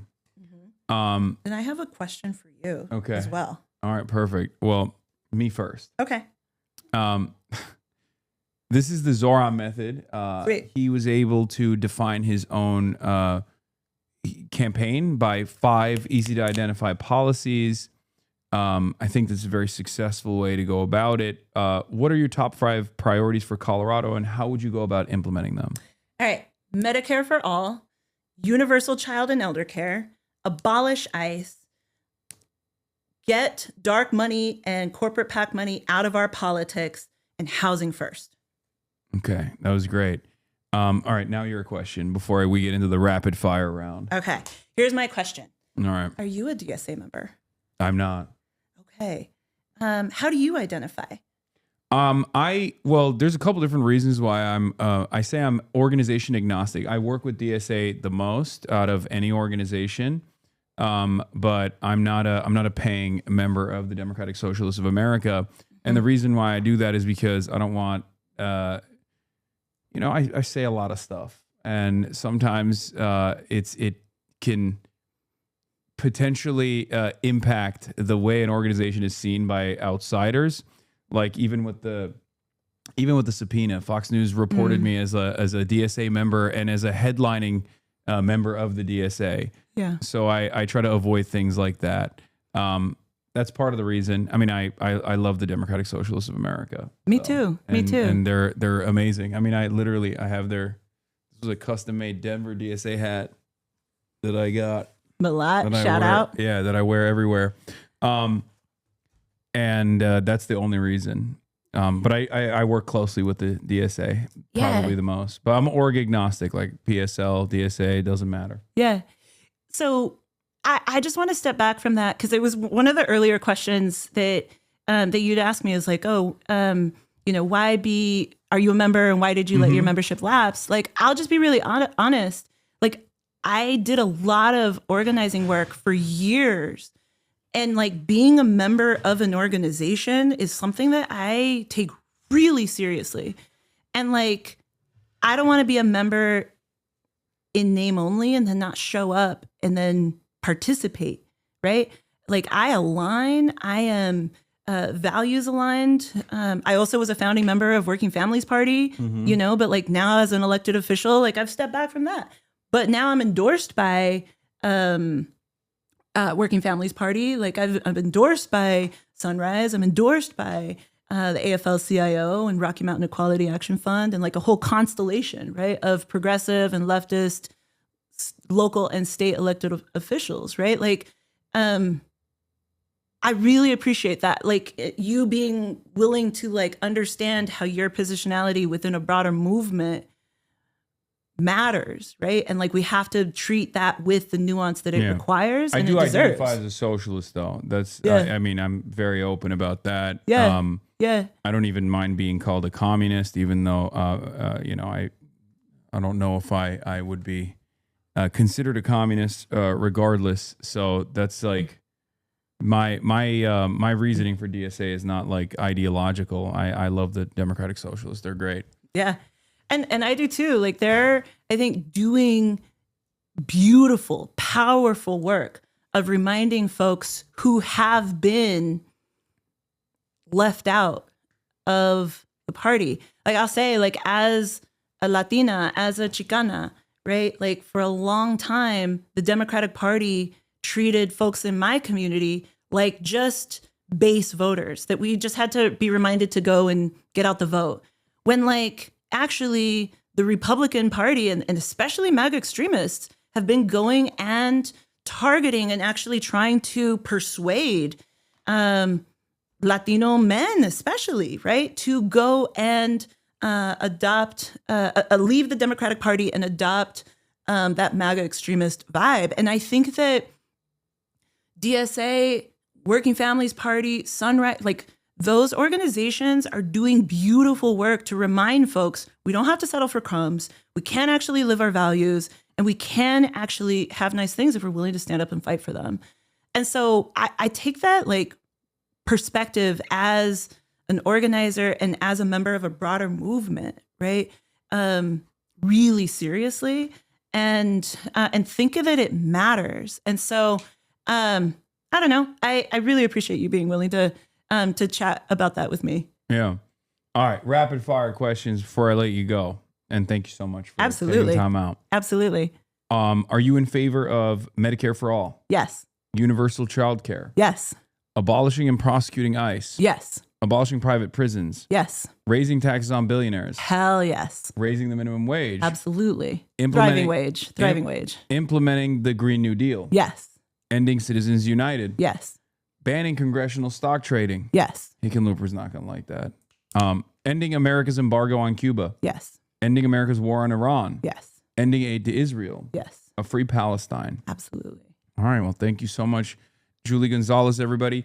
For people that are hearing you for the first time today, what do you want them to understand about your convictions and how can people contribute to your campaign, both inside of Colorado and outside? Absolutely. Look, whether it's been in people's living rooms as they're like taking the first steps towards getting involved and getting organized for the first time, whether that has been in the halls of power, it's real clear, dude. Nobody's coming to save us but us. And so the work that we all are collectively doing to remind people that we can have nice things if we're willing to stand up and fight for them. That's the work. That's the work of this campaign.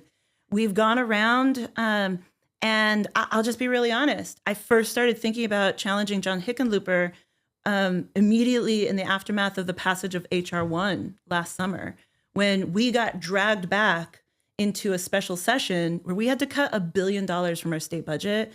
And I'll say 2/3 of our schools our school districts in Colorado are already on 4-day school weeks. We don't have enough money to keep the lights on 5 days a week for our classrooms.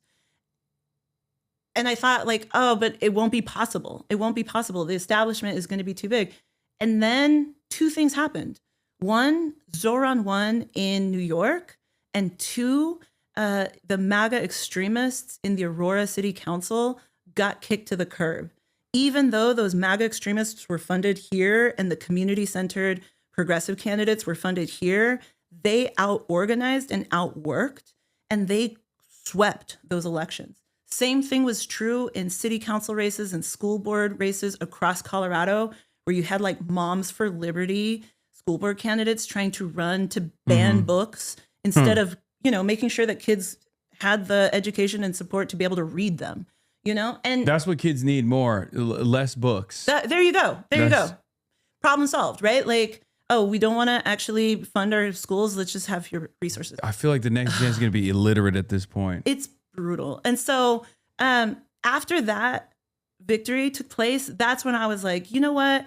Not only like should I not be afraid by the fact that Hickenlooper has tons of money in the bank and is also personally incredibly wealthy, I shouldn't allow that thing to scare us, because if we don't do it, who will? Yeah. Right? And so before I let you go, I also have a couple of things that I want to share with you. All right, let's go. Okay. I love gifts. Yay. Okay. How do I do this? You just pull it open. Yep. There you go.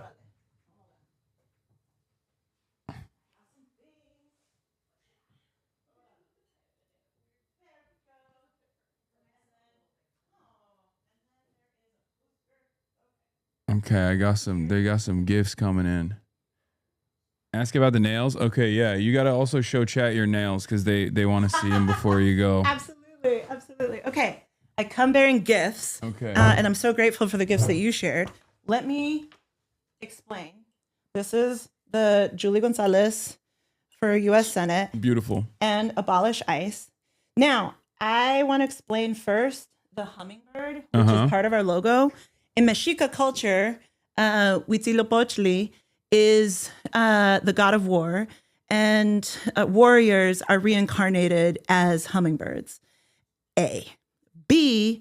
Hummingbirds also migrate vast distances, and they take different routes when they're traveling north and then when they're traveling south. And so I wanted to remind folks that migration is natural. And so that's why we do the hummingbird. We made out of one of our campaign t-shirts, we made a bandana for your dog. But I think she might be a little too big. Yes, I have Shih Tzus, so yeah, no, I apologize. Probably not gonna... My size. I was backwards. Yeah, no, it's all good. This is one of the other amazing, incredible organizations organizing young people, New Era Colorado Action Fund, Tax the Rich, Fucker, and I like to make billionaires cry. So, with love from the crew at New Era. By telling them heartfelt stories. There you go. Okay. Whoa. Democracy needs immigrants. I got trained up to understand how to run for office or how to be a political worker through New American Leaders Action Fund. There are 2 buttons of it. One from my campaign and the other, always trust Black women. Nobody is free until everybody is free. Fannie Lou Hamer. And then, because there is so much toxicity and vitriol and pain in this world, I bring you some sage, because may it be cleansing for you. May it always be a reminder of the good work that we all are trying to do, even in the midst of great challenge and crisis. Okay, Thank you for that. This is, have you burned sage before? My mom does, yeah. Yeah. Okay. So as a Chicana, like we'd be using lots of sage in my life. Jessie Broom is an incredible artist in Colorado. Not only did she design our campaign logo, she also designed these beautiful stickers. Do you know Blucifer at the airport, right? Yeah. The freakish horse, the scary horse. So the story of Blucifer, who P.S. is patron saint of Denver and the international airport, Blucifer killed his artist. That's his creator. What I've heard. Yeah, he's got bad vibes. So you gotta ask for Blucifer's blessings whenever you travel. Okay. For smooth travels at DIA. Last two things. My husband, Ben, shout out, babe. He organizes La Raza Park Day, which used to be called, it's a park in the north side that used to be called Columbus Park, if you can believe it. Even though that neighborhood, which had been Italian, had been Chicano for a long, long, long time, everybody called it La Raza Park. We actually fought to rename the park as La Raza Park, and then my husband organizes La Raza Park Day. And so on the front, you can see. And then on the back. Solidarity, you love to see it. So my husband has a Cadillac. You can see it in the launch video. It's the green Cadillac Calais. And so he's like big. We met like I was doing political organizing. He was doing. And you saw the Cadillac and you were like, I'm smitten. Like, absolutely. And he was doing I was doing political organizing. He was organizing like art shows, hip hop shows, organizing like culture. And dude, as much as political organizing is complicated, organizing artists, whole other world. Shout out, babe, I love you. And then this is from Chris Newman over at Endelon. They're doing the National Day Laborers Organizing National Day Laborers Organizing Network is doing all of the ICE out of LA organizing. And, hell yeah. You know, he wanted to make sure that you had that to keep us all safe. ICE, you should put ICE, DOJ, yeah, all of them. I don't know if they'll listen to that sign, but we'll see. Constitution protects us all. Ask, know your right. Have you done a know your rights training real quick? Yeah. You know, hey, am I free to leave or am I being detained? If you're free to leave, I have been bounce. detained by Customs and Border Patrol before. Then you already know, man. Yeah. You don't say anything other than your full name and your date of birth. That is it. Yeah, I need that. I need one for Fox News. Get Fox News off my property. Shoot, there you go. Yeah. Do you want to see these nails? Yes, please show them. All right. What do I do? I'll just show them here. We'll do a closer camera. And I'll say, shout out to like on Instagram, Nayeli's Pretty Sets. She hooked it up. She is a Chicana nail artist in the Denver area, and she is just brilliant. So she put my campaign logo. She also put the mountains on my campaign logo is actually the mountains in southern Colorado where my family's from, where we go back generations. They want you to get closer. You got to get closer. Shoot. All right, just get right up in there. It'll. Maybe. Yeah, there you go. No, you can get closer now. It'll focus. Hi. Okay, so let me do this. This is one of the mountains. My family goes back generations down in the Sangre de Cristo Mountains in Gardner, Colorado. That's where my people are. Let's see. I had a loteria card here. I'm sorry, I snagged it on something, so don't look at that one. We got a rose. We've got some pinstriping, lowrider pinstriping here. We've got the corazón sagrado here.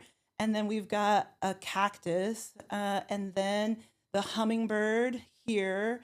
And then we've got some talavera inspired chrome here. And then local Denver artist Rob Yancey built me this beautiful piece. So, you know, I'm ready for a fight. Hell yeah. All right. Julie Gonzalez, thank you so much for coming on. I appreciate you. This was wonderful. This is beautiful. Thank you. Thanks everybody in the chat for also doing y'all's thing. It's beautiful to see. It's kind of overwhelming to see, if I'm going to be really honest. Yeah. All right. You're Orale. great. Okay. Thank you. All right, chat. I'm going to get back to the video that we were watching. I'm going to take a photo with them, and then I'll be back in a second. Okay? All right. And I got to use the restroom. This is a perfect example because I said our southern border should be like our front porch. There should be a welcome mat and a lock on the door, meaning we can welcome immigrants who want to live the American dream, who want to make us richer and stronger in the process, and secure the border and keep out people who mean to do us harm. We can do both of those things at the same time. It's puppet politicians like Ken Paxton who want to grandstand on this issue of immigration, who want to make people afraid. That's why he's cutting my comments in half, because he wants to paint a picture. He wants to hold on to power despite his career of corruption. So we're going to keep telling the truth over the course of this campaign. And I think Texans will know who's actually fighting for them, who's fighting to lower their costs, who's fighting corruption, and it's not Ken Paxton. It's very clear that he's going to follow the Donald Trump model in so many ways, including, by the way, his own ethical behavior, according to the public record.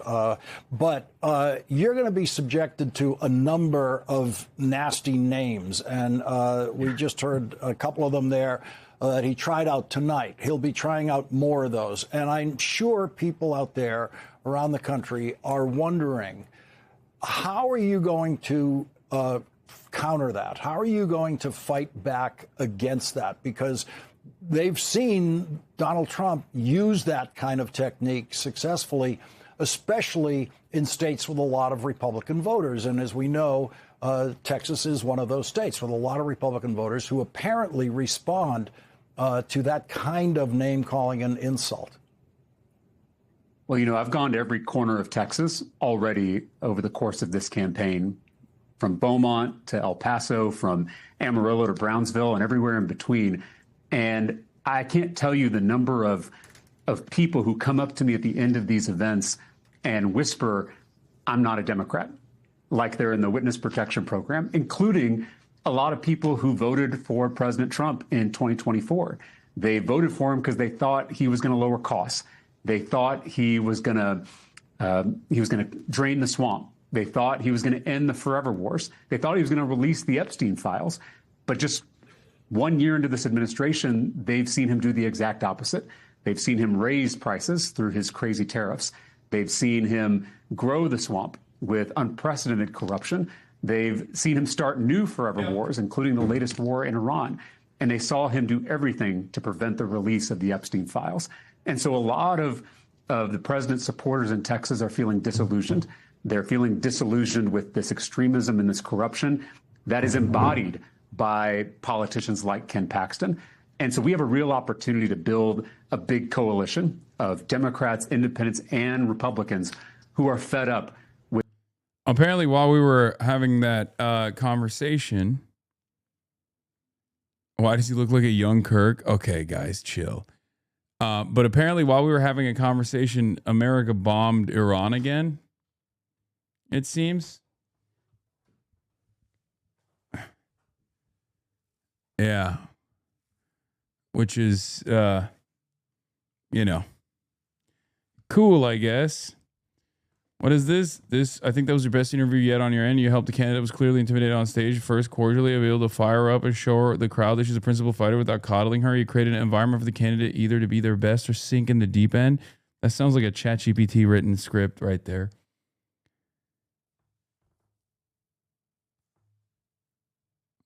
Storytelling is one of the oldest and most effective forms of communication. The direct and snappy responses we are used to from our politicians is rooted in white supremacy, patriarchy, and colonialism. Yes, but we're, I like that she told her stories. The thing is, most politicians, most people, most candidates don't have hands-on experience with literally 99% of the issues that they speak on. Okay? So they can spend a good deal of time creating platitudes. Here's the thing. every single question I asked, she had a direct experience with. So that's why I was getting frustrated with the chat. I mean, but to be fair, it is good to have a little bit more brevity in situations like this.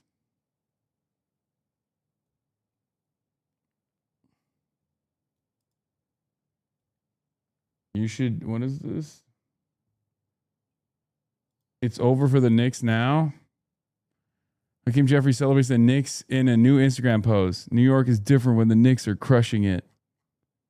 Hashtag Knicks Nation. What is this? Katie Miller. Paulina Mangubat is who runs the Democrats account. She's 30, unmarried with no kids. Put your name on it next time. This is a sad, unhappy female liberal looks like. Why are they doxing the person who seems dope? Okay, I like the person who runs the fucking account more now. Now that I know who's running the account. Also, what do you mean? Like, sad, unhappy female liberal looks like is why Pew reports 50% of them diagnosed with a mental condition. I think the real mental condition is marrying Stephen Miller.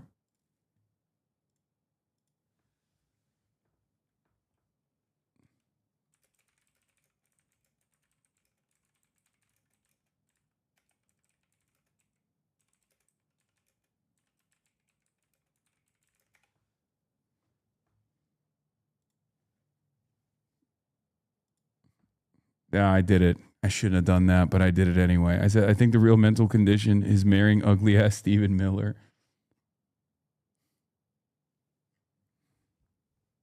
Sorry.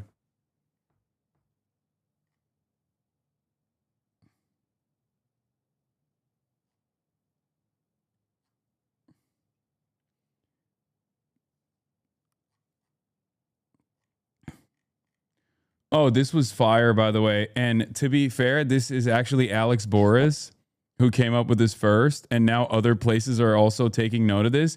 Breaking, California will impose a 100% tax on payments distributed by Trump's January 6th slush fund.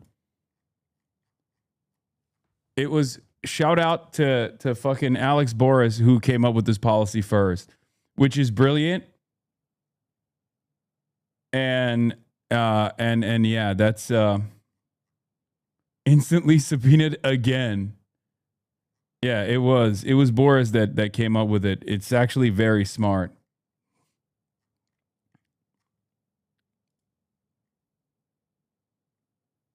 And now California's doing it too. Calls grow for Home Office to block U.S. anti-Israel streamer Hasan Piker from entering the UK. Hasan Piker is listed as among the speakers at an event called How the American Left Learned to Speak the Internet at London South by Southwest in early June. A Labour MP has called for a prominent U.S. live streamer to be barred from entering the UK, urging the Home Office to revoke his visa ahead of a scheduled appearance at London Festival. David Taylor, the MP for Hemel Hempstead, stated that Hasan Piker's presence would be not conducive to the public good. Mr. Piker, a significant online personality with over 3 million followers on Twitch and more than 1.5 million on X, is listed as a speaker at London South by Southwest in early June. He's said to participate in an event titled How the American Left Learned to Speak the Internet. I'm also going to the Oxford Union when I'm in the UK, and I have another thing with Yanis Varoufakis as well. The festival itself champions him as redefining what political commentary looks like in the digital age, highlighting that his live stream reaches more than 30,000 people daily. London might ban you, it's sad. However, the live streamer has faced considerable backlash over several controversial statements. In 2019, he reportedly claimed on a live stream that America deserved 9/11, a statement he subsequently admitted was inappropriate. Last month, Mr. Piker stood publicly by remarks he made on an episode on Pod Save America, where he asserted that Hamas was 1,000 times better than Israel and that he would vote for Hamas over Israel every single time.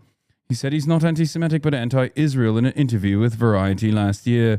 Labour MP Mr. Taylor said, "It's shocking that South by Southwest would invite someone who has openly supported a prescribed terrorist organization and spouted these kinds of vile anti-Semitic rants to speak at their festival.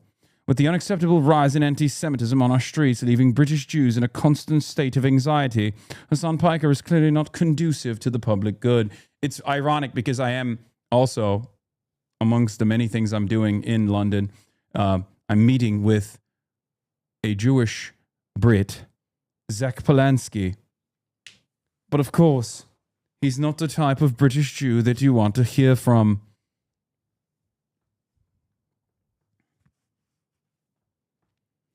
The Home Office must revoke his visa immediately. The Jewish community group CST urged organisers to act responsibly and not allow the UK to be a platform for Mr. Piker. Hasan Piker has a record of promoting rhetoric that includes anti-Semitic themes, denial of well-documented atrocities, and apparent support for extremist groups. This is entirely unacceptable, particularly given his large online following. At a time of record levels of anti-Semitism in the UK, it is vital that all institutions, including event organisers, act responsibly and consider the potential impact of this kind of rhetoric. The UK should not be a platform for individuals who spread hatred or legitimise extremism. Other speakers due at South by Southwest London include relationship therapist Esther Perel, Chelsea Clinton, and Ant and Dec. I don't know what that is. The festival did not immediately respond to a request for comment from the Press Association, but said in a statement to The Times that the event brings together a wide range of speakers with different associations, affiliations, and perspectives, and that inclusion in the program does not imply endorsement of all organizations with whom a speaker may be directly or indirectly affiliated. It added, South by Southwest London is built as a platform for open exchange across culture, business, creativity, technology, guided by our ethical framework and code of conduct. The call to block Mr. Piker's visa comes after Kanye West, who has used Nazi imagery and faced accusations of anti-Semitism, was barred from traveling to the UK to headline Wireless Festival. The government also blocked 11 foreign nationals, described by Sir Keir Starmer as far-right agitators, from entering the UK ahead of a Tommy Robinson-led rally in central London earlier this month. Those claiming to have been barred include Polish politician Dominik Tarzinski, Belgian politician Philip de Winter, anti-Islam commentator Valentina Gomez, and Dutch activist Eva Vladingerbroek.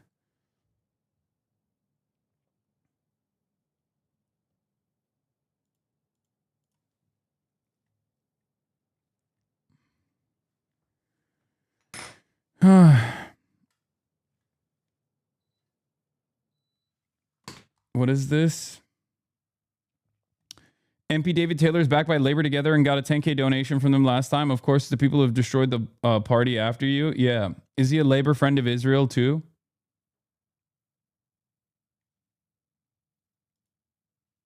Yeah, GP News. London Festival invites speaker who said he would vote for Hamas over Israel and US deserve 9/11.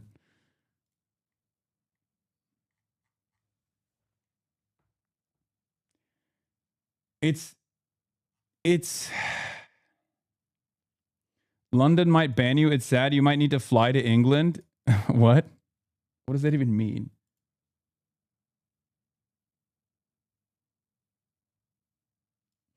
Do you think it's a legitimate criticism to say your continued participation on the site formerly known as Twitter is driving eyeballs, consumers, and money to Elon Musk? Like right now, you're platforming Twitter, driving traffic, and boosting the ad revenue of Twitter? Yes.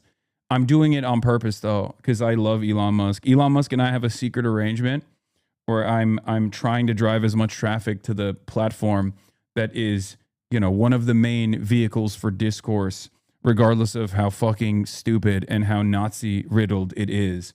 Because, unfortunately, in this day and age, the commons are almost entirely in the hands of billionaires and are utilized. Like the town square is no longer the real town square. It's unfortunately in the hands of singular billionaires who utilize the town square to turn it into a neo-Nazi shithole. And I personally believe someone has to fight that good fight. You might not be that person. I'm that person. I'm willing to fucking take that battle on every single time. You could push people to Blue Sky or elsewhere, maybe not change the world, but make it better. Yeah, no.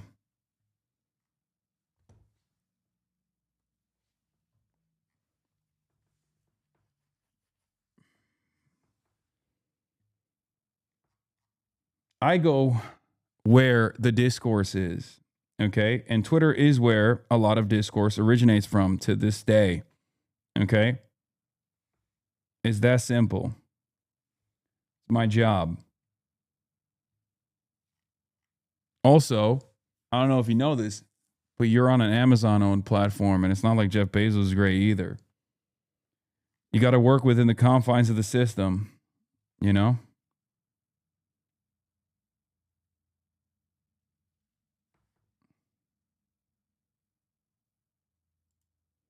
What is this? She responded. Now seems like a good time to share that I'm getting married. We just put down the deposit on the venue and brought my dress law. I didn't end up picking this one, but I thought it looked nice.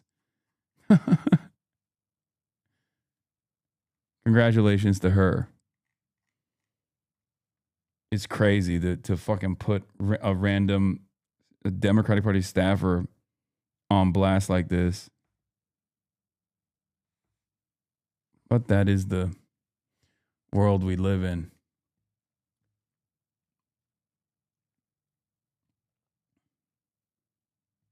Did Jeff or Elon shock their dogs?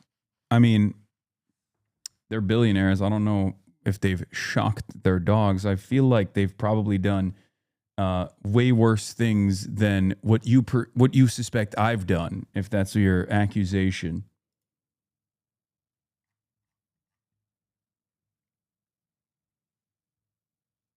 You know, you're defending billionaires, buddy.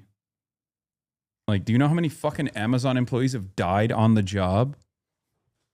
I know you're trying to, yeah, that is when they're not pissing in fucking bottles. What is this? Blue Sky really is the weirdest social media site ever created. It's like the most toxic liberals built themselves a prison and then locked themselves up in it and now have 10 riots a day. Why would you do that?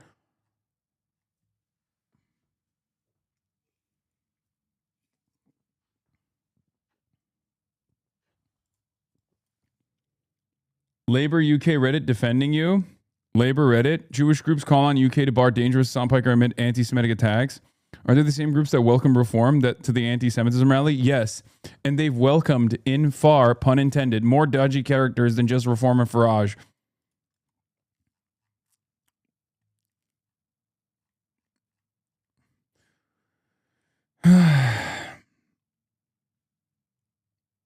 Labor friends of Israel run the party. They fund Kier and all the cabinet. They could get your visa yoinked. I mean, if they do that, they do that. What are you going to do, man? We just got to fucking take it one day at a time, you know? It sucks.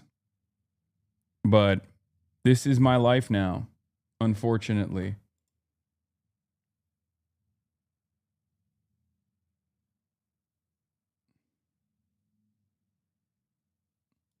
Ant and Dec are like a big fucking deal on British telly for normies. If they say they'll drop out because you're going, which they might if media and parliament talk about it enough, the event will 100% cancel your appearance for them. It's also worth mentioning that a majority of the front bench and cabinet are members of Labour Friends of Israel. Yeah, it's not like I get paid to do this stuff, you know? I'm doing this for my UK audience.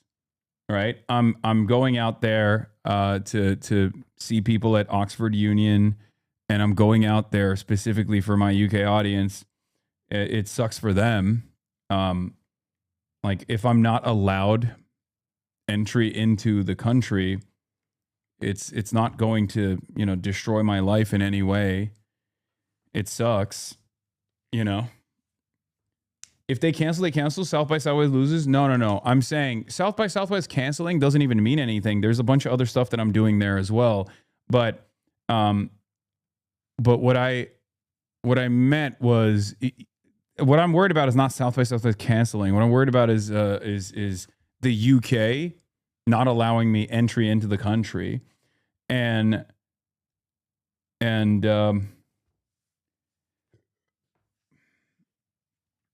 yeah, I already have a visa.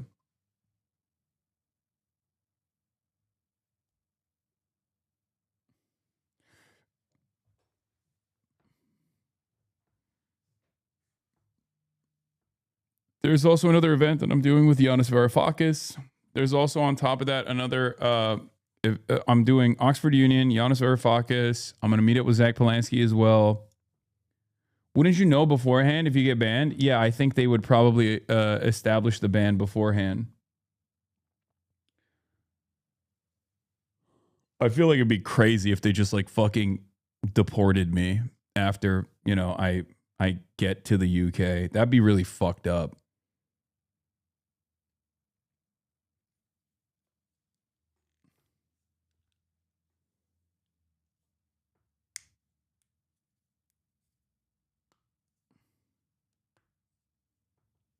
If they deport you, you can't come back for like 10 years. What are you going to do?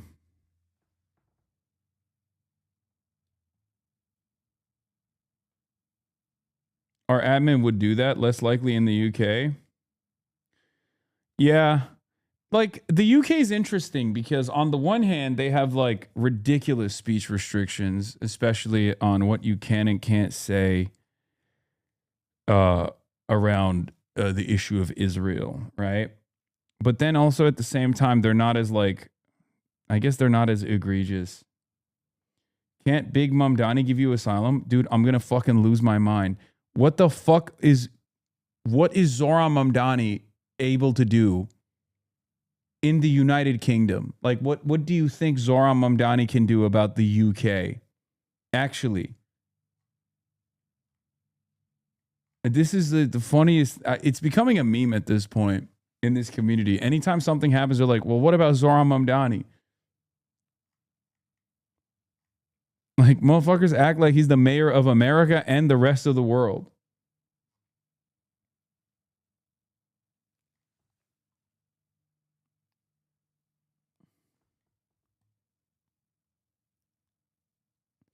Starmer isn't going to do anything right now, and he's a lame duck with Burnham about to come in. You'll be fine, King.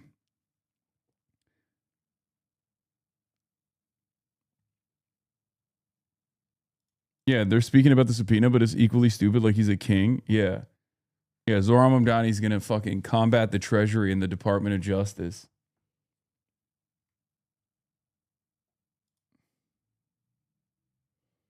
Chad, do you think a hardline communist like Keir Stalin is going to listen to a lib like Mamdani? Thank you. That's what I was saying. I have it on good authority that Keir Stalin has called Zohran Mamdani a social fascist who has betrayed the revolutionary cause, and that he is disgusted with the way that Zohran Mamdani has advanced the period of de-Stalinization.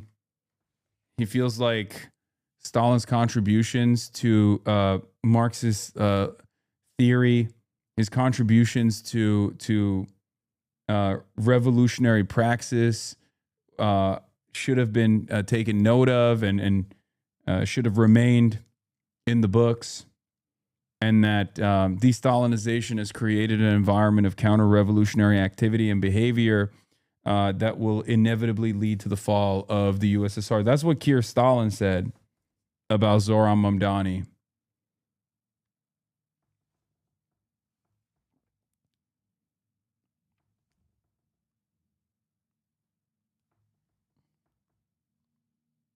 I heard him say it. Yeah.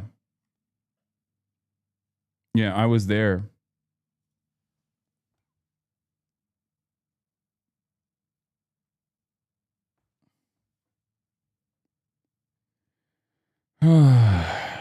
Scoop, U.S. military carries out new strikes in Iran, this time against a military site that pose a threat to U.S. forces and commercial traffic in the Strait of Hormuz, a U.S. official tells Reuters.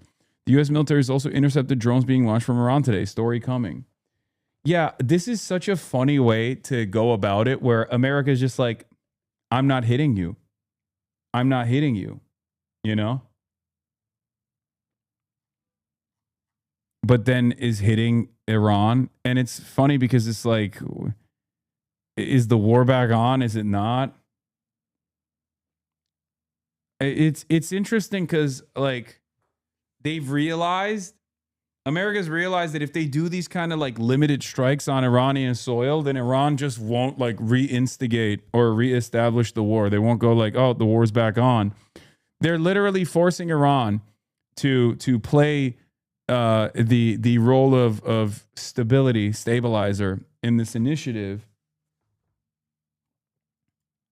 And if they don't reestablish deterrence, if they do not reestablish deterrence militarily, America's only going to keep doing this over and over again. Take fucking pot shots. Israel's going to keep blowing up Tyre and all these other places. Israel earlier today issued an evacuation order. You'll never guess who made an appearance. Yeah, Cheese Girl did. I know. I did see this. The girl who is addicted to cheese. Wait, is that her?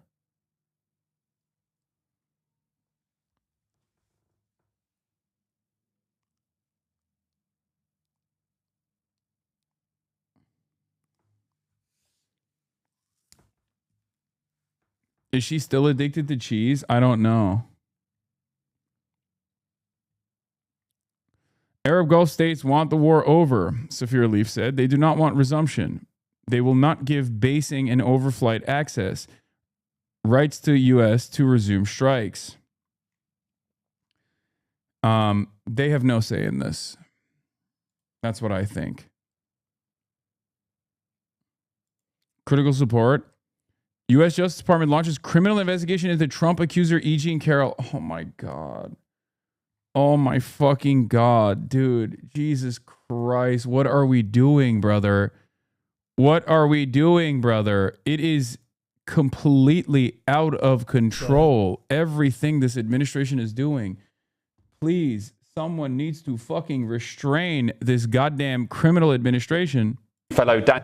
If America became a dictatorship, it would probably be because of people like Hasan Piker. I'm originally from Venezuela. I say that if people like Hasan Piker, like Zohar Mamdani or Ilhan Omar had been born in Caracas instead, they would be part of the Maduro regime.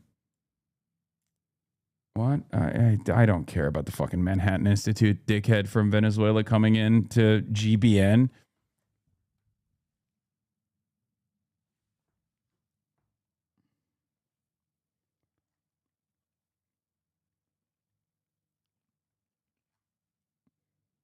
After tireless struggle by victims and finally an hour TV documentary this week, settlements south of Jerusalem admit their leaders have long created child pornography by filming. They gang rape kids in the community. No longer in denial. Gush Etzion admits to ritual abuse. What the fuck?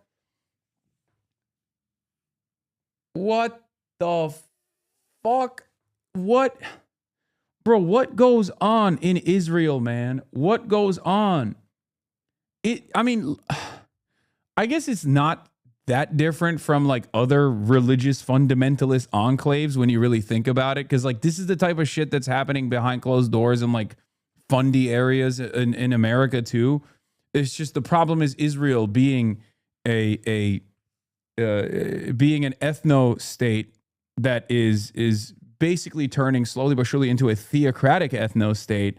It's just happening more and more. It's becoming more and more commonplace, I guess.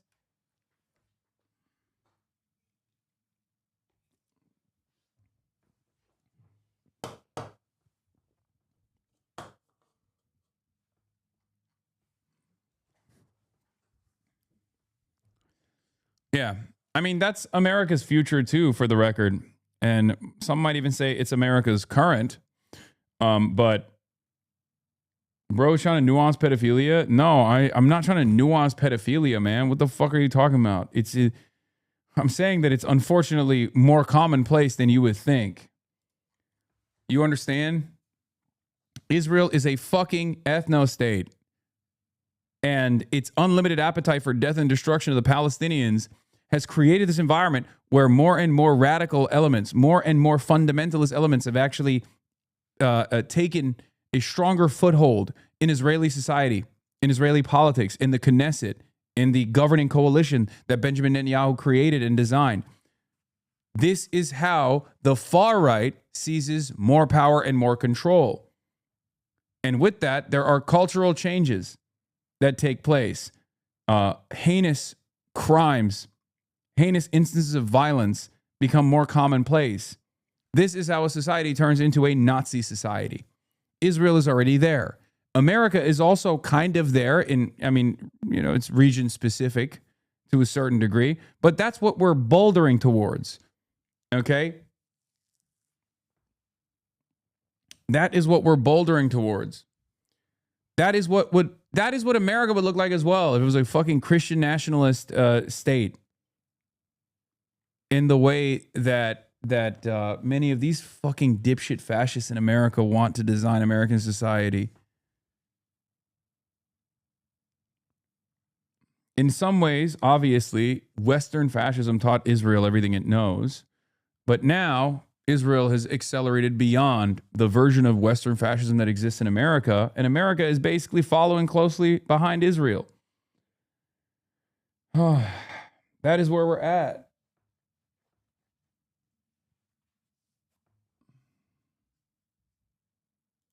Friends of the show uniting. An itch somewhere in the back of your brain that something wasn't right and you just caved to the worst impulses? Yeah, there were moments where I was pushing back on it, especially in private, because I worked a lot with Haya Rashik, Lips of TikTok, and I was like, you can't. What's her deal? She's just stupid. Like, she's genuinely like a cerebral speed bump. There's just not a whole lot going on up there, and so I give her a little bit of grace because she's just so dumb. I have more ire for the elected members who push her content. Yeah. Is there always an itch somewhere? Yeah, I like the cerebral speed bump is a banger, is a bar. I've been hearing her deploy that a lot.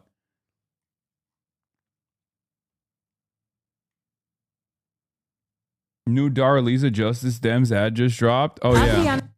After recruiting Darlisa for New York to challenge Adriano Espaillat in New York 13, Justice Dems put $250K behind this ad, bringing their total spend close to $400K. Reposting because I forgot to include the video last time. Espaillat says he's for our community, but check the fine print.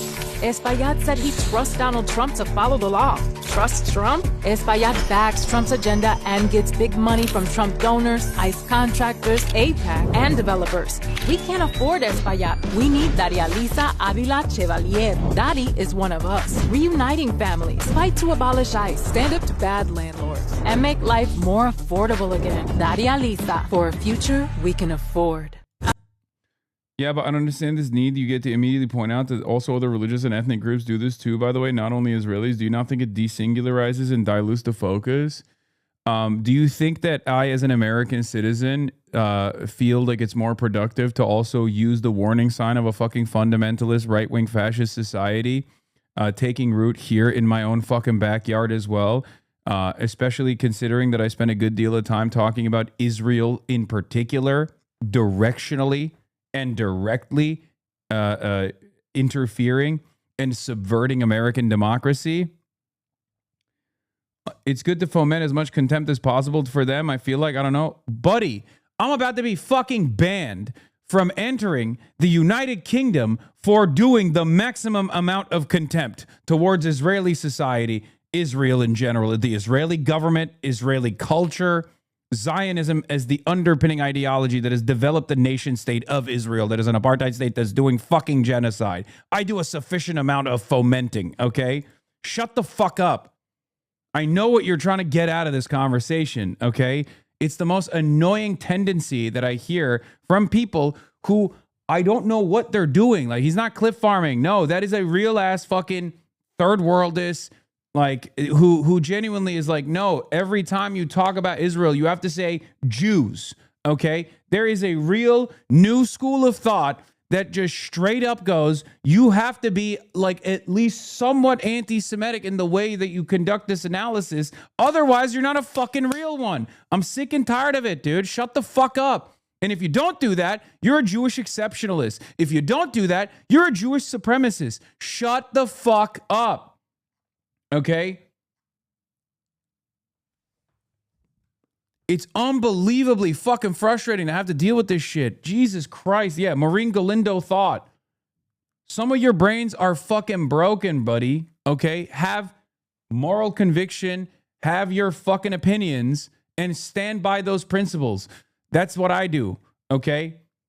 In my worldview, I have never in a million years, doesn't matter if it's Jews, Muslims, Christians, doesn't fucking matter at all. I've never fucking caved to this notion that there is a monolithic understanding of an entire people, okay? Fuck. It's so fucking annoying because it's the other side of the same coin that Jonathan Greenblatt operates on. Nick Fuentes and Jonathan Greenblatt both believe the exact same things. You understand that, right? Like the exact same things. They both say Israel's the Jewish state and all Jews care about is Israel. And if you shit on Israel, you're anti-Semitic. If you criticize Israel, you're anti-Semitic. The only key difference is Jonathan Greenblatt thinks that's a bad thing. Nick Fuentes thinks that's a good thing. Okay, being anti-Semitic, that is.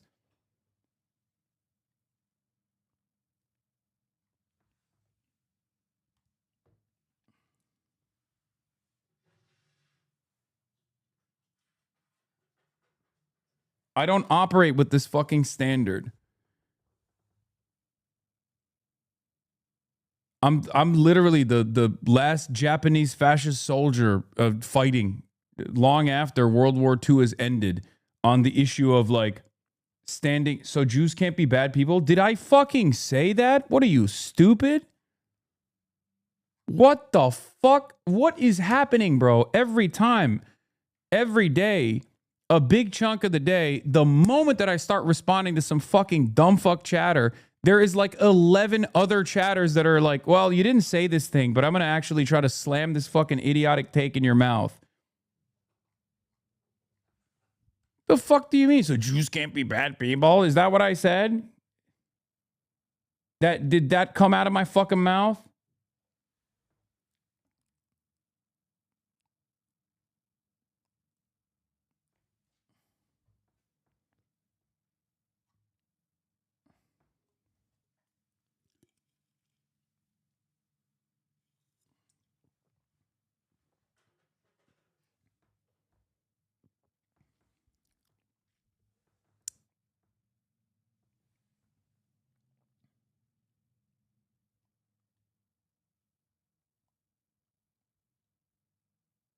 Anyway. Do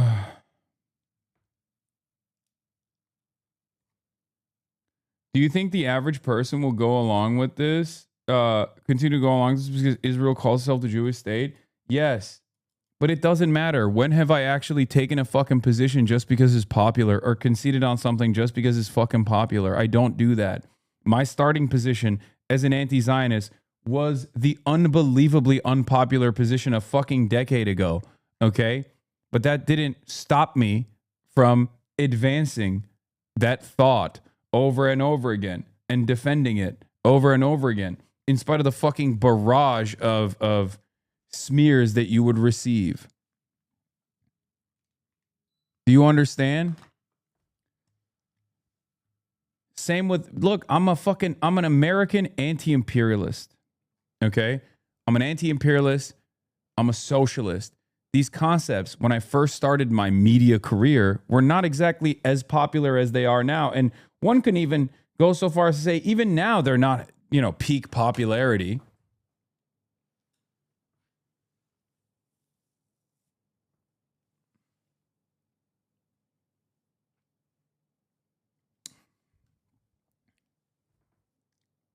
But I do it anyway.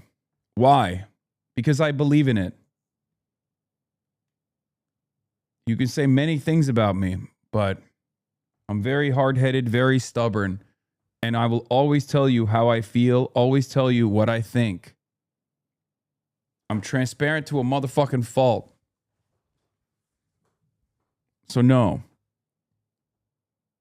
This is one of the conversations I want to have with Norm Finkelstein too, because he's like getting blasted by people. A dude who's like sacrificed his whole fucking life to be one of the most consequential chroniclers of the plight of the Palestinians. And now people are mad at him because he was questioning whether or not Tucker Carlson and Candace Owens are sincere in their anti-Zionist advocacy.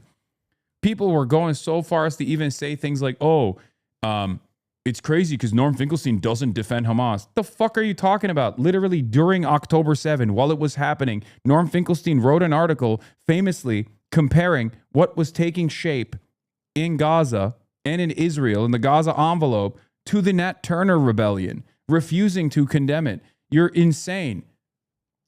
You're literally insane.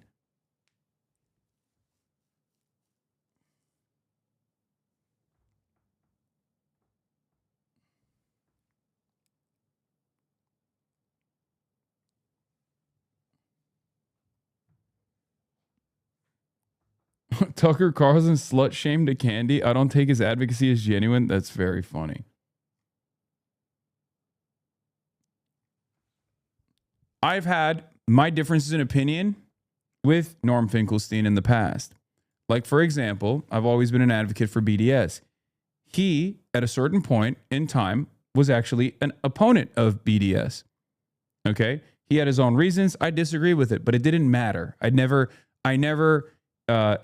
took that comradely disagreement to imply that he is somehow insincere in his work or insincere in his advocacy.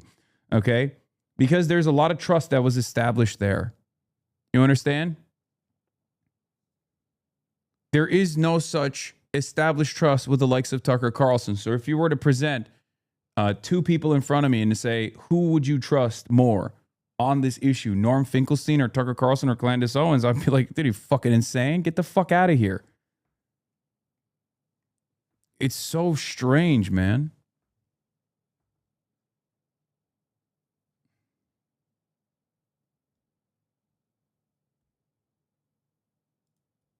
What is this? Waving the white flag, exposing the grift. The Birdman with another Asmongold video. Oh my God, this guy's bangers after bangers, dude. Where'd this guy come from? I love this guy, man. Holy shit. Jewish exceptionalism is a real thing in Western media, in my opinion, but they want you to be performatively anti-Semitic or something. Lamau, it's crazy. Like lying about every single Jewish person being pro-Israel isn't practice. You're just deluding yourself. Yeah. Yeah, and that's the irony. I do talk about Jewish exceptionalism. First of all, many of these motherfuckers who chirp are white Christians in the United States of America, okay? Many of the motherfuckers who chirp about this shit aren't even fucking Muslim, so they don't even have that additional crosshairs or the additional scrutiny that fucking American Muslims have to withstand with regular frequency in order to get a goddamn word in edgewise. So you don't even know that. I'm not even doing some standpoint epistemology shit here. I'm just telling you, like sometimes tactics and methods might be a little bit different depending on how the crowd is receiving you. Okay? Jesus Christ.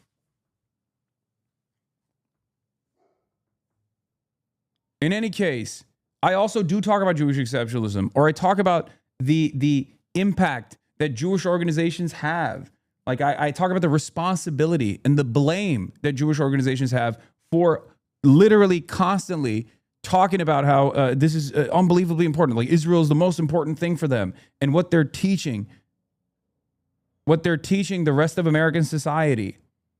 But there's a difference between what these institutions, what these organizations are doing, and like what the truth is. Okay, people are malleable. People can change their fucking minds. My expectation is always that no matter how fucking brain broken someone is, I have the capacity, or they have the capacity personally, to go on their own fucking ideological journey and change their perspective on issues that they hold near and dear to themselves. I'm gonna need a fort, just the fort.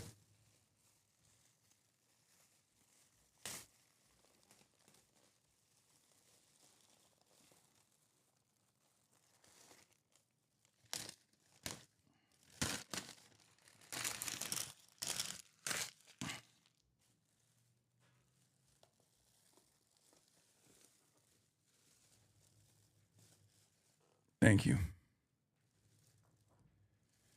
I don't know. I just find it real fucking annoying.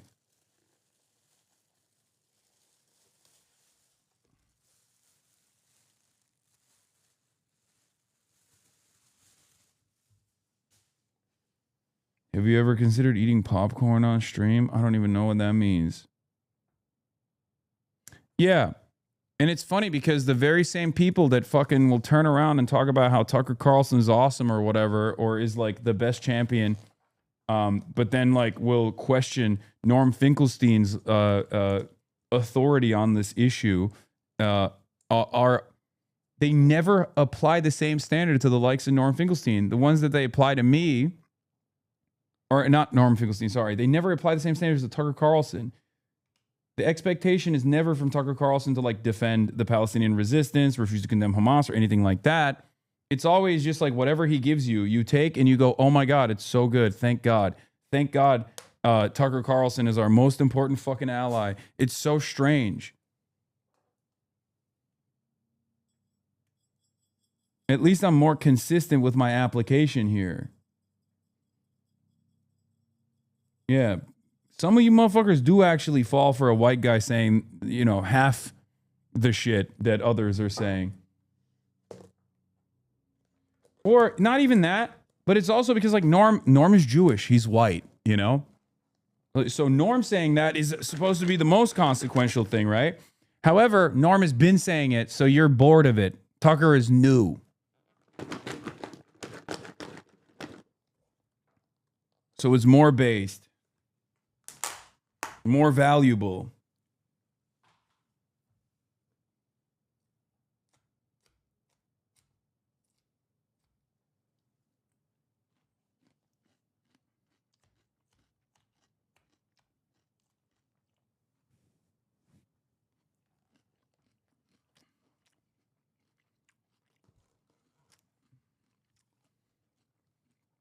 Stop shaking the Gurga. I will never stop. Tucker is more entertaining. Okay, go watch his ass then, bro. Before you know it, you'll be fucking talking about the Great Replacement. And how Jews have opened up unlimited migration into the fucking, from the third world into the first world and ruining American civilization. You know?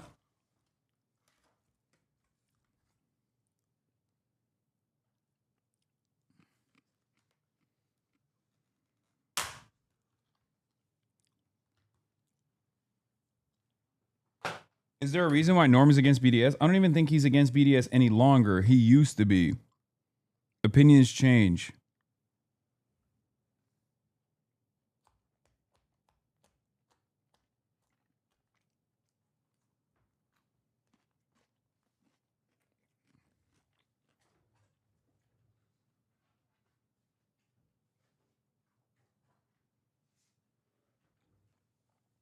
I think his take was literally like, the goals of BDS are unrealistic. Like the complete abolition of the apartheid is unrealistic or something.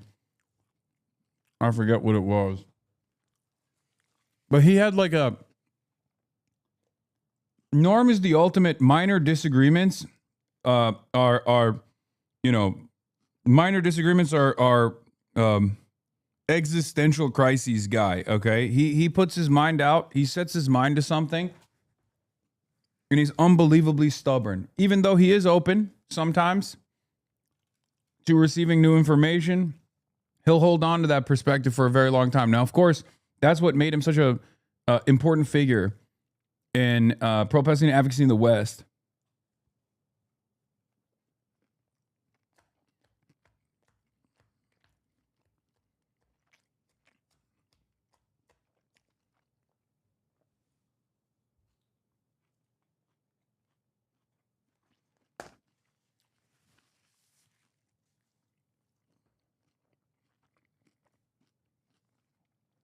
He's transphobic piece of shit. I don't even think he's transphobic any longer. I think he apologized for it.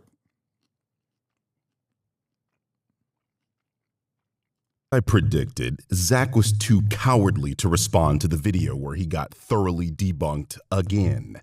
He once again pulls the excuse that the video is too long, while no live streaming for what amounts to a full work day at a normal job. It's like, what the fuck are you even reacting to on stream if not a person bitch slapping you for the length of the first Shrek film? You have nothing else to do.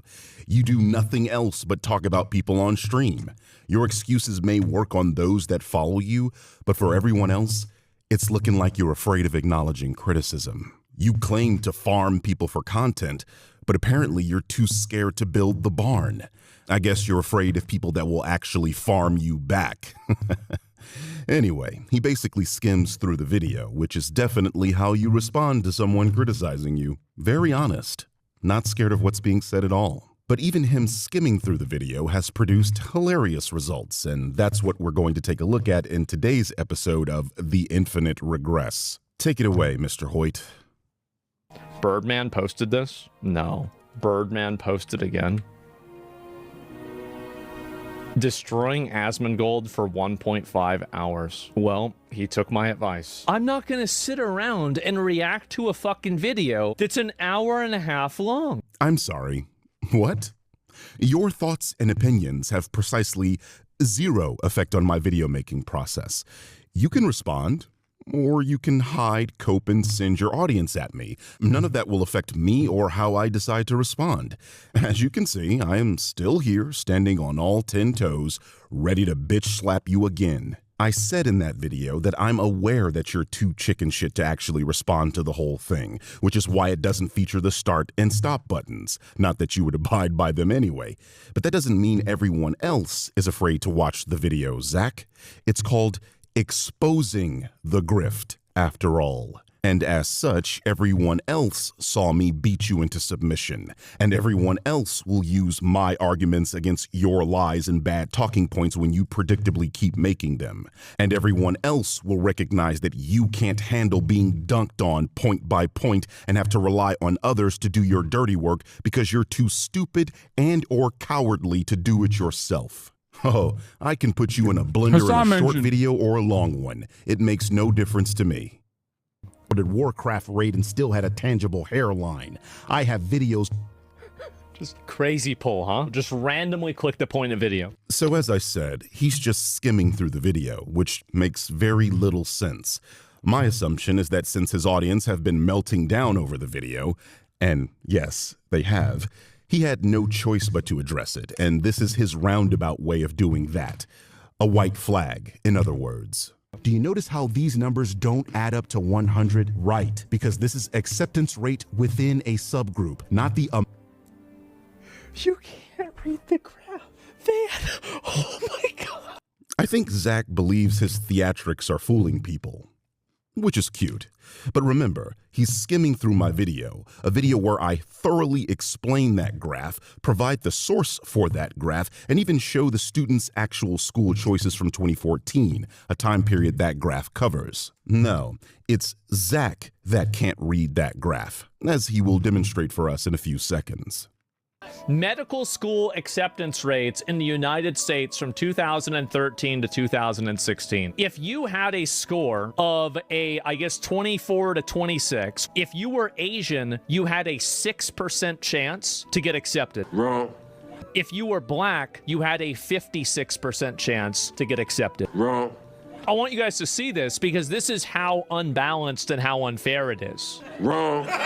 So this is a part of his original stream on Twitch that was not included in the edited video that I responded to on YouTube. And that's fortunate for him because it would have been further evidence that he is really, really fucking stupid. As I explained in my video, this graph... Okay. One of the things that you have to understand is that white supremacy is cope.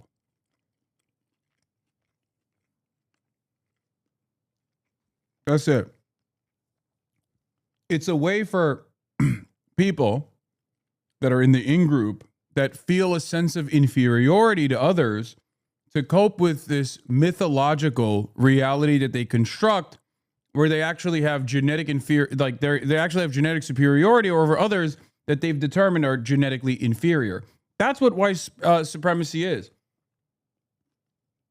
No fucking confident white guy is running around being like, you know what? I think entire races are actually worse than mine. No, they have their own accomplishments and their own sense of self to exist in the world without being unbelievably insecure. People who have tremendous crippling insecurities are the ones that are often sucked away with this kind of rhetoric.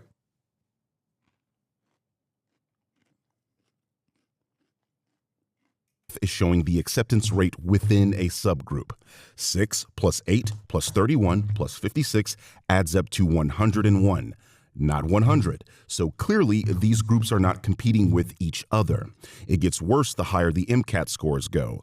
21 plus 29 plus 60 plus 81 is 191, and 58 plus 63 plus 83 plus 94 is 298. If these were the acceptance rates of these groups versus each other, the percentages would add up to 100.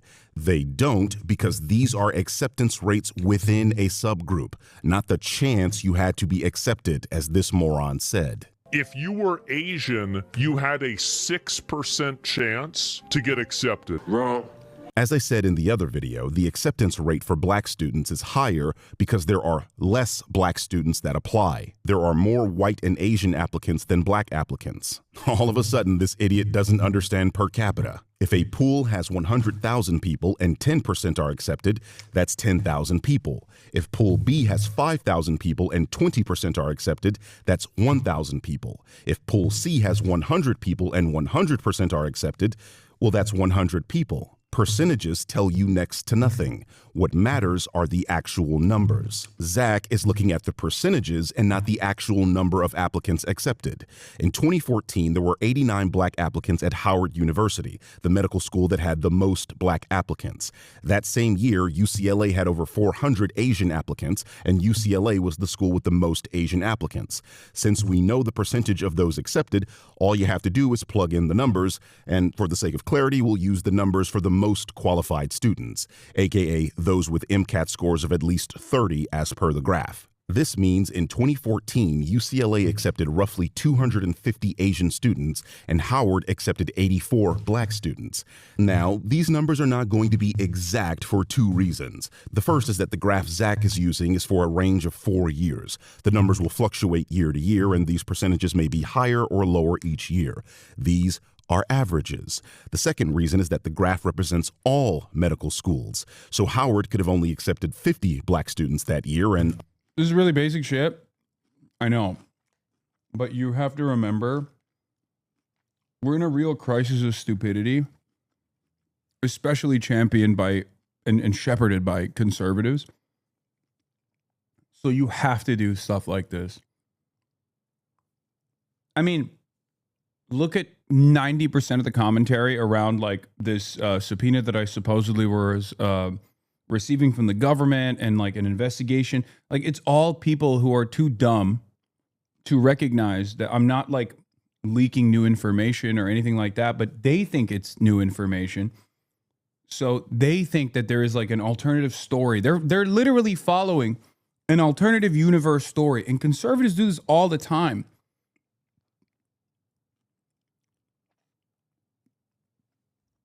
I don't think Asmongold looked at these numbers and genuinely thought, oh, this is actually false statistics, or this is actually lying with numbers. He's just too stupid. He's just too stupid to comprehend what he's looking at. Like, he doesn't realize that given that there are far less applicants in that pool, there's a higher there is a higher percentage of black applicants that actually get into school. He's just looking at it and thinking, you know, across the board without analyzing the information. He's thinking like, oh no, it's just because black people get a leg up. That's affirmative action. Other schools made up the difference to give us the average we see on Zach's graph. Again, we are talking about averages over a 4-year span, so the numbers I've given you may be slightly higher or lower depending on these factors. If I were to show black applicants for the 4 years of Zach's graph at Howard University specifically, it would be 93 students in 2013, 89 students in 2014, 101 students in 2015, and 111 students in 2016, for a total of 394 black applicants in the time span of Zach's graph. This is literally less than the number of Asian applicants UCLA had in a single year. But if we are assuming that all of these cohorts were the most qualified, we have an estimated 370 black students accepted by Howard University over 4 years. Just for the sake of being thorough, in 2013, UCLA had 405 Asian applicants. In 2014, there were 430. In 2015, there were 475. And in 2016, there were 557, for a total of 1,867 Asian applicants.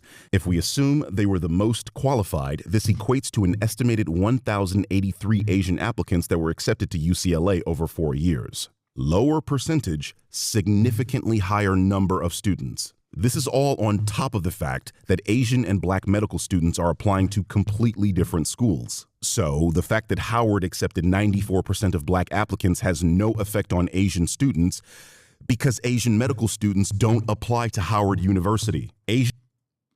After covering Hasan for 4 hours straight today, Asmongold accuses Hasan of staying in his dark room all day and spreading hateful rhetoric. Just incredible projection.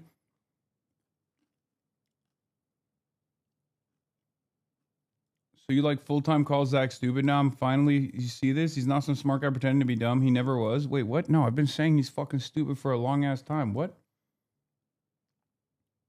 He's definitely smarter than he lets on. He definitely dumbs himself down, but he's not exactly an intelligent guy by any means.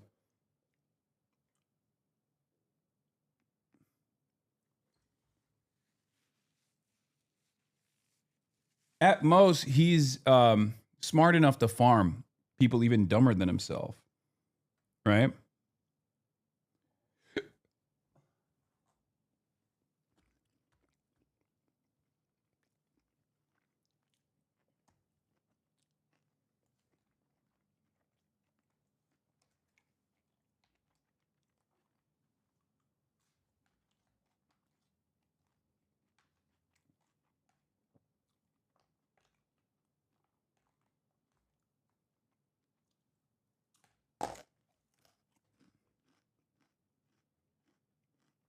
What is this? APAC trackers on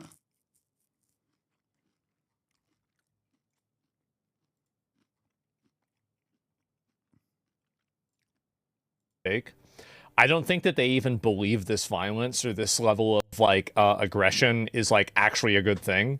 I think they just sit in their dark room by themselves, or they sit in their room by themselves, and they just get gassed up by their chat, and they just get more and more emotionally elevated, and then they just say crazy stuff. I want capital punishment to be on the menu, and if that's the case, I want public executions. I want to have people get rounded up. I want to have these ICE protesters that are standing in front of these cars from the federal agents. I want to see them run over. I want to see the entire thing. And then as soon as they get run over, I want to see them handcuffed to their fucking hospital bed, because after that, they're being sent to a work camp. That's what I want to see happen. Dude.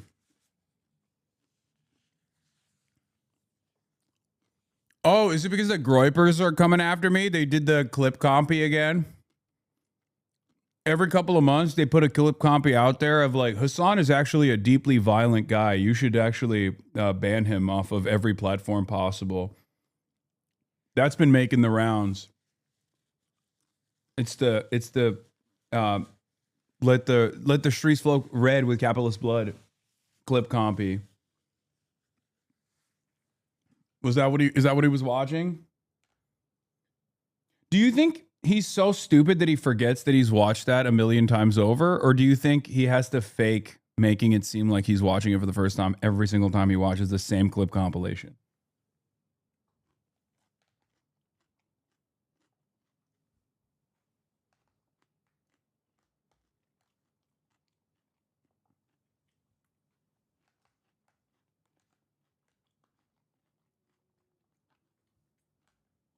It's like, yeah, not based.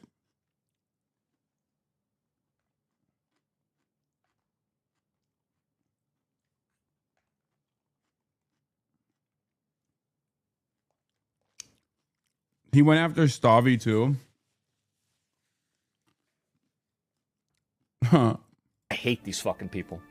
They're parasites. These people are not your allies. They are not the same as us. They come from an inferior culture. Like, I don't even think they believe half this shit.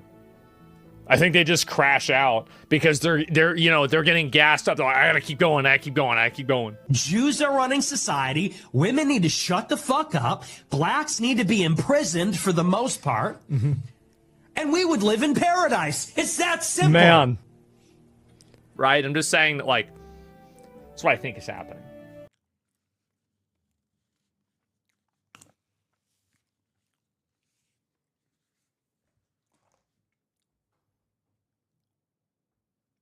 That's textbook psychopathy. I mean, he's definitely gotten more and more unhinged in his rhetoric towards you. Hasan needs to go to jail. This was Nick last month.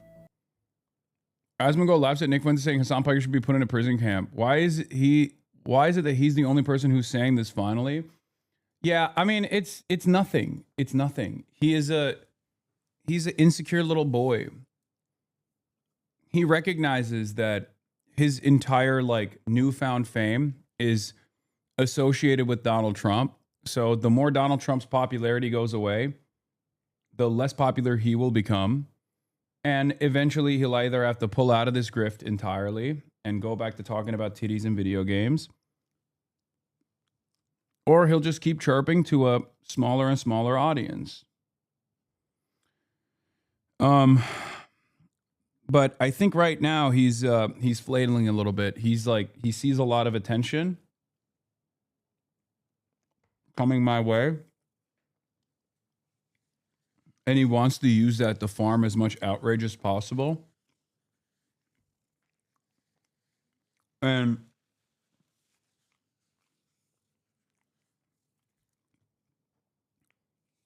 he's getting more aggressive in his commentary.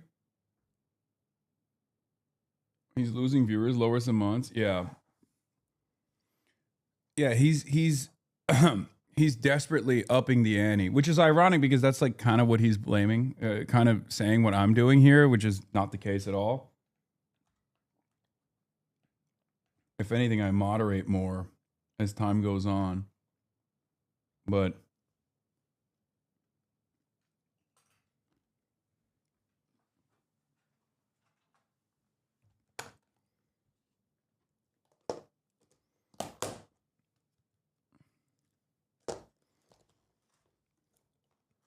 didn't he used to criticize Israel's influence on America?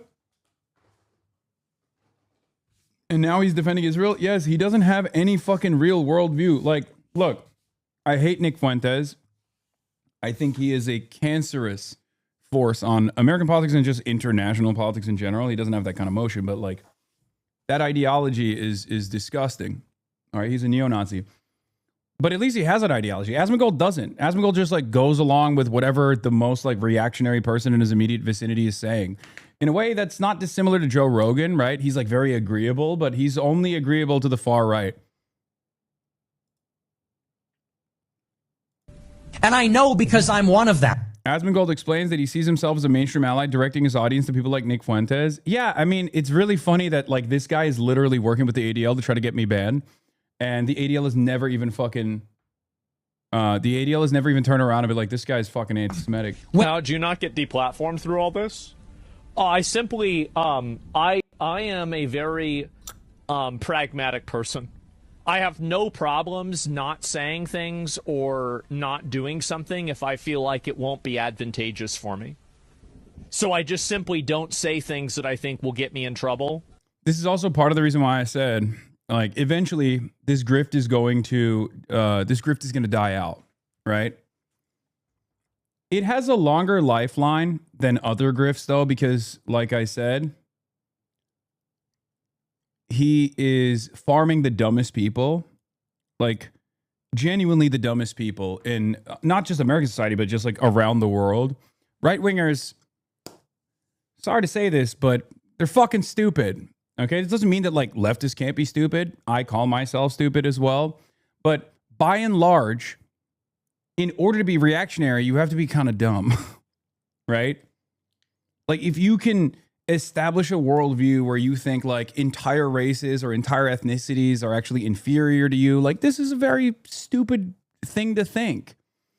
And stupid people are easy to sell to. They don't question your hypocrisy. They don't question whether or not you have any convictions. And therefore, when Asmongold turns around and on one day says like, oh, I don't know if we should like stop giving money to Israel. And then the next day is like championing Nicholas Fuentes and talking about how based he is for like denying the Holocaust or whatever.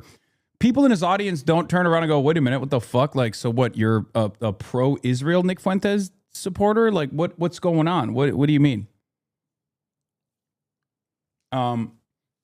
So yeah, as long as grift is when you don't believe it. No, that's why I'm saying it is a grift. There are certain fundamentals he does believe, right? He is reactionary for sure.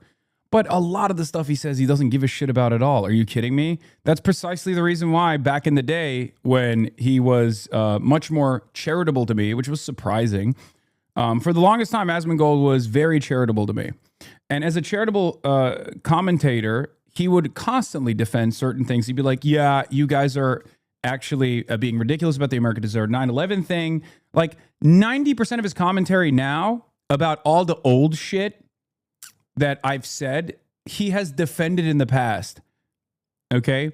But now he knows that the audience is constantly demanding more like fuck Hasan content, so he doesn't give a shit. He's just like, yeah, fuck him. He's a terrorist.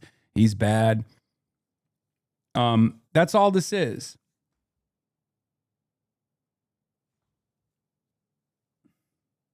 These are his kind of fans. I'm going to use Hasan again as an example. He's more like trying to come across like the Pope. Everyone should listen to me. Whereas Asmongold is the wacky homeless guy on the side of the road, holding the mic, holding the Bible and just screaming his interpretation of the Bible. Zenbane said his great-great-great-grandmother was a school teacher in Mexico, and she came here properly. So she's a good immigrant. But all these bad immigrants, they're the problem. They're the ones causing our world to get worse. There's a reason why the brain damage new political perspective pipeline is exclusively in one direction. Not a lot of strokes transforming racists into universal rights loving leftists. That's true. Yeah. When you actually have like an episode or go through like some kind of severe bout of mental illness or something like that. Asmongold. This is Stephen Azark. I interviewed Asmongold's biggest fans. Oh, I kind of want to watch this now. Stephen is a reporter. But anyway, as I was saying, there's a reason why like no one goes through like a mental health episode like Kanye West did and then becomes like a fucking Marxist-Leninist on the other side of it, right? The content at 7 likes. What are we doing? 4.7K likes. Yeah, I know Steven. Steven is a fucking reporter. He's actually an intelligent person covering something that he knows very well. Oh my God. I'm going to stab myself in a video game with a fucking fork and a knife in the eye socket and plug my eye hole out in that video game that I'm playing. In a scary, horrible video game, a horrifying horror game. Chatters, when I entertain certain types of content that have less views, there is perhaps a reason for it, right? Perhaps you don't have to backseat produce my stream. Perhaps sometimes it's better for you to shut the fuck up and watch.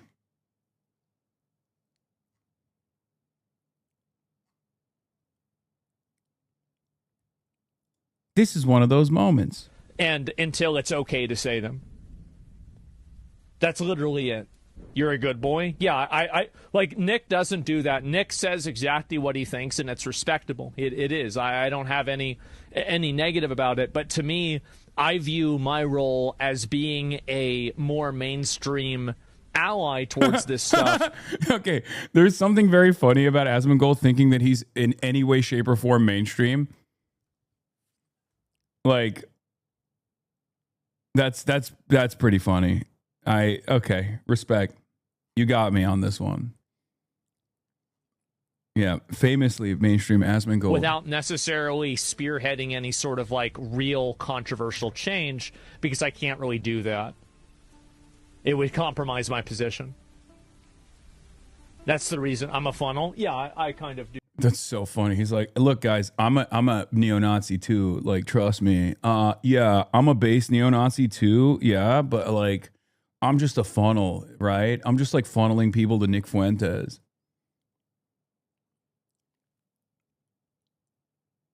Only stream this motherfucker should be concerned with is a shower. Mainstream in Europe, Lamau. I don't even think he's fucking mainstream in Europe either.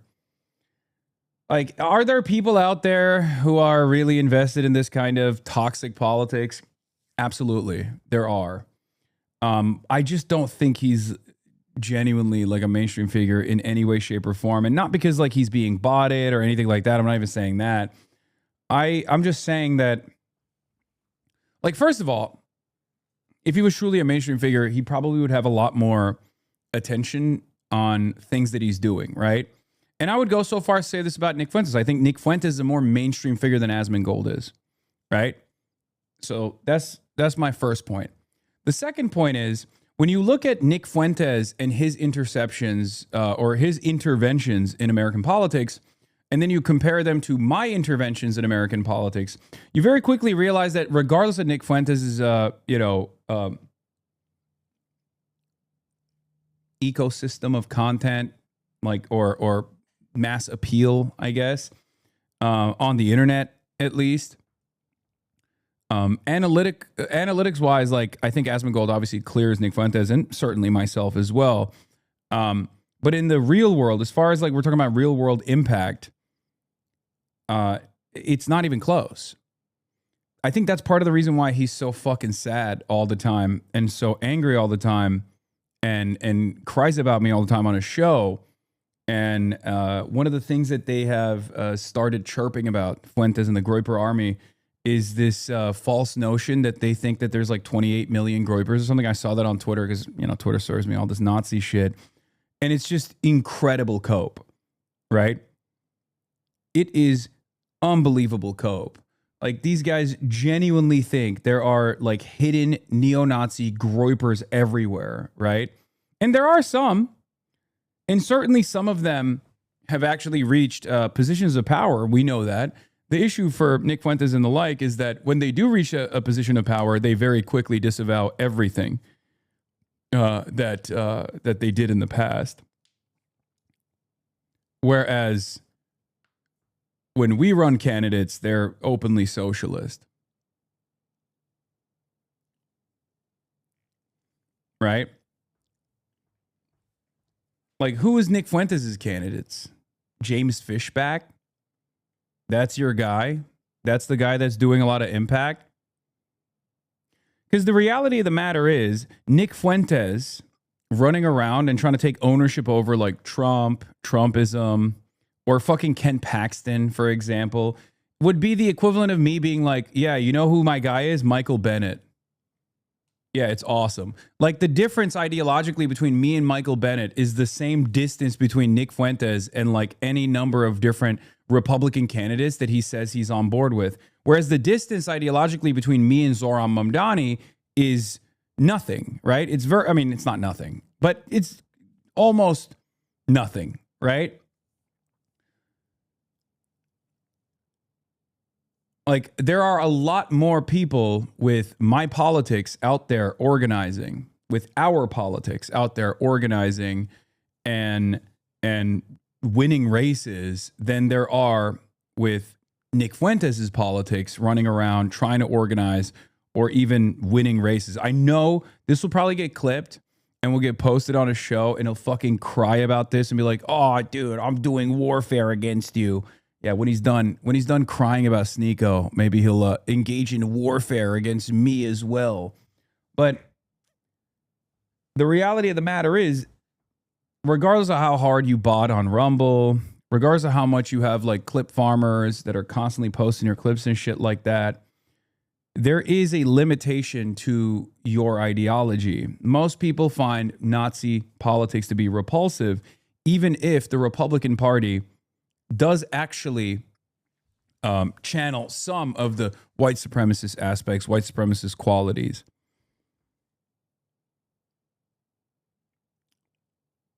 But at the end of the day, I don't think you're going to be able to put out, strong Groyper candidates and have them actually achieve any sort of electoral success. Yeah, but if he just calls himself a base civic fascist, he can claim blue dog Dems, I guess.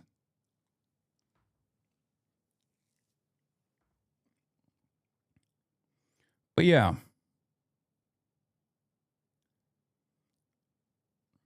There's also the other element here.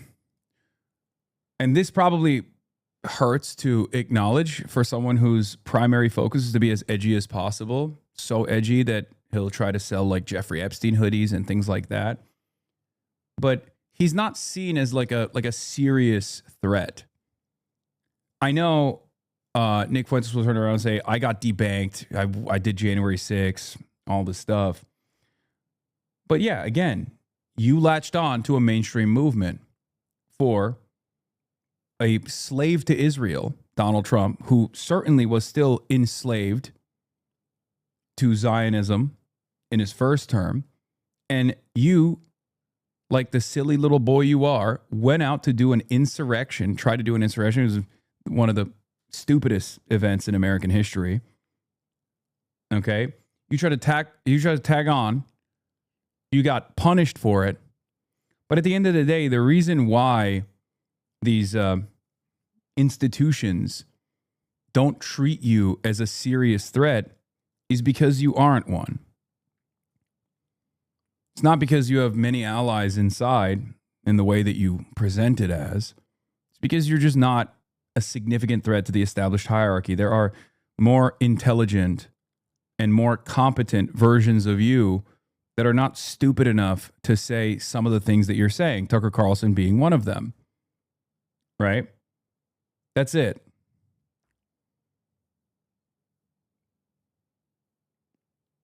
And as far as Asmongold goes, I mean, he's nothing. He's utterly irrelevant.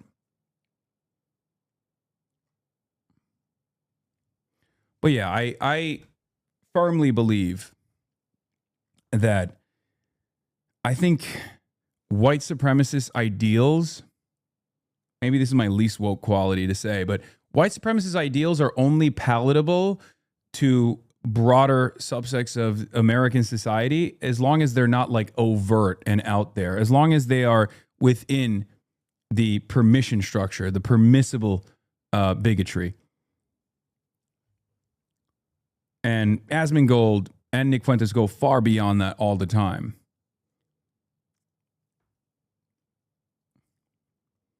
Wrong. Asmongold is turning Eastern European and Reform Brits into MAGA. Yeah, I mean, it doesn't, yeah.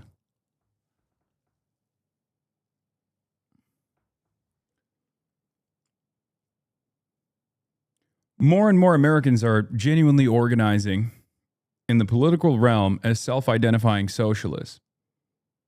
But they're not necessarily doing so as self-identifying fascists. You will say that's because, there's too many structural hurdles or limitations or whatever against fascist organizing in this country. But I think deep down inside, you know the reality. It would be like if I coped and said, well, Barack Obama's in favor of the Affordable Care Act, and therefore he's a socialist, actually. He's a socialist president. You know? If anti-Semitism is your highest priority, right? Exposing the international jury is your highest priority, then attaching yourself to hitching your wagon to Donald Trump is a very funny way to express that political ideology.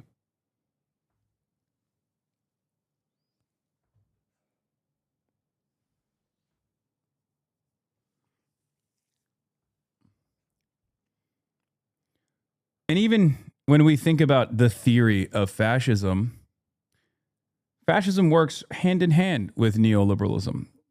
Some of the most successful implementations of neoliberalism by force has been conducted by fascists like Pinochet, right? So that's it. Do that, yeah, like a funnel in a way. So that's the reason why I do most things that I do are like there's reasoning behind them.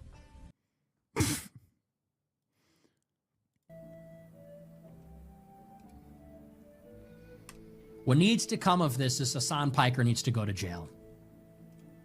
We don't need a White House ballroom. Fuck your ballroom. We need Hasan Piker in jail. This is why we need Hasan Piker in jail.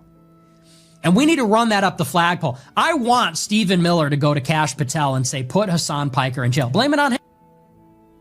I like that Asmongold is openly admitting that Twitch, like one of the largest Twitch streamers on this platform, is openly saying that he's a funnel for Nicholas Fuentes, an avowed white nationalist neo-Nazi.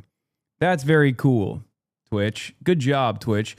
Of course, none of these fucking dumbass institutions that are supposed to be combating extremism give a single shred of a solitary fuck about any of that because they don't give a fuck about neo-Nazis. They give a fuck about anti-Zionists. They care about people turning on Israel.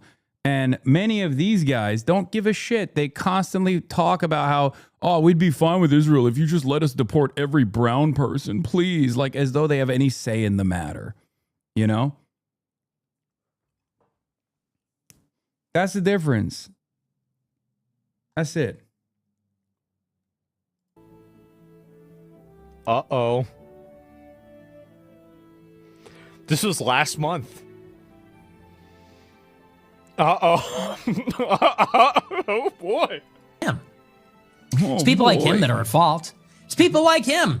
It's people like him, one of the #1 live streamers in the country, that's saying, here's how to build a bomb. Yeah, this is also incredibly stupid. Like this is dumber than expected for Nick Fuentes to do this. This is the Canary Mission clip that he's like leaning into. He knows better. I guess he learned that lesson from Candace Owens' popularity and decided to dumb down his fucking, understanding of certain things. I never taught my audience how to build a bomb, you fucking idiot. I would actually be in prison if I did that. Yeah, you might have missed that stream. This centrism fan account. Lol, get this freak out of our country. Oh, talking about Mahmoud Khalil. Dan Goldman's fear-mongering. This is about a single door grocery store in Brooklyn. Incredible. Yeah, that's why Nick Fuentes finds himself in collaboration with the likes of Laura Loomer, Randy Fine, the ADL. Because ultimately, he is a reactionary through and through. Here's how to build a bomb, and if you killed Rick Scott, everyone would have free health care. That guy needs to go to jail. Like, he needs to be denaturalized. He needs to be sent out of the country. Fuck this guy. Like, that is something you can serve up to us, and then maybe these people will think twice. You take his citizenship, this anti-American piece of shit. Take his citizenship, send him back to his beloved third world. Dude, his fake excitement is so cringe. It's actually unbelievable. I think his audience deserves that. If they find this content to be palatable, they are some of the most low IQ parasites I have ever fucking encountered. Well, I don't really usually encounter them in the wild because they don't go outside, but I think his excitement is genuine. I don't think it is. I think he's faking it. He's like, based. Send him back to Cuba. Send him to Venezuela. Send him packing. He loves Cuba so much. Send him. Why won't he say China? There. Give him what he wants. Wish granted. And then maybe these other champagne socialists will be a little more careful when they try to. Again, I'm a class traitor.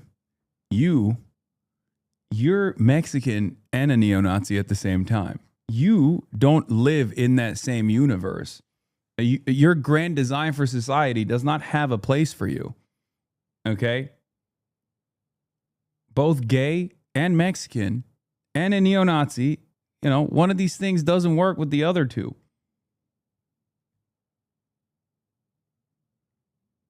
You ran into one of them at Edinburgh, didn't you? Yeah, oh, yeah. There was that one guy with the fucking mask on. Yeah, remember that was huge. He was fucking shaking too.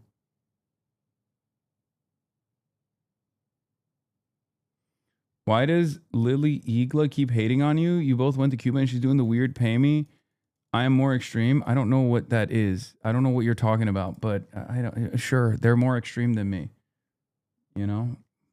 Radicalize the next generation to kill. I'm not extreme. Politicians.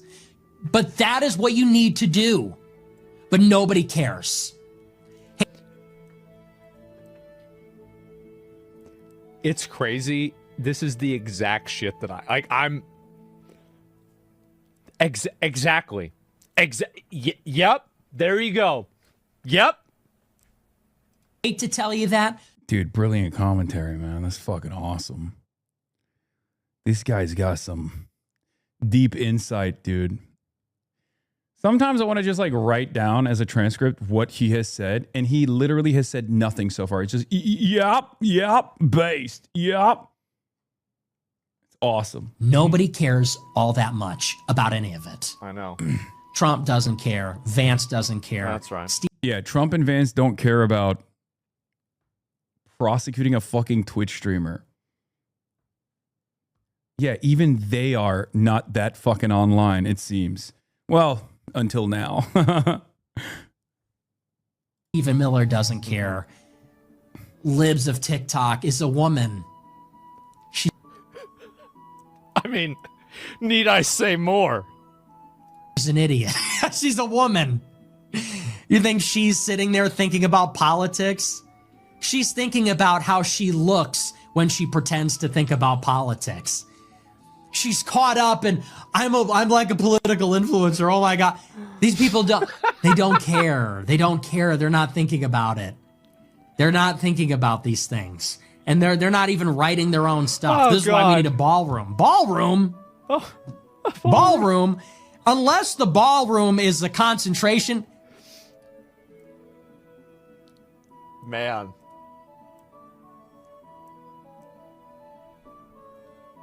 Man.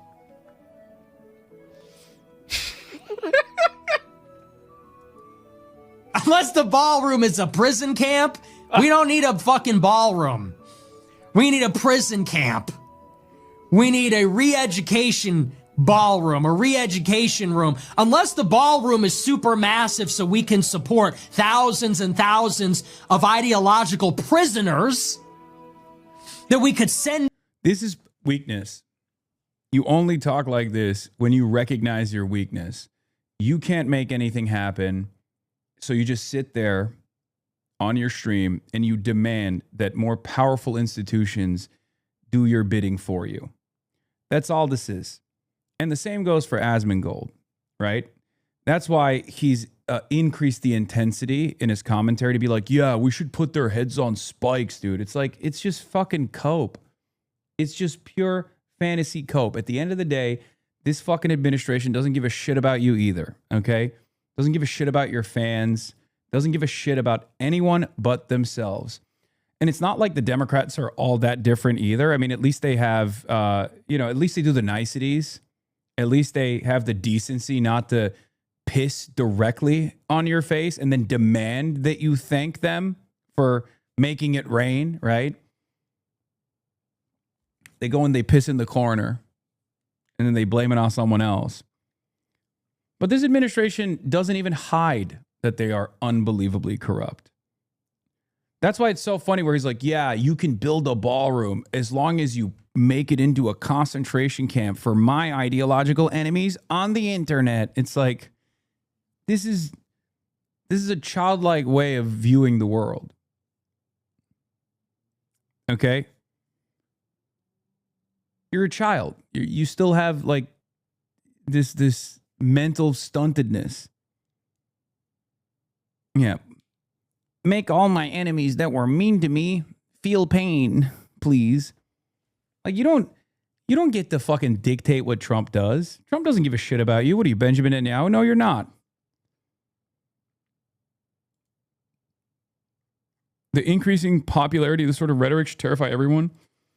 Yeah. I mean, Elon Musk is a powerful person. So the fact that Asmongold does actually have Elon Musk's approval, well, that's a little bit damaging, I'll be honest.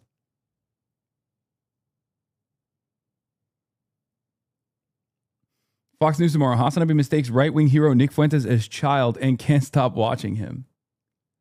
Isn't Stephen Miller just like that? No, Stephen Miller was fucking shitting on Thomas Massey the other day. He's not the based groiper hero that these dipshits have designed him to be either. None of these guys are.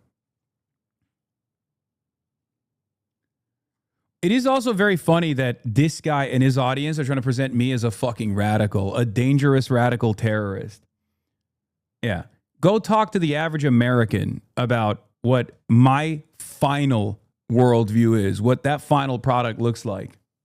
You know, you say, hey, communism, right? Communism, he's a communist is scary. You're like, don't you feel like it would be better if we just lived in a classless, moneyless, stateless, borderless society? I think most people would be like, you know, that sounds a little scary, but if we could actually arrive at that conclusion, that wouldn't be that bad, right? Probably better than the situation that we're in currently.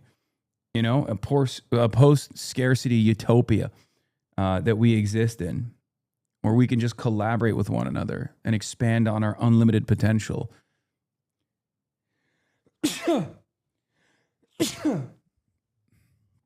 Nick Fuentes' final solution is purging the American state boundaries of those he has declared lesser than. Black people, brown people, women are relegated to servile status, like brood mares, only there to breed. I don't think that's a really good future, and I don't think that any of the people that you would directly ask if they consider this to be positive would agree with you. They probably fucking look at you like you're a crazy person. I mean, Nick Fuentes himself doesn't have a future in that future that he's designing. In there by bus. Oh, man. Then, we don't need that, actually. We need more detention centers. More detention centers. Yeah, why is it that he's the only person that's saying this? Nobody else is saying this. This is satire, right? No. I mean, finally. Centers, more prisons. We're going to need a place where we can put... And I'm kind of joking here. I'm kind of joking a little bit. Print that. Yeah.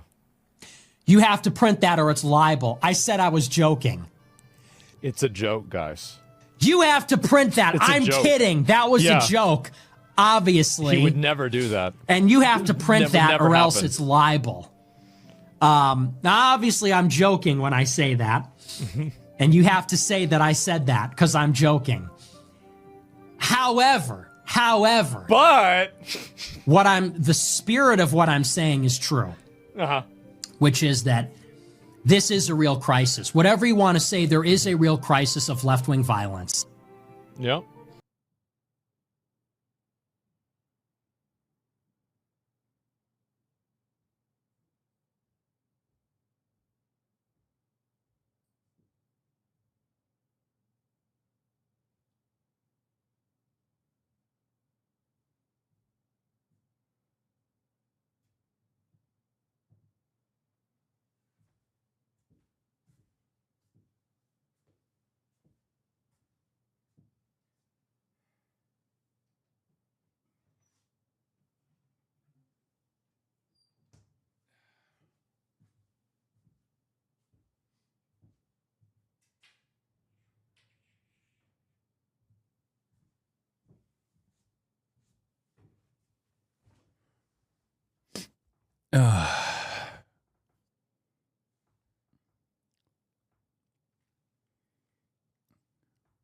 Yup. Based.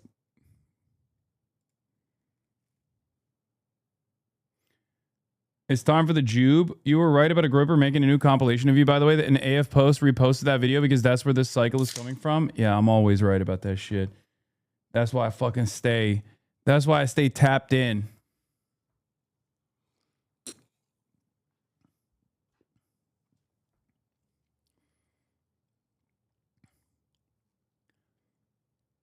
And people saying you and him are the same. Yes, there is a crisis of stupidity in this country, unfortunately.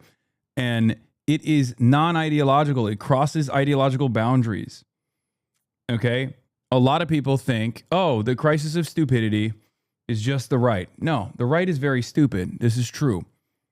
But there are plenty of fucking liberals who are stupid as well. There are plenty of people who adorn the mask of being apolitical, who are just like, oh, I'm above it all. I'm in the center. I think both sides are dumb. Oh, politics is dumb. I don't care about politics. Well, politics cares about you. Or rather, politics doesn't care about you. You know? Politics will crush you. And if you don't actually fucking educate yourself and organize against it, you'll never know what is doing the crushing. If you don't educate yourself appropriately, you'll think those who are crushing you, the forces that are crushing you, are the transgenders and the wokes. Or if you go all the way down the right-wing rabbit hole, you think it's the Jews. Nick Fuentes explains why he hates you. Debanking, hate speech legislation, weaponization of the DOJ. You think going after Hasan Piker sets the precedent? Yeah, I know. He's going to say this has been the precedent. He's experienced this his whole life and blah, blah, blah, blah, blah, all this shit. This is the precedent. This has been the precedent. By the way, this has been the precedent for decades. And who set the precedent?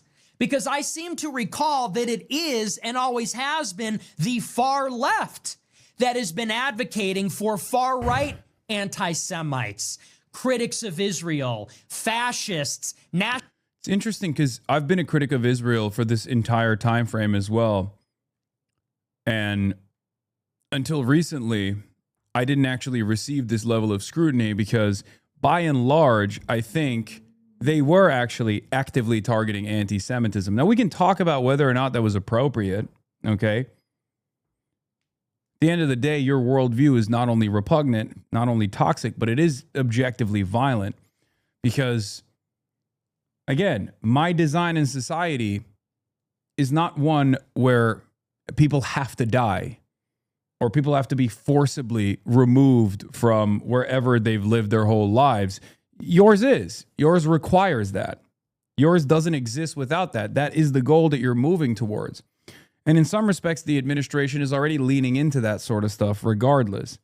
Not because of you necessarily, but because as economic conditions worsen, it's much easier to just like fucking deport a couple 100,000 brown people to offer red meat to dumb fucks like you and many others. Now, obviously, you're in a different predicament. You're in a different situation because you make money off of this, off of your dumbass fucking fans. But those dumbass fucking fans of yours, they're not better off when 100,000 Mexicans are deported. As a matter of fact, they might even be worse off.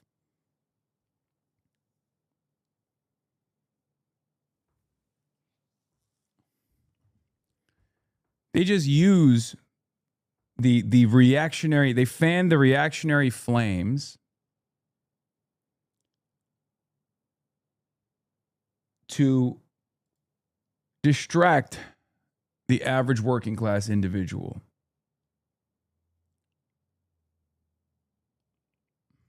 That's it. National Socialists to be debanked, censored, jailed, the rest of it. Look at the experience of me and this show. Think about Hasan Piker for a moment. He is on Twitch right now. Twitch is owned by Amazon. He's on Twitter with a verified account. He's on Instagram with a verified account. He is on TikTok. He is on YouTube. He is on Spotify. He is on all these services. He has made millions of dollars over the years.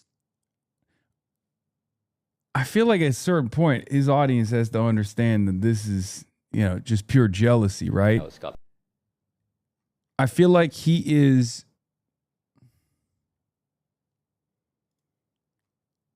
He's masquerading this as though he is presenting this as anything but envy, but it feels like it's just envy. And I guess that's another similarity that he shares with Epstein.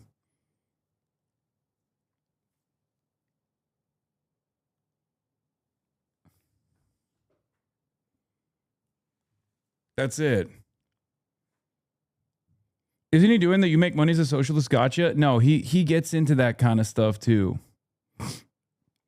He will use that as a easy remark to get the base excited. He might even be smart enough to understand that it's not inconsistent. Like I've said, I think I hate to even entertain this, but Nick Fuentes, unlike many of his counterparts, has actually read books, at least a couple books. And he does have an ideological worldview. He has a goal that he's working towards. Many of the other guys on the right, they don't do that. They can't communicate. They're not charismatic. They're not funny. And they're certainly not well-read. Okay? So he's smarter than the commentary that he engages in sometimes when he says shit like this. When he's like, oh, you're a socialist, but you're wealthy. He's being honest when he says I'm an America hater and I'm a subversive that needs to be taken care of, that needs to be like cordoned off of society, thrown in jail. Those are the things he does actually believe. He has never, as far as I know, up until this point, been subpoenaed. Yeah, his point is your worldview is violent, so why is he banned but not you, except that he's delusional and you're not a Nazi? Exactly. But that was precisely what I was talking about as well. That's my point. My point is there's a reason why, regardless of the Cold War, you can run around and say, I'm a socialist, but in the aftermath of World War II, you can't say you're a Nazi. And the difference, of course, if you ask Nick, is because international Jewry has rendered Nazism to be the ultimate thing that you can't actually openly advocate for. That's what he will say. He'll point to the Holocaust studies as a department. He'll talk about genocide scholarship and how much of an emphasis that has on the Holocaust. He'll talk about how Jews are infiltrating Western society, and that's how they made Nazism to be this ultimate dangerous fucking ideology. But the reality is, it is actually a fucking unbelievably violent ideology. There is a difference between a alternative economic organization of society like socialism is, and what socialism represents, to straight up fascism. That's it.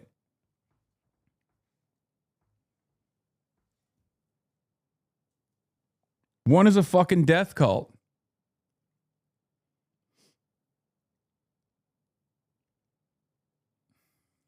He's never lost access to a big tech platform or a big tech service like PayPal or Stripe or Uber.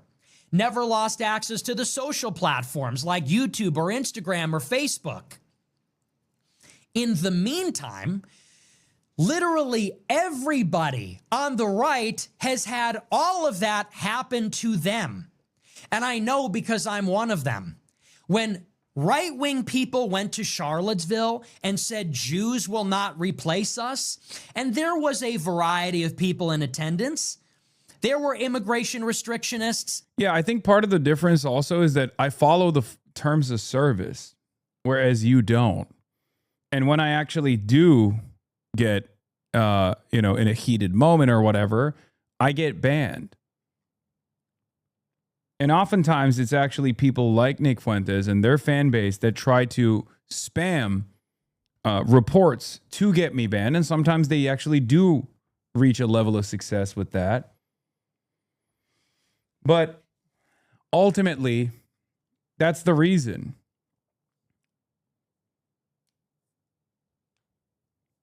Like, there are genuinely stupid rules that the ADL has deployed on Twitch.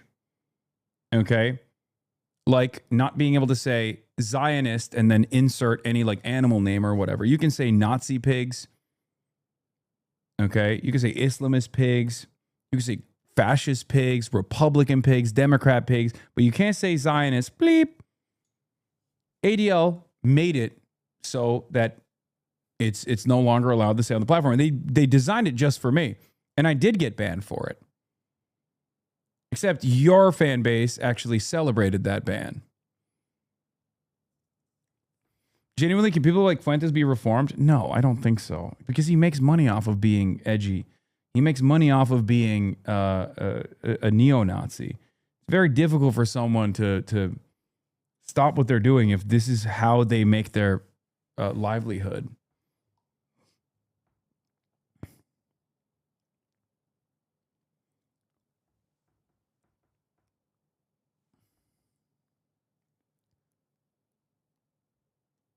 Nick's trying to rationalize his envy with ideology, so his base will pressure the current journalism society to either elevate his speech to acceptable or to demote your message and speech to be unacceptable like his.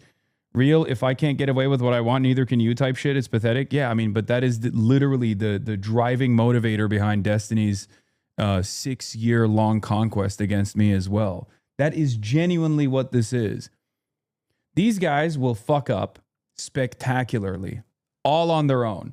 And instead of actually addressing why they fucked up and learning from that, learning a lesson from that fuck up, they very quickly turn it around and say, well, this guy does it too. That's where this but Hasan shit comes from. Okay?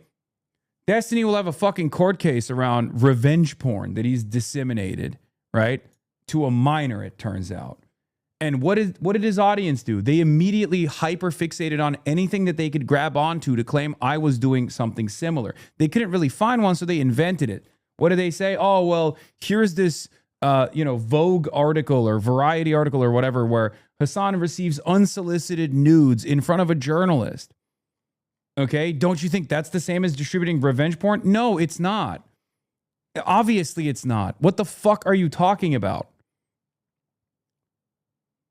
The problem for them is that most adults can make that distinction. Most adults can understand the difference between those two things. Yeah, even the fucking brothel thing. For years and years, Destiny knowingly has talked about how I went to a brothel, right? It's something that I've talked about personally. Like it went viral. People were really mad. I was talking about sex work in general and how I have no issues with it, whatever, right? And for years and years, Destiny knew knowingly, he knew that the brothel that I went to in 2010, that is still around, by the way, still in operation, is called Artemis in Berlin. It got raided in 2016. And the prosecutors claimed it was raided for sex trafficking and also for tax evasion. Turns out that wasn't the case at all. Turns out neither of those two things were happening at the brothel, as a matter of fact. And the brothel actually sued the state, the police force, and the city, and won. The brothel won a defamation case. Okay? Destiny knows all of that, and yet he still consistently lies about this. Why does he do that? Because he was in trouble for being a fucking sex pest. Over and over again, he constantly gets into trouble because he has no self-control whatsoever. He's an unbelievably narcissistic person.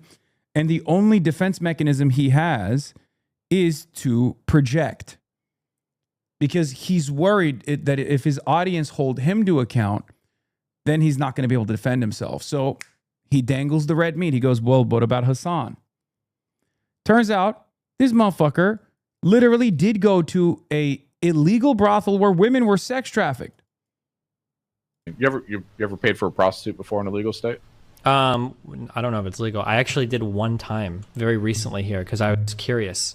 I did one of those massage places or whatever. And I was like, I'm curious what this is like. Fuck it. Was it just like a sad hand job? Or yes, for like, and I like tipped really well too because I was like, oh, I got a lot of money. These girls seem like they don't make much. Like maybe they'll be. Actually, it was horrible. Was it from like an older woman or? She was probably like in her 30s or 40s. You could have picked a better place, I guess. Maybe. I mean, I'm not.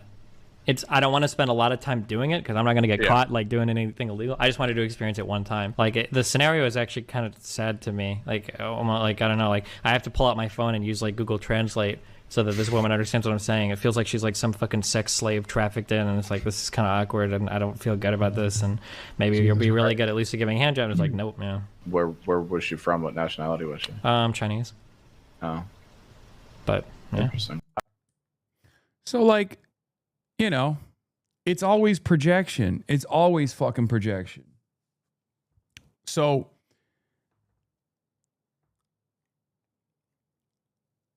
what do? I guess you just keep going.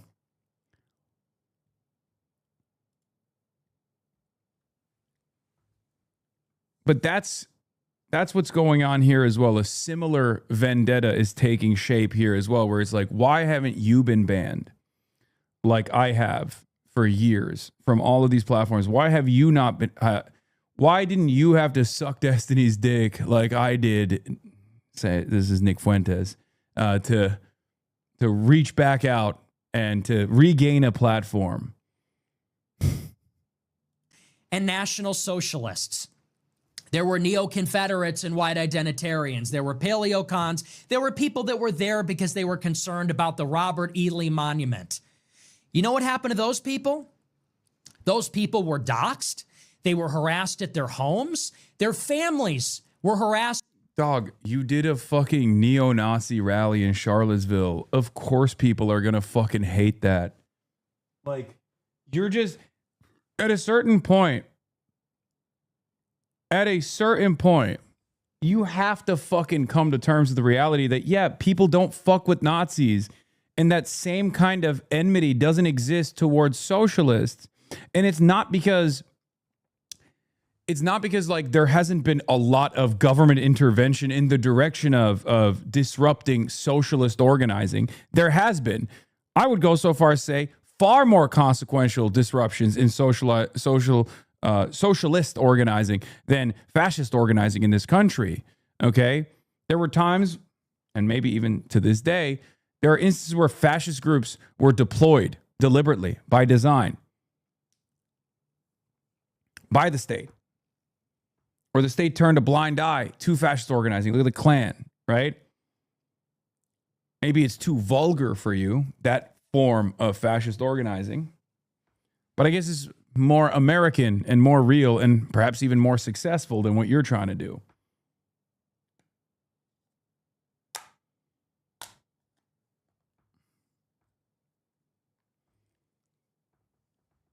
At their homes, they lost their jobs, they lost their Twitter accounts, they lost their bank accounts. They were charged 5 years later under the Biden administration under the Ku Klux Klan statute in Virginia. The groups that organized it were sued by the far left SPLC. So let me ask you this. When all those far right people that went to that rally, when the government was being weaponized against them, when the big tech billionaires were cracking down on them, when the far left activist organizations with $700 million in offshore bank accounts in the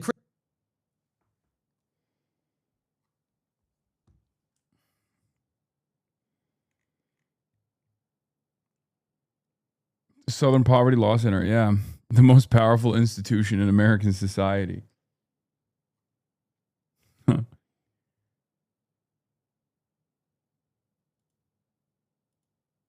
Anyway.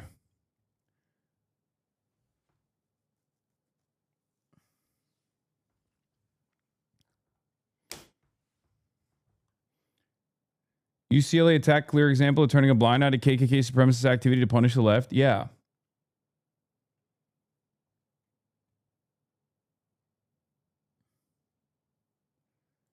Timestamp of Norm speaking on the far right's Palestine. What is this? Sinister plot behind the far right shift on Israel. Norm Finkelstein interview. I'm trying to link up with the boy. I'm trying to link up with Norm as well. I really want to get him on the broadcast. I said I would go to him if necessary. Oh yeah. What's happened to the SPLC is an indicator of how friendly to fascism the country's become. They were a respected, normal legal aid organization, and now they're the way they're attacked. I know. I mean, look. We make no mistake. Even if it's not Nick Fuentes' version of fascism, right? We are experiencing a version of fascism right now in America, right? We're not wrapping up. No, I want to watch this Asmongold fan thing that Stephen Asark did, where he interviewed like Asmongold's fans to develop a better understanding of what their appeal is, like where it's coming from. Even NPR had a piece kind of attacking them. Yeah, I think fascism is developing in America. It's just not the anti-Semitic fascism that Nick Fuentes wants. That's why I'm laughing. It's not his version, right? I would even go so far as to say like a Judeo-Christian supremacist version of fascism. It's America and Israel working side by side. Now, this doesn't mean that like all American Christians and all American Jews are involved in this. That's not what I'm saying at all. But it's not the anti-Semitic version of fascism that you're used to. When you think of fascism, you think of the neo-Nazi version or the Nazi version, which is where Jews are the primary vector of ire and one of the main targets. It's not like that.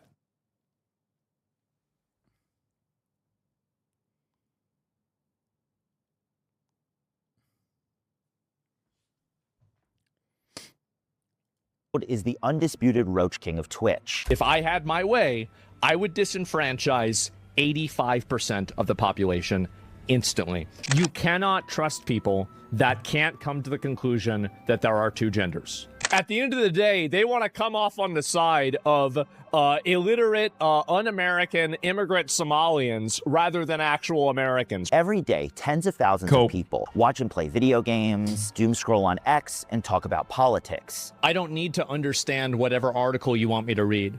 All I need to understand is human psychology and incentives. For the average person that doesn't know much about live streaming or World of Warcraft, they know who Asmongold is because of clips like those. I don't think that I do have a lack of empathy. It's just that I have a moral compass. It just doesn't point north. I've been a digital culture reporter for the past decade, studying every facet of Twitch, YouTube, and influencer culture. And I've watched Asmongold go from a fairly small World of Warcraft guide creator into the largest political creator on a lot of platforms. If I had my way, I would disenfranchise 85% of the population instantly. I would take away their right to vote. And I wanted to know why. When I watch Asmongold, I just get uncomfortable. Think about how close Kamala Harris came to winning the presidency, and then tell me that democracy is a good idea. Things he says are so explicit and over the top that they really don't make sense to me. Islamophobia is real, actually. It's not. It's not real. Always freak out, always melt down, always overreact, and never leave your opponent any breathing room ever. So I spent the past 6 months investigating Asmongold, figuring out why people like him. So I went directly to his viewers, a lot of whom I spoke to on X. And Steven literally, like, he is a reporter. He's a real reporter. He does like culture and tech reporting for Rolling Stone and whatnot. So like, you know, that's the reason why I was going to watch it. You even agreed to Discord calls with me. What I learned is that the average Asmongold viewer is a complex individual who doesn't understand why the world is the way it is, but blames DEI and women for the problems that they experience. They are full of distrust and hate, but I think there's still hope here, because even in Asmongold's he should have just ended it there. The average Asmongold doesn't understand what is going on. It's true. Like disgusting diatribe, there are some pieces that I agree with. $5 or $10 million should be the amount of money that you should be looking at people that have more than that and being like, why aren't you paying more and why aren't you giving out more of your money? So thanks for coming and welcome to my channel. This is Stephen A. Starch Talks. It's a good take. I'm glad that Stephen put that in there, because that is a part of the complexity argument. Because he does actually have populist sentiment on both sides at times. But for every like good take that he has like that, right, that's very appealing to everyone, you know, that has mass appeal, you know, I would say 80% of his commentary revolves around the other dumb shit and hatred. And also, it ultimately doesn't make any sense because he still eats Elon Musk's penis all the time. Like literally nonstop. He's eating Elon Musk's deformed penis with regular frequency. What is this? Ostonox smears? What? I missed it. Ostonox and I have made this for you regarding the smears. Oh. Yeah, again, we'll look whenever at it. you have somebody, I saw his tweet, 4,000 followers journalist crashing out because Asmongold fans don't want to talk. What's this? Let me pull it up. About a month or so back, I asked any Asmongold fans to meet me in the real world. What? They have like a perception of him like he's like some sheltered hermit, like Jedi wizard that knows everything in the world, despite him not actually interacting with it. I genuinely believe there are people here for his gaming takes, and I'm so worried that they're getting radicalized by Twitch's most powerful. It's the Roosevelt quote. The reactionary is always willing to take a progressive attitude on any issue that is dead. The moment there's a chance it'll pass, he'll flip. Beautiful. And least research streamer. Let's go ahead and research. Let's look this person up and see what they've said about me. Yeah, it would be poor research because he's not doing any research at all. He's literally just picking up a video and watching it. So there's not even a single actual criticism that this person has for me. When I hear Asmongold saying, you know, provocative, intense things like, I don't know, certain groups of people need to be put in a mental institution, or if he doesn't express that much empathy for people dying, you know, things like that. I'm not listening because I necessarily share that exact belief system as he does. I'd love to go for trust, and I don't write hit pieces. I try to write my stories from a place of understanding.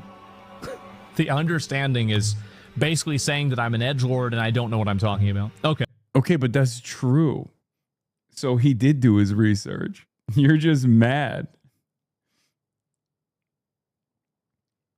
Like, that's literally just true. This is not even an ideological disagreement that I have, and I think he's being fairly favorable here in this video as well, where he says that you're a complex individual. But you have openly admitted this.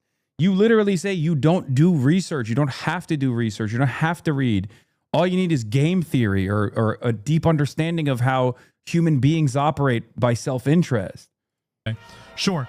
Yeah, obviously nobody's going to engage with that. Definitely. So who is Zach Hoyt, known as Asmongold? Born in Austin, Texas in 1990, Asmongold grew up in relative poverty with two parents who really struggled to get by. Things could have been worse for me, but yeah, we were very poor. Like, she made under poverty like every year, basically. I grew up in a house where my mom never really had a job, and we grew up in poverty. And my dad helped me out a bit, and he made sure that the lights stayed on, but that was about it. He was obsessed with video games from a young age. In a rare interview from 2016, he tells a story of how he was running around with his friends pretending to be Halo Spartans, and that's where the name came from, and it just stuck. Asmongold never really wanted to do anything in life. He never really had any aspirations for anything grander than what he had. I think the biggest indictment here is that he looks positively British in more ways than one.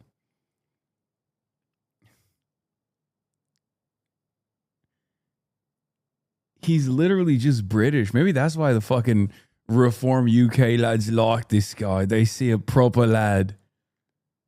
A fucking Angloid. Down to the fucking teeth.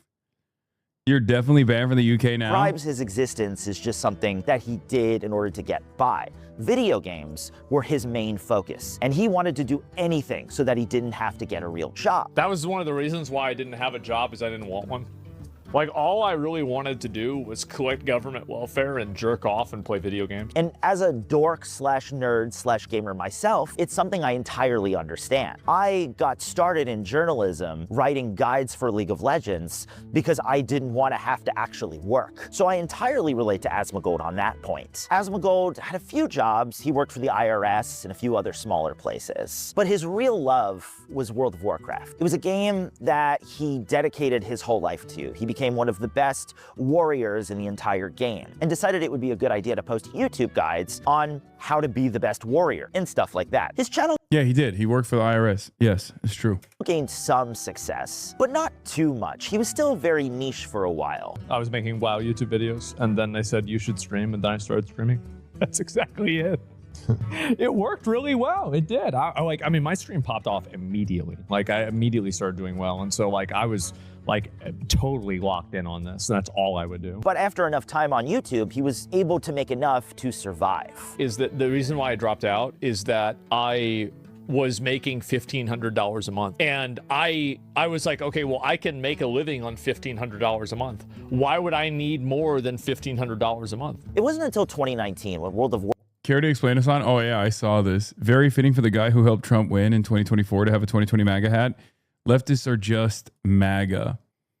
And then this guy responded, not many people caught this at the time, but here's Hasan showing his true colors, secretly signaling that he's a MAGA supporter.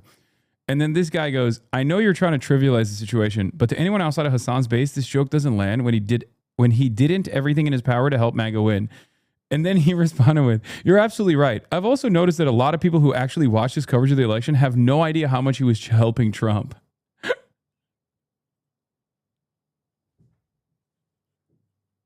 It almost felt like he wasn't helping Trump at all. It almost felt like he was criticizing Trump, but I'm going to take your word for it, Sire Rottweiler. No, this person is obviously fucking with him, dude. What do you mean? He's literally saying...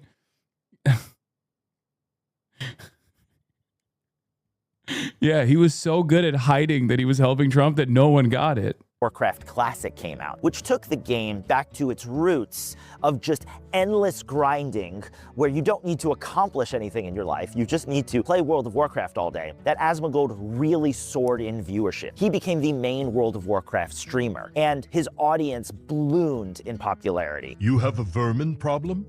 Hi. A lot of people found him during this time, including Alan Hawkswood, a 43-year-old Australian who loved World of Warcraft. I don't necessarily watch all his videos. I kind of dip in and out. Look, I think in a lot of I probably didn't watch him for the first few years. It's probably only really after he became big. Alan, we spoke for about 40 minutes and seemed like a very lonely man. He has people he knows from work, but all of his friends are people he knows online. I have very small friend group of true friends that I've been with for 20 plus years, but that is essentially the only friends I really have. Alan says he lives like Asmongold, a fairly gross individual. I think, he made jokes at the time about having a dead rat that would smell when the sun came up, so he knew it was time to wake up. The thing is, I used to use a dead rat as an alarm clock, actually, for my stream, because basically what happened was whenever the sun would come up, it would start cooking the corpse of the rat. And he had bits of blood smeared on his wall from his poor hygiene, and his room was relatively disgusting. I'm going to be completely honest with you. I essentially live the same way. Oh, God, this is... Okay, this is a little bit like confirmation bias for me, but I mean, this is literally what I have suspected all along, which is that Asmongold... Remember, I had this conversation with Felix when we were talking about the evolution of reactionary thought and the evolution of reactionary content. At some point, it went from like contentious politics, Ben Shapiro doing debates, intellectualism, to aspirational politics with the likes of Andrew Tate, which was no longer about, trying to engage in any sort of like pseudo-intellectual representation of your ideas. Okay. And the final evolution is representational politics. A lot of people like Asmongold, regardless of the fact that Asmongold is a multimillionaire, numerous business owner, right? He owns multiple businesses and makes tens of millions of dollars a year, right? For a lot of people, they look to Asmongold as a hero because they're like, oh my God, he made it while also being a schlub, like also being kind of disgusting. Like he lives like a depressed agoraphobic. And a lot of people in his fan base are depressed agoraphobics who look to Asmongold as like this beacon, this hero, this representation. I can see 5 cans, empty cans right now, 2 coffee bottles, there's clothes on the floor, I'm a messy person, so I don't judge him for his hygiene. I don't take pride living in garbage or not. It's simply something that I don't care about. He lives in squalor and hates immigration, which he says doesn't make him a bad person. It's because he's Australian. What's that place with the kangaroos? They couldn't get rid of them. What's it called? Not Arizona. It's something like that. Australia. Things like the Great Replacement Theory / replacing the population obviously appeals a little bit more to me because I believe it is a possibility for us, unfortunately. But he's also pro-fascism. I think, once again, as you said, the pro-fascism. But once again, in Australia, in certain regards, I still believe 100% we need fascism.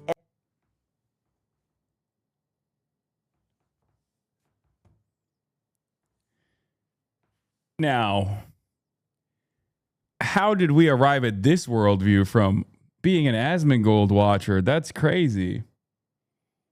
Bogan, fucking Bogan, bro.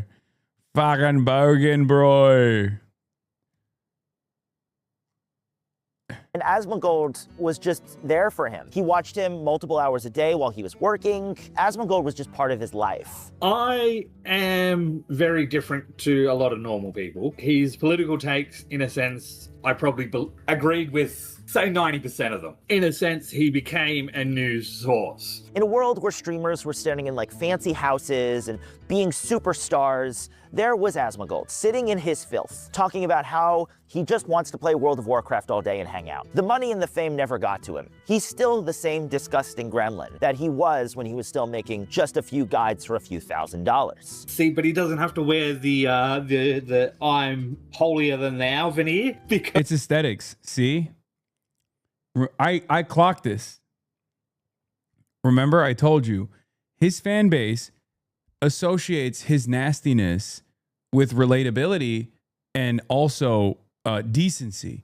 Like their brains are so fucking rewired and so busted in many respects that they think people fall for this grift and call him an everyday man. Yeah, be Asmongold, eat beef jerky for 2 square meals, eat fast food for dinner, top it off with ice cream, fall asleep in your chair, watching anime. That's why he's popular. He's the modern everyman. Yeah, they associate his horrifying hygiene habits with authenticity. When in fact, maybe it is authentically himself. Maybe he's just a nasty little pervert, right? Whatever. Okay? Who knows? To each their own. But he is unbelievably out of touch. And if you see yourself in this authentically degenerate person, then you probably are unbelievably out of touch as well. This is the problem.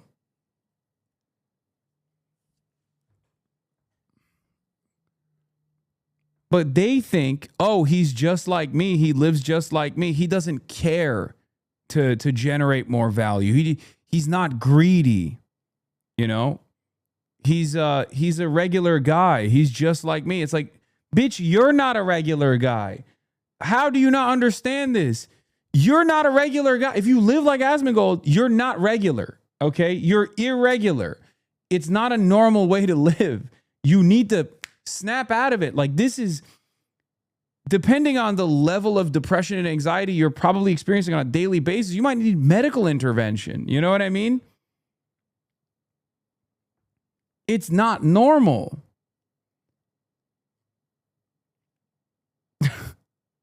But on the internet, it is. Because who spends the most amount of time on the internet? Who is more likely to create an account that says Christian, father, husband, and shit poster in that order? Daka, like a white nationalist anime account, right? A guy who is like Asmongold, an irregular person. Because regular people are not doing this shit. And that's precisely the reason why the internet is inundated with irregular folks. And what is irregular in the real world becomes very regular on the internet. And that actually has a damaging cycle that it creates as well, where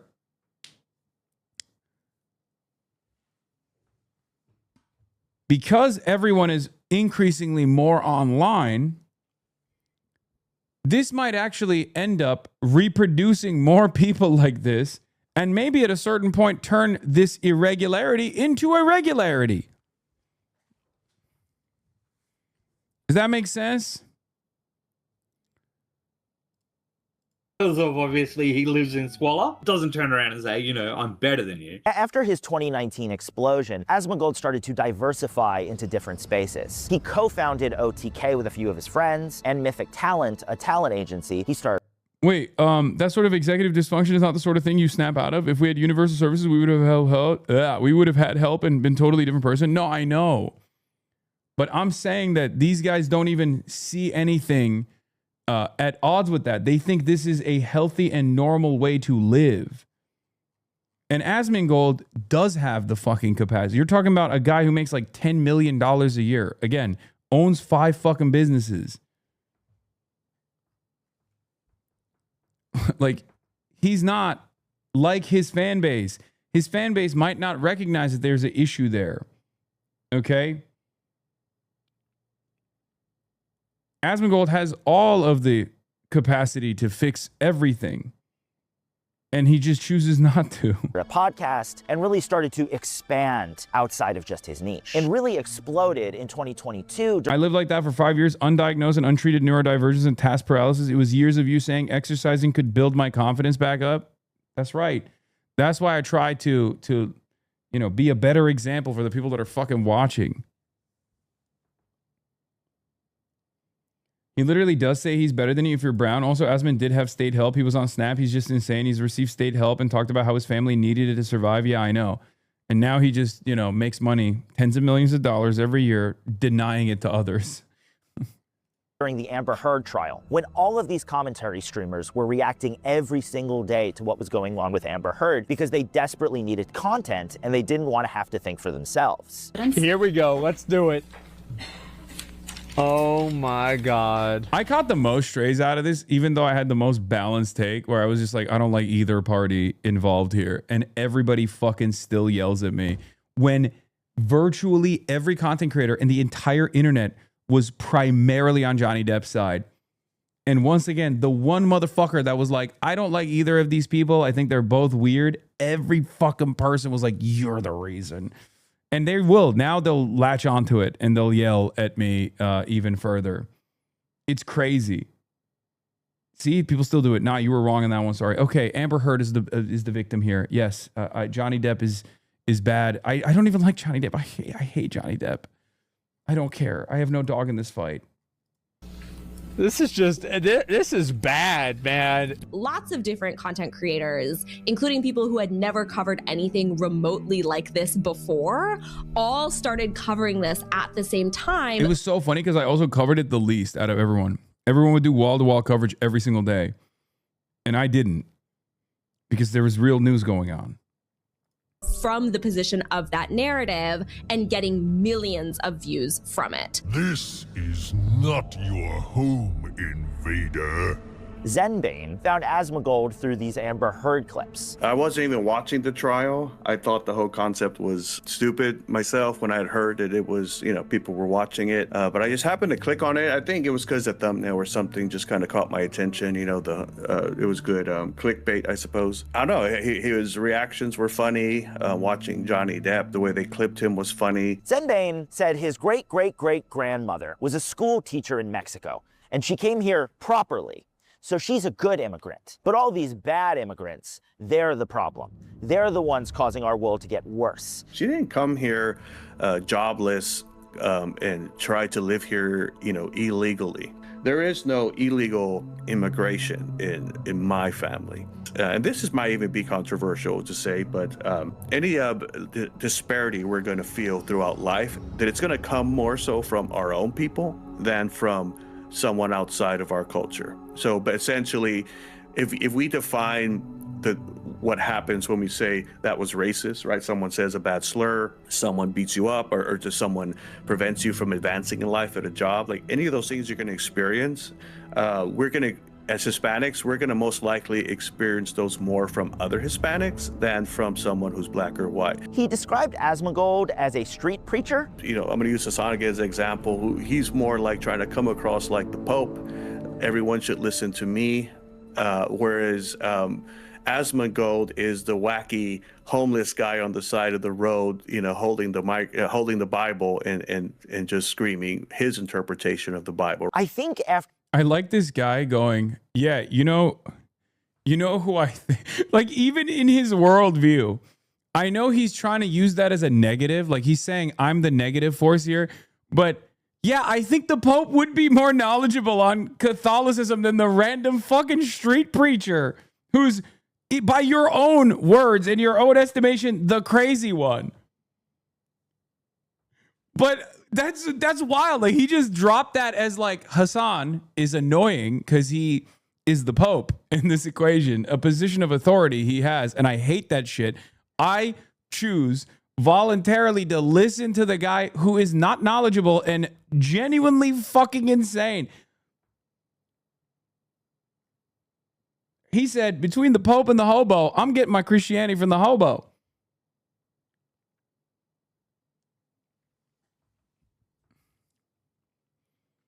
Look, maybe I'm weird, and I recognize that, but I believe that we have a finite amount of time on God's green earth, okay? So if I'm putting information into my brain, there are moments where I'm looking for entertainment, certainly. right? I watch anime, I watch movies, I listen to comedy podcasts every now and then. But if I'm listening to something to develop a better understanding of it, I'm definitely not going to a guy that I'm going to self-describe as a crazy person. Okay? I don't see any utility in that at all. I don't have time to just sit there and listen to what fucking Asmongold has to say because I know he doesn't know anything. And I genuinely can't comprehend why people do that. Like, I'll watch Valuetainment, right? I watch bad shit. But oftentimes I watch it to derive some satisfaction out of it, just to like make fun of it or to make content for you guys to consume or to sometimes directly tackle the ideas that they're representing, to develop a deeper understanding of what the oppositional figures are saying and thinking. There's a utility for it, right? But in my own spare time, I'm never going to fucking sit around and listen to like Asmongold because I know he doesn't know what the fuck he's talking about. So I cannot comprehend why other people do this. Then why the fuck are you watching a video about him right now, Lamau, this bozo? See, this is what I mean. This is the mindset of the average Asmongold fan. I just described why I'm watching oppositional figures. Like, in the process of me describing to you why I would be watching a video like this one, which is not Asmongold, mind you. I'm watching a fucking actual tech reporter who's a fairly smart guy do a deep dive and analysis into why Asmongold's fandom is invested in Asmongold. And you're so fucking stupid that you can't even comprehend that. Even if I was just straight up watching an Asmongold video, I just explained to you why I would be doing that in this very moment. Okay?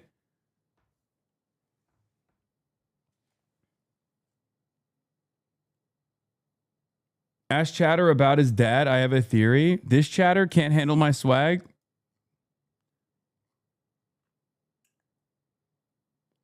You're underestimating how stupid the average person is. I know. After Amber Heard, Asmongold sort of felt invulnerable. Like he could say anything and get away with it because his community absolutely loved it. If you look at during this time, he starts working with Clippers to grow into a massive phenomenon. Every single one of his YouTube videos were pulling in millions of views. So his streams were getting tens. Hasan met with Jodie Evans, wife of Neville Roysingham, a financist of CCP-related agencies. Disgusting.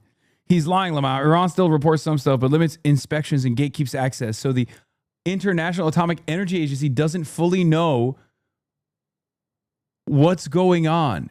They have literally 24/7 camera access, or had. Ask this R-word, why would China sacrifice its biggest market, US and Europe, for an unwanted war? They're focused on internal development. That's why they're extracting minerals all over the world. Wait, is he... I can't tell. He hates China, but he's at least somewhat knowledgeable about China. But he says words like financist. The Financist by Francis Ford Coppola.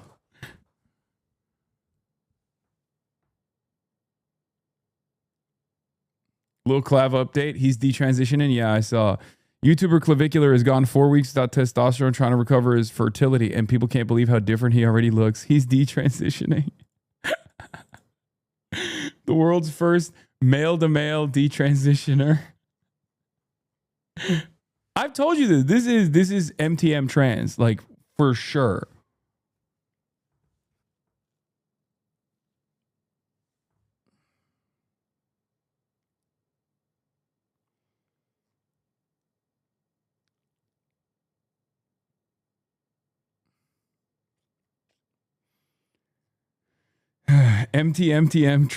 D-trans. I think he got mogged too hard. He got mogged so hard, he was just like, fuck it. I'm out. I'm done. What's the purpose? Dude, the judge mogged him so hard in the courtroom, it made him reconsider everything. He's like, fuck this. What's the goddamn point, dude? I've been fucking putting a hammer to my face nonstop, and then I walk up to a courtroom and some fucking random sexy judge destroys me. Yeah, it was fatally mocked. He sentenced the beta dumb. The judge hit the fucking gavel, said, "You got 4 years of being beta, bitch." thousands of views. And then his YouTube videos were getting even more views, and he just grew and grew from there. But eventually, all of that incredibly toxic diatribe leaked out of his community into the wider space. In 2024, he was banned from Twitch for a brief period for describing Palestinians as terrible people. These people are not your allies. They are not the same as us. They come from an inferior culture that is horrible. It kills people for their identity, and it is directly antithetical to everything Western values stand for, and it is an inferior culture in all ways. From there, he did apologize somewhat, saying, I said something about it that was disgusting. I think that I've been slowly devolving into the most mean-spirited... I like that he had like a second and a half of introspection and then quintupled it down in ways that one could have previously never foreseen. Like, he literally had 1 week of being like, yeah, I think this politics stuff is just making me really like a bad person. And then he was like, actually, I really enjoy the amount of love and admiration I receive from people who live in identical conditions to me all around the world. So I'm going to keep doing that. I don't really even know what the word is for it. Just like the most mean-spirited, rude, like nasty, like just callous, psychopathic version of myself. I think that I've been devolving into that. Since then, Asmongold has basically proven that he's learned nothing. He is just saying whatever the hell he wants. Asmongold's cut ties with OTK and Mythic, though he did clean his room. And clean out the entire thing. Clean out everything. Clean out like all the desks. I even got the vacuum cleaner. But around this time is when I really started to have a fascination into Asmongold. I kept seeing all of those clips, all of those horrifying things he says. Say it the way I think it is. That's it. I say it the way it is. Anybody thinks I'm racist out of their fucking mind. So if they think that, they crazy. Fuck them. Who cares? What you're saying is very true. People are going to take this out of context, turn it into something to name. Good, I'll look forward to it. It's a new YouTube video for me tomorrow. His lines on what is fair and what isn't are really confusing. Weirdly enough, he does believe that a universal basic income is a good thing and that you should help the poor. I think it's okay if they want to buy cookies with food stamps because in my opinion, it's just cookies, man. Let a person have a little bit of dignity. He doesn't like immigrants. He doesn't like people. He doesn't care for anyone that is outside of his own bubble. The West has a huge problem that we have an infection and we refuse to admit that there's a problem. There is clearly a problem, there is clearly an affliction, and there is also clearly a solution. But they don't want to talk about that because it might make them feel bad. That has to stop. And when you're watching someone 8 hours a day, that sort of diatribe really infects who you are as a person. So I decided I needed to figure out who watches Asmongold. So in December of 2025, I put out a tweet saying, if you live in New York City, I would love to talk to you. And I got hundreds of responses, all of which said, absolutely not. Some of them said I was trying to make a trap, that I was going to record them, even though I said it was going to be an off-the-record talk. I just wanted to figure out who they were, and they all hated the idea so much. I also got a lot of valuable answers. People seem to love Asmongold because they love to spend time with someone who is genuine. The fact that he is someone real, that he is someone you can hang out with, that he doesn't seem like he's faking it. And I don't necessarily believe that's a... Look, he's a standard caricature of a gamer, not some LA yacht streamer. Whenever he starts talking politics, though, I tune it out. This YouTuber got him. He mentioned he felt inferior by sucking at Elden Ring, which made him into a white supremacist. No, I think he was kind of there. And then he got a little taste of the clout with the Amber Heard saga, and then he just kept going. A good thing for a content creator, because those people may not have your best interest. While I'm not in New York City, obviously I'll tell you why people might feel that way, whether they agree or not. He doesn't sugarcoat how he feels. He's blunt and totally honest. I'll be honest myself. I hate a lot of what he says, but he still managed to get me to watch regardless. It's hard. I don't think Asmongold has... I'm willing to bet every single person that wrote this under that comment has deep, tremendous disdain for me. For a lot of these guys, like, their understanding of politics ends and begins with content creators on the internet. There is no worldview beyond it. There is no politics beyond it. It's just like, I hate Hasan. I love Asmongold. I love Asmongold. I hate Hasan. That type of shit. Anyone's best interest at heart other than himself. He just... Like us? Buddy, my community fucking despises when I cover Asmongold for more than 3.5 minutes. This is the first time I've watched a long, extensive Asmongold video. This community doesn't give a fuck about Asmongold. Are you insane? At most, sometimes when he says some fucking heinous shit, we cover it. But more often than not, throughout the entire day, we're just talking about the news. Like, I just interviewed a candidate running for Senate for an hour and a half. What are you talking about? And when you say us, I suspect you're not even a fan. You're just in here LARPing as a fan. Like us, first comment.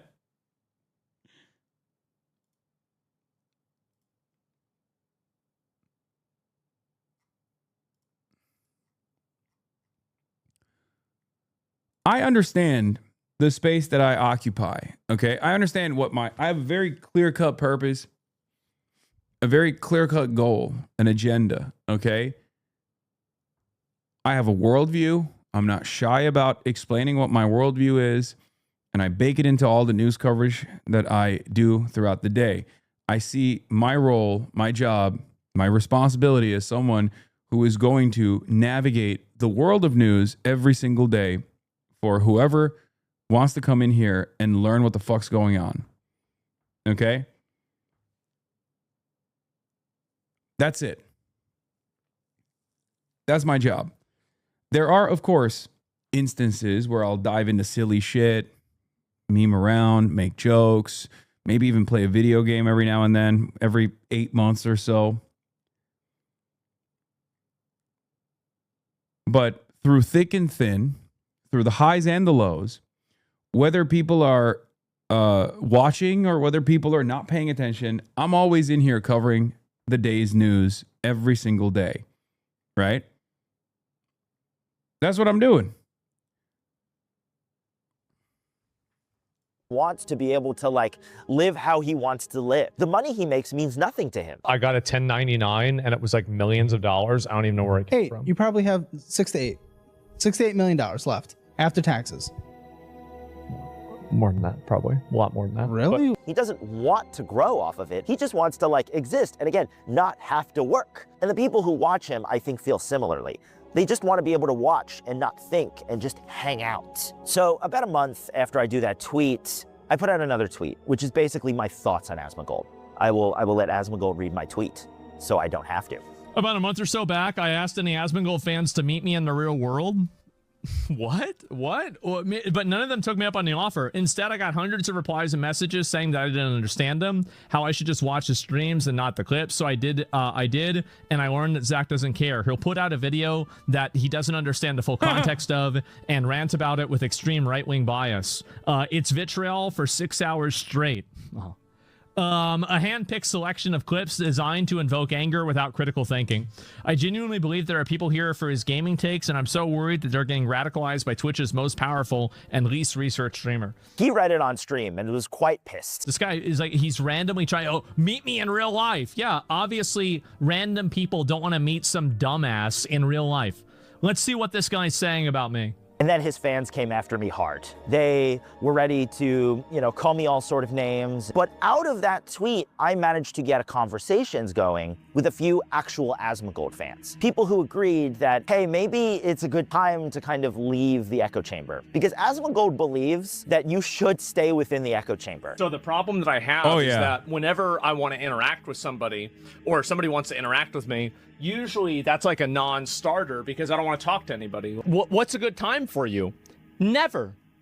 Never. That's the answer. Never. Whenever Destiny or Hasan want to debate him these days, he turns it down because the idea of having your views questioned is completely unacceptable to Asman. Oh, yeah. I have no obligation to do any. And it's really funny because like Destiny fans will say this about me as well. And it's like, no, I just don't want to fucking be around Destiny. I talk to people that I disagree all the time. I do debates in public. I go outside. I do debates that I set up ahead of time with people like Sean Hannity, and then they fucking escape me. You know, I'm setting one up with Van Jones. I just don't want to fucking be anywhere near that weirdo. But I'll debate anybody else pretty much. And there are some people. He doesn't want to debate anybody. He doesn't want anyone to question him at all. People that think that. Yeah, well, Charlie Kirk dodged me too. So does Sean Hannity. It's fucked up. Because I disagree with you so much, you have some kind of like obligation to 1v1 me or something. I do think if you do political commentary, I think this would be one of the laws I would enforce. You should have an obligation to have some kind of confrontational discourse.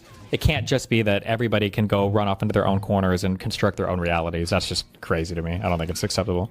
Yeah. No. He wants to exist in this world, and he wants to be that sort of guy that doesn't have his stuff questioned. He wants to exist in the filth. Throughout all these conversations and all these tweets, what I learned is that the average Asmongold fan just wants to live in their own echo chamber. They just want to relate to a guy who they feel is like them. I don't want to make fun of these people, but the first openly said how much he loves fascism. The second one was a fourth-generation Mexican immigrant who believes that immigration is a bad thing. And the third made me a whole PowerPoint about Hasan's armpits. Who am I? None of your business. Black Druid, he reached out to me with extreme animosity and really was like, I'm gonna own this guy. He gave me a list of 5 rules. Oh my God, brother, what? This is, I told you. It's like, there are entire circles on the internet where they just sit around and have psychosexual, pathological obsessions with what they perceive I'm doing on a daily basis. It is such a strange way to fucking live. These are the great names you click, by the way. No, I know. Asman said he's the only one being fair to you about the subpoena thing. Wait, what? He literally was giddy at the prospect of me going to fucking prison forever. He's like, finally, someone's demanding it. The fuck is he talking about? Before we even spoke, including I could not asking his name or any personal information, which is pretty hard for an interview because that's kind of the whole point. But once we got talking, it got even stranger. Asmongold isn't a right-winger. He's been, as far as I've watched, going back all the way to the Dark Souls days, he's always been left-wing. If you want, I'm just going to send a quick photo to you so you can just take a look. Oh my God, another European. Wait, what the fuck? Bro, you're just mentally ill. You're like a mentally ill Euroid chud. You need to stop. Bro, you have socialized medicine, okay? I can hear it in your fucking accent. Go to the hospital. Check into the hospital, big dog. What the fuck are you doing? You're not even taking advantage of it.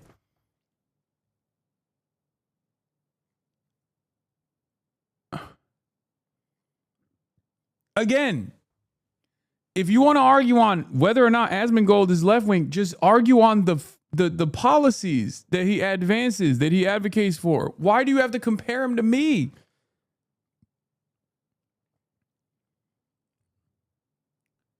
Like, this is betraying the entire project. Like, you basically give the game away. Your entire understanding of the world revolves around fucking Twitch streamers, man. Fuck. You're obsessed? Me? Or are you talking to the guy who made a fucking unprompted PowerPoint when a journalist was trying to identify like what people like about Asmongold? And he immediately started talking about why Asmongold is leftist. Look, here's the leftist that he is exactly like. Uh-oh, scatter. Had created an entire PowerPoint where he showed why Hasan is worse than Asmongold. Because Hasan had a horse growing up, and Asmon was the goated Chad who lived in squalor. These were benefits to him. Black Drew giggled when I used the term POC. Get that there are like POCs in media? Sorry, can you say that again? There are POCs in media? POCs. That's a person of color. I'm not sure if you know, but I'm brown myself, so I'm not really sure what you were expecting. But let's move on. And believes that DEI is what is killing video games, and went on a long rant about. I know for a fact that if they were to appeal to like this woke ideology, they also lose a lot of money. Like you can look at the video game, for example, Dragon Age. I would actually assume that a lot of men have felt attacked by journalists that they, well, basically their whole space of the gaming sphere, because they've catered to the woke crowd, those lost billions. We can just talk about Concord if the... Bro, he thinks he's cooking. He thinks he's literally cooking right now. He's like, well, let me tell you, the DEI has destroyed the video gaming. Listen, I'm a brown uroid. I bet you are confused that a brown man could be a racist. Well, be confused no longer. That's right.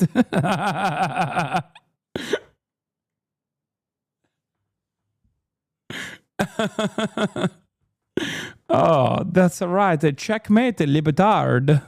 I bet you're scared I said such an edgy word, libtard. Example as well. Assassin's Creed Shadows, right?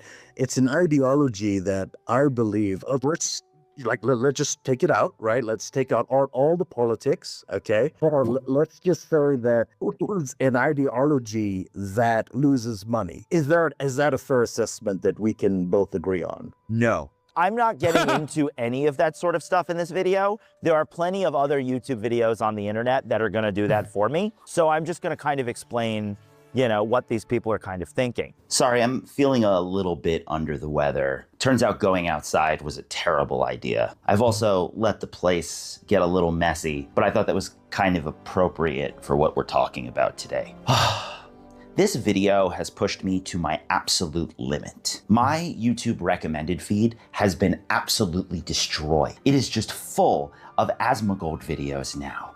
And now I see his hair and teeth whenever I close my eyes or go to sleep. DEI and woke just fill my every moment. But it hasn't all been bad. There have been a few bright spots in this production. Alan recently beat cancer and said that his opinions on Asmongold have shifted, mainly because of Asmon's takes on the Iran war. So when you first talked to me and talking about Asmon, I'm not 100% sure where that was in general, because that was a couple of months ago. But with this latest Iran stuff, he is just following the narrative, which is America good and we're the best type thing. And I'm like, Wait, remember, Alan literally said he's a fascist. So there's a high likelihood that he no longer fucks with Asmongold as much because he just only watches Nick Fuentes. Yes. Alan the Australian, I don't think he's salvaged himself. Maybe he has. We'll hear what he has to say. Or he could have just moved on to someone who is at least a little bit more knowledgeable about what's going on, although they are still a fucking fascist, right? Almost jail time, buddy. Yeah, bro. Even whether I go to jail or not, you're still a fucking loser, okay? Yeah, nah. But the reality is that you have to also look at why are people oppressed. And in some cases, there's a good reason why they're oppressed, and you should probably oppress them even more. They deserve it. And I think that Iran's a good example. Same with criminals, stuff like that, shoplifters. I feel it's more about keeping the audience that he wants. And I think that the moment that American bombs start dropping, the moment that American soldiers get involved, now it's no longer the Iranian revolution, it's the regime change that was basically... Dude, he was so...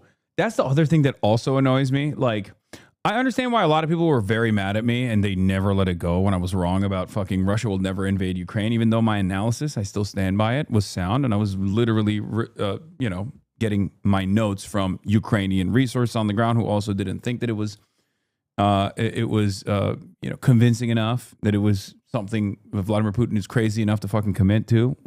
I was wrong. Okay. I apologized. We moved on.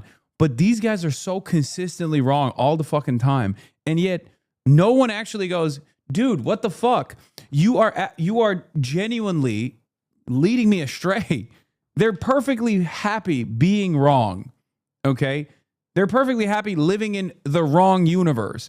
And whenever the truth contradicts what they assume is happening or what they assume is going to happen, they don't just go, where am I getting this bad information from? They just move along.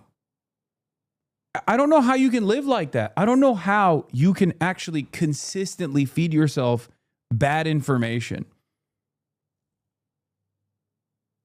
Right?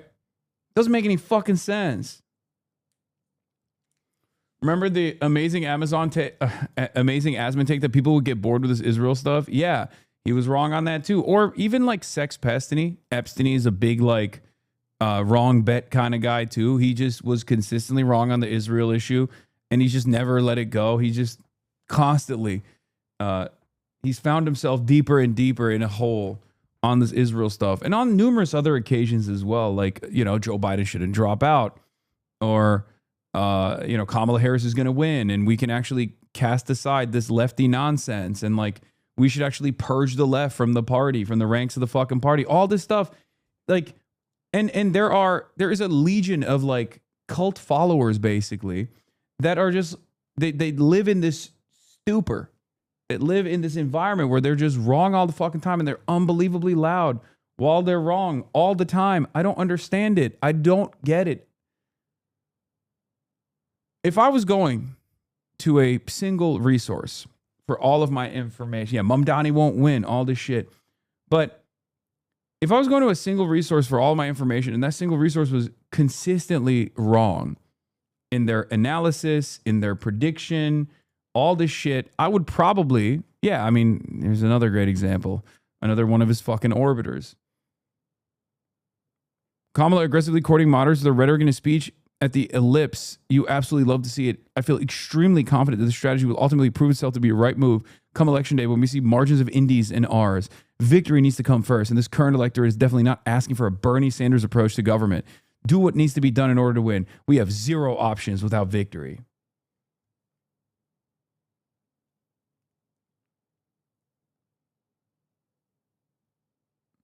Is the reason you're actually live after 5 because you're trying to farm PBSOs for the pedo admin, bring the hammer down? You got to start saving for legal fees? Yeah, no. I'm just back home.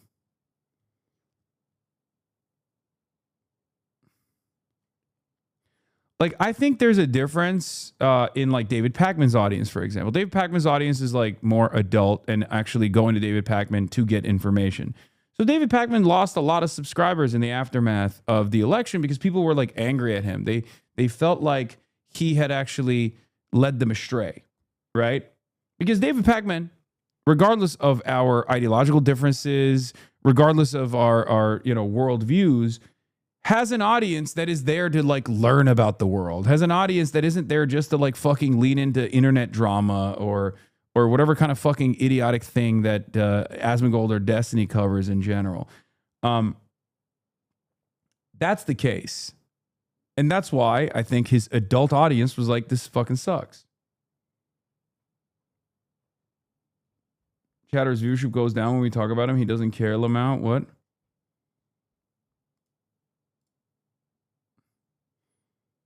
facilitated by America. Zenbane said he's actually super excited for this video to come out, and Black Druid doesn't seem to hate me as much. He's sent me very long rants, including a few heart emojis. But I think the thing that's made me most optimistic working on this project was meeting Charles A. Hurley, a 23-year-old who first started watching Asmongold when he was 16 or 17. Amidst the flames, only we shall remain. When I got into WoW Classic, I also got into his content a lot more, where he starts to grow on me, where he had like this resonance of like relatability. His cousin had introduced him to Asmongold because they were both playing World of Warcraft Classic, and he got really into Asmon. He became really excited and energized by Asmon's content. He started becoming a bit of a comfort for me back then. I used to like watch a lot of his VODs for hours on end, like usually on like when I'm playing other games, I always have him on the background. Just feels like you're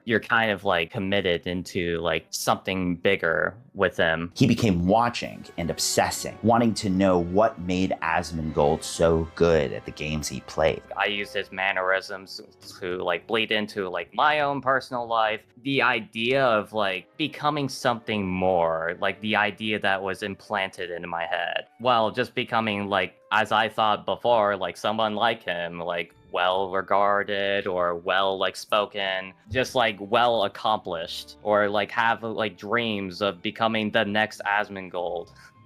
Oh god, that's so fucking cringe of me to think about that, but... He started to copy his mannerisms because he thought it would make him a better player in the video game that he really loved, Star Wars The Old Republic. He started to take the game as seriously as Asmongold was. But he was also copying Asmongold's mannerisms out of game. He was saying whatever he wanted, he was becoming more aggressive, and he was really pushing himself to his limits, really dedicating himself to the craft of playing video games. He also became really obsessed with anti-woke content. Oh, Star Wars, not Knights of the Old Republic. It's such a simple concept. Like, oh, you used to believe that, oh, well, we just want better games instead of the wokeism stuff. And then you have, like, pretty much all these contents. And back then, it really worked back then. It's just like, you can just click immediately since you're, like, pretty much so attached to that person, you don't even want to go. But throughout all of this, he felt that watching Asmongold was making him a worse person. Yeah, I got some, like, exceptional highs, but I got into, like, exceptional lows. It started to influence his non-gamer life, pushing away his friends and family. Pretty much ruined relationships, or even close ones, like family, friends, or pretty much even, like, relationships with partners. But it was hard to quit Asmongold, because Asmon was good at WoW, so he should be good at life. At least that was Charlie's logic at the time. I wish I could say complicated, but it was just out of like pure ignorance and just kind of like the unwillingness to just kind of change, because you kind of invest in a person for so long, you want to believe that this is all part of the movement, and you just like, and since you have such like a good opinion about him in your head, like pretty much all that goodwill from like all those other days, like back then where he used to have been a prominent WoW player, you would pretty much carry over that goodwill to like any sense of variety he does. But in 2023, Charlie's opinion on Asmon really starts to change, specifically because of anti-woke content. He realized that it was just kind of the same thing over and over and over. These posts and videos were making less and less sense. So 2023 was like the point I stopped watching him hardcore. It got boring, it got repetitive. Asmongold's endless attacks on DEI, woke, and political low-hanging fruit just stopped being interesting. The thing about anti-wokeism is that it's the perfect propaganda tool, because fear-mongering it's like the ultimate tool when it comes to like... At least he has like tremendous self-awareness. Easily converting your thing to like, hey, like you used to be a WoW player, but now you're like a full-time political content creator. It's just honestly frustrating to me how I was just like led on for years, and it just amounted to like absolutely nothing. I just couldn't do it anymore. These days, he's sort of stopped watching Asmongold as much. Charlie still sees Asmongold because on Twitter, he's unavoidable. But now, he sees a sadness in his former idol. He moved away from his like most lovable hobby, which was like World of Warcraft, but now he's just like pretty much miserable with like Twitter now. Though Charlie has stopped watching Asmongold, he's found it difficult to get rid of all of his mannerisms entirely. Asmongold was a major figure to Charlie, someone he's still struggling to move past. He's still been kind of my disease. All that grind mentality, as of recently, became deeply diminished. It begins to like pry open your like mental state. There's just like nowhere to go except the hole you kind of dug for yourself. I get the Asmongold appeal. It's like watching something a little bit upsetting, like a blackhead popping video. I guess. I don't understand it. I have nothing in my life that I can compare this to. Maybe I have the weird kind of autism where I'm literally obsessed with like maximizing. I'm obsessed with min-maxing. Okay, I'll use a gaming term for all you gamers in the chat. Okay, where everything I do, I try to min-max. I'm trying to brain max. Racist Coco Melon. This is true. I'm you know, when I'm offline, I'm trying to friend max, or I'm trying to brain max. I'm trying to learn. There's a lot of information out there. There's so much that I don't know. So I'm trying to fucking fill my brain with as much information as possible so I can be a more competent commentator. I'm working out, body maxing, right? And it's strange to me that with the limited amount of time that people have in their lives, they choose to spend it watching Asmongold. I don't know. When it comes to Charlie, he makes me feel hopeful about the future of Asmongold viewers. Because when we kind of look at what these people are going through, a lot of that... I sympathize with this guy feeling like his streamer is leading him on. It's like how you lead us on pretending you're going to game. I literally do not even lie to you anymore. I don't even dignify you with a lie. I tell you openly that it's not happening. So at this point, you're just on maximum copium for thinking that it's happening.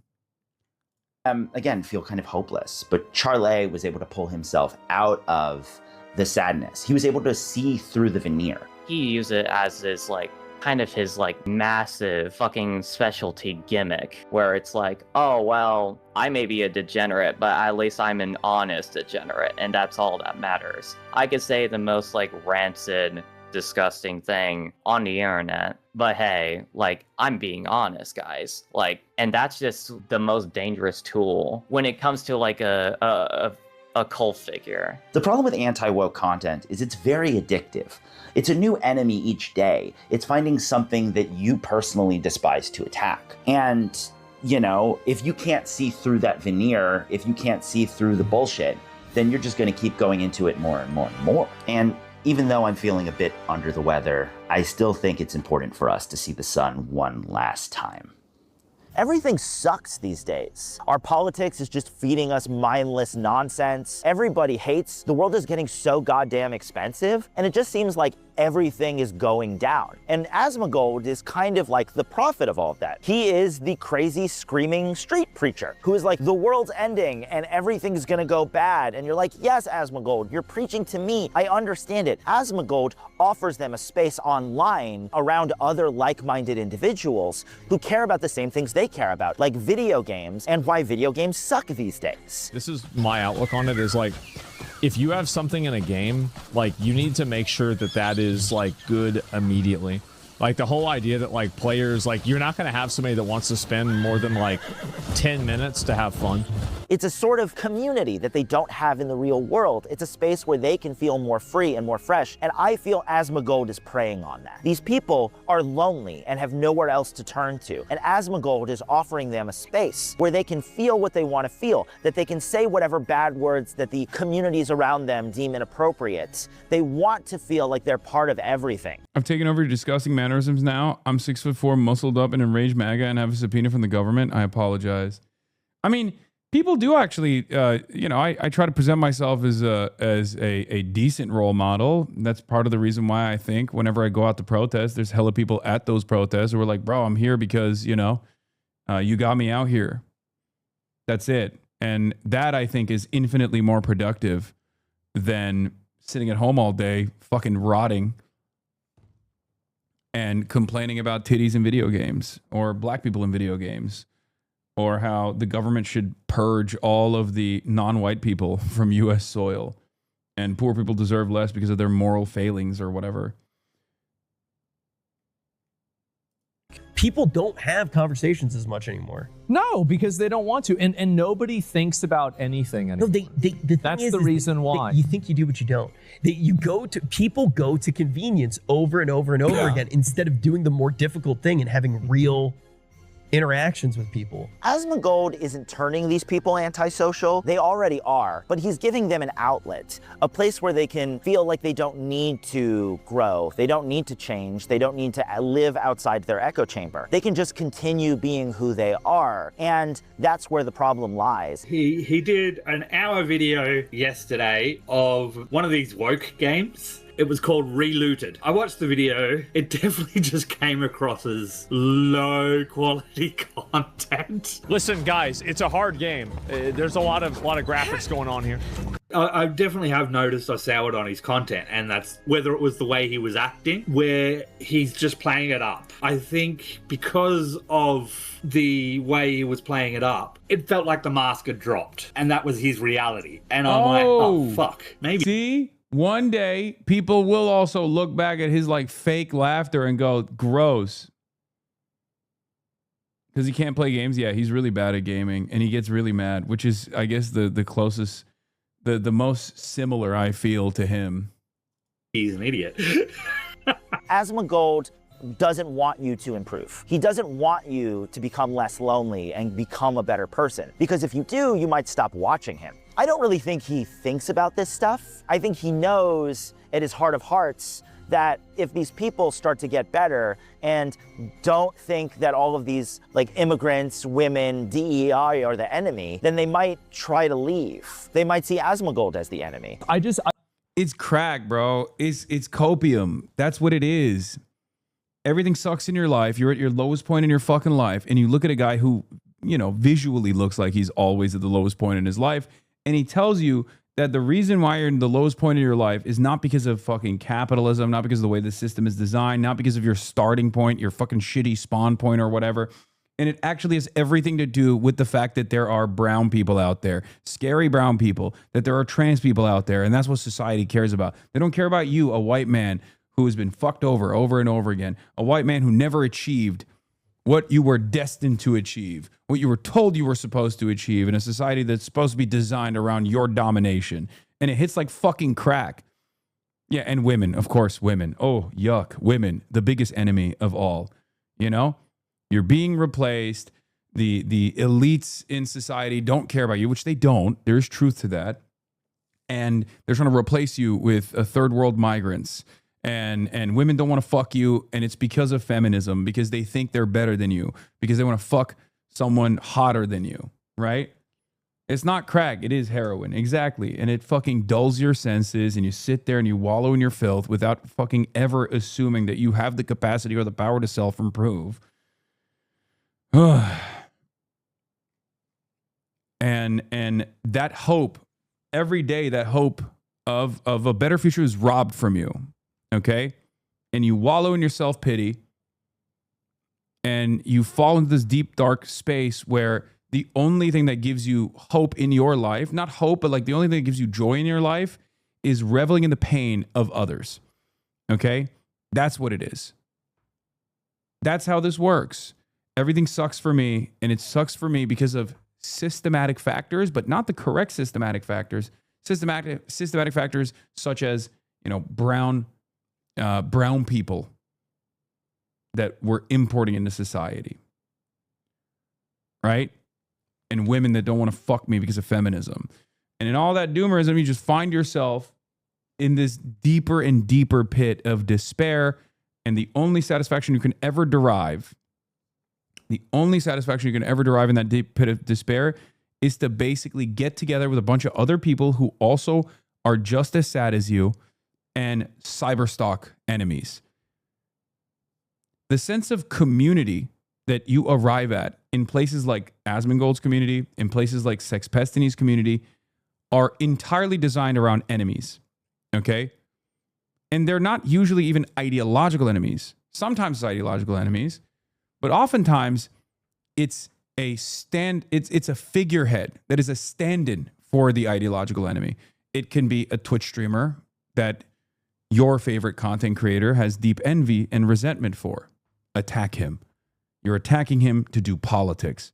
And I see this all the time with, again, Epstein's fan base, right? They're not normal. They spend every single waking moment like spamming clips to be like, let's go. There's actually a little bit of motion around like, Hasan is in trouble. The federal government's coming after him. Let's go. Let's fucking slam as many clips as possible on the timeline. Let's take a little bit. Let's chip away at his, high horse. Fuck this guy, right? You didn't do anything. You didn't accomplish anything. Your life didn't get better. You just felt a sense of satisfaction because you're trying to drag others down to where you're at, and it's not going to even fucking work.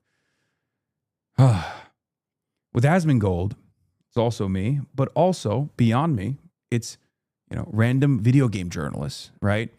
Random transgender content creators on the internet. There's tremendous satisfaction from kicking them down a peg while they're already on the ground, Yeah. A reminder that no matter how bad things get for you, it's always going to be worse for that person in that immediate moment when you're cyberstalking them, when you're A-logging them, when you're actually trying to ruin their fucking lives. And that's it. You're talking about this. You're talking about it like this is exactly the sort of thing they derive satisfaction from. It is. You talking about it like this is the no. I don't think my recognition of why they tap the glass and how deeply unhealthy it is actually going to offer them satisfaction. Maybe, right? Maybe. I'm sure some of them get excited. They're like, oh, he's talking about me. Oh, I've got to him, right? But what they don't understand is I am trying to fucking lend them a helping hand. Like, I legitimately want them to do better. I want these people to do better. I want everyone to do better. Okay?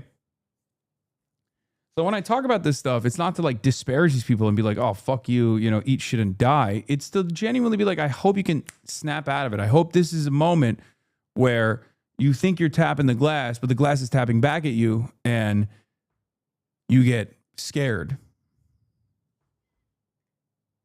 And then hopefully you look in the reflection and you see what you've become and you make the necessary changes in your life to get better. Like Asman, one of the biggest Twitch streamers whose community is vile as fuck, will just say this about a trans woman with 10 concurrent viewers and nobody cares. I don't see these people as people and compares her to a dog. Remember when this was against Twitch TOS? Yeah. I bet she's staying so strong. These people are demons. Well, I mean, guys, like, look, someone compiled tweets from this random trans Twitter user, okay, just so they can get together as a community and fucking rip into them, right? Fucking lay into this person, right? Make their day fucking awful. And then they take it the next level. They go to the account and they're in the fucking replies and they're like, fuck you, you're fucking trans, you're gonna kill yourself, blah, blah, blah, blah, blah, all this shit. Like, when you're doing that, right? When you're fucking doing that, you're not in a healthy mindset, man. You're literally one step removed from unironically engaging in suicide by cop or a school shooting. The only thing holding you back in that situation from committing a heinous act of violence is basically the fact that you're too afraid to go outside and encounter another human being, thankfully. It's crazy. A lot of these shadows aren't fully rooted in this hopelessness, and they just think they found community. They can easily be pulled out by showing them there's another way. Yeah, I think so. I mean, there's definitely a lot of people. In even this community that probably found themselves in their lowest point in their lives at a certain point, maybe a couple years ago, maybe as recently as last year, right? And they were engaging in this kind of behavior, but something shifted. Maybe they heard Asmongold explain a concept that they were more knowledgeable of, and that caused them to snap out of it, right? Because that happens a lot. Tam bir drama whore oldun aga. Önceden böyle değildin. Bak. Türk Asmongold fanı. Türk Asmongold fanı. Tam en sevdiğim adam sensin var ya. İnanılmaz. Niye bugün geldin şimdi burada söylüyorsun? Drama whore oldum aga diye. Çünkü hoşuna gitmiyor. Sevdiğim adamın anasını sikiyorum diye. Sevdiğim adamlara laf ediyorum diye. Ve de sana laf ediyorum diye. Biraz hayatını düzelt oğlum. Kimsenin fanı değilim. Ha peki. I'm going to just be kind of blunt. Comments like this don't bring her back and kill her again. It's just a stupid comment made by an idiot on the internet. Like, whenever I say that I don't care what people's opinions are, it's because I don't care about the people. Like, why would I, like, for example, like if a dog is barking at me, I don't ask myself and think, oh my God, I'm so sad this dog was mean. I don't even think about it. It's an animal to me. I don't even, like, it might sound bad. I don't even see these people as people. I don't.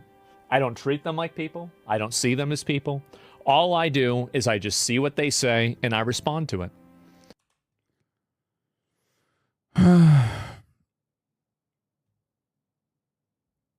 What do you help me pull me out of one of my lowest points in my life a few years back? I mean, I try to do that. That's the goal, you know?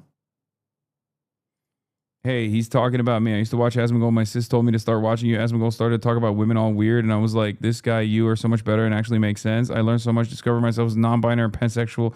Thank you. I've become a better person, and thank you, sis. Hell yeah, chatter. I feel like nowadays, nobody wants to critically think about anything. Nobody wants to have their own opinion about anything.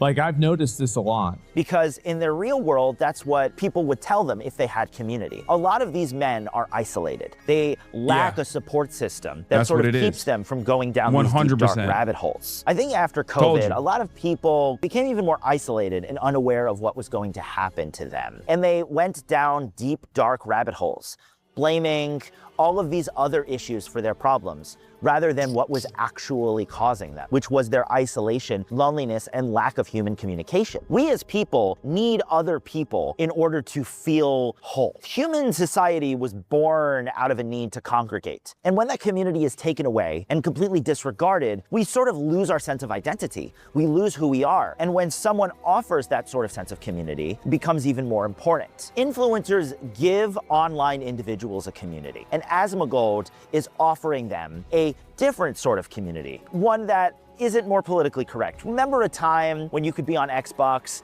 and say a whole bunch of slurs? Asmongold offers you that space. And there's a Discord where you can hang out and talk your shit. The Discord is basically a shit post. It doesn't really have like anything to do with the general like Asmongold stuff. It's just like a little hangout place. You can be exactly who you want to be, even if that person is, you know, kind of gross. You don't need to improve. You don't need to get better. You don't need to be a happier person, because you can be an Asmongold viewer. You can be part of the club. And now for something that I hope doesn't make too many Asmongold viewers uncomfortable. And I'm gonna go touch some grass. Good video. I don't think anyone has ever done a fucking like psychoanalysis on Asmongold fans in general. So which creators fan should I look into next? Like, I feel like if he did something like this in my community, I suspect that the outcome would be very different. And I know that because journalists have profiled my fans. He seemed visibly annoyed with this video and you watching it. Who? So what's interesting about this is journalists have reached out to my fans, like NPR and other numerous outlets have reached out to my fans at times when they're doing a profile on me, and they've had them featured in the reporting, and it's a very different vibe. What do I hear all the time when I go outside, when I go to protests, when I go to when I go canvas or do campaign events and things like that? People come up to me and they say, "Man, you changed my life. I wouldn't be out here doing activism if it wasn't for you. I wouldn't be door knocking if it wasn't for you. I wouldn't be at this protest if it wasn't for you." Things of that nature. And that's exactly the change that I want to see in the world. That's exactly what I want my output to look like. I don't want to lead you down a pit of despair, to be sad, lonely, and angry all the fucking time. I want you to be angry at the right things and use that anger and resentment for designing a more productive future for yourself and others, right? That's why I always urge you to touch grass, urge you to be normal, urge you to go out and fucking organize in your communities, organize labor unions in your workplace, join the DSA, go out and door knock for candidates, right? Phone bank. That's it. I want you to be the best possible version of yourselves. Whereas I feel like a lot of people are trafficking in despair. They're merchants of despair.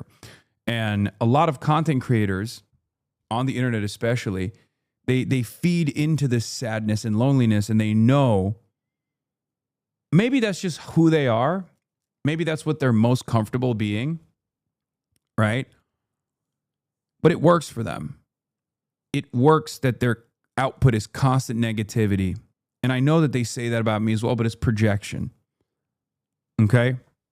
And on that note, ladies and gentlemen, I will bid you adieu, and I will go hang out with friends and family.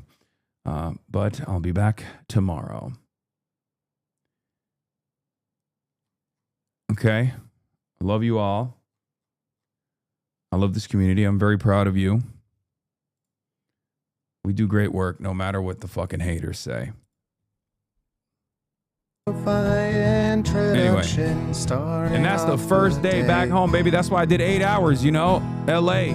I'm revitalized. Peace. Hustle people hate. Sunny Los Angeles, California, says Hasan. Stun luck to the stun luck to the topic's just begun. 'Cause there is again, Hasan is streaming. Hasan is streaming. There is again, Hasan is streaming. Hasan is streaming. Reviewing a Chinese train, telling Kyle place. Sun and Asmin chatter loves, giving Greening's grace. Zoran winning NYC, woke two back with the force. The Rogan of the left, to me a dumb himbo still of course. The Charlie Kirk assassination, the Fear and Online show. 8 full fucking years of this, and plenty more to go. Doing fun stuff tomorrow, throw PBS up on the screen. A man-made horror reaction brought to you by this life's dream. 'Cause there he is again, Hasan is streaming. Hasan is streaming. There he is again, Hasan is streaming. Hasan is streaming. Kicked out of the DNC, IRL with March the Goat. Combating the propaganda that shoved down people's throats. CBS Israeli news, a coup, a regime falls. A full-blown fascist takeover, and still the duty calls. Total radicalization coming out to sea. The system will always fail, it's up to you and me. On these daily streets, whether short or whether long, have helped millions of people keep it moving right along. 'Cause there he is again, Hasan is streaming. Hasan is streaming. There he is again, Hasan is streaming. Hasan is streaming. But hey, what can you say? That's PBS for you. But he'll play games real soon. Just you wait.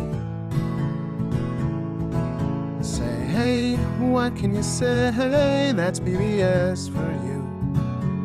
But he'll move on real soon. Just you wait. Ba-da-da, ba-da-da, ba-da-da-da-da-da. Hey, what can you say? That's PBS for you. But he'll pull your lawns real soon. Just you wait. Sha-da-da, sha-da-da, sha-da-da-da-da-da. Hey, what can you say? That's PBS for you. But he'll do jet advice real soon. Just you wait. But hey, what can you say? That's PBS for you. Brought on by viewers like you. Just you wait. Just you wait.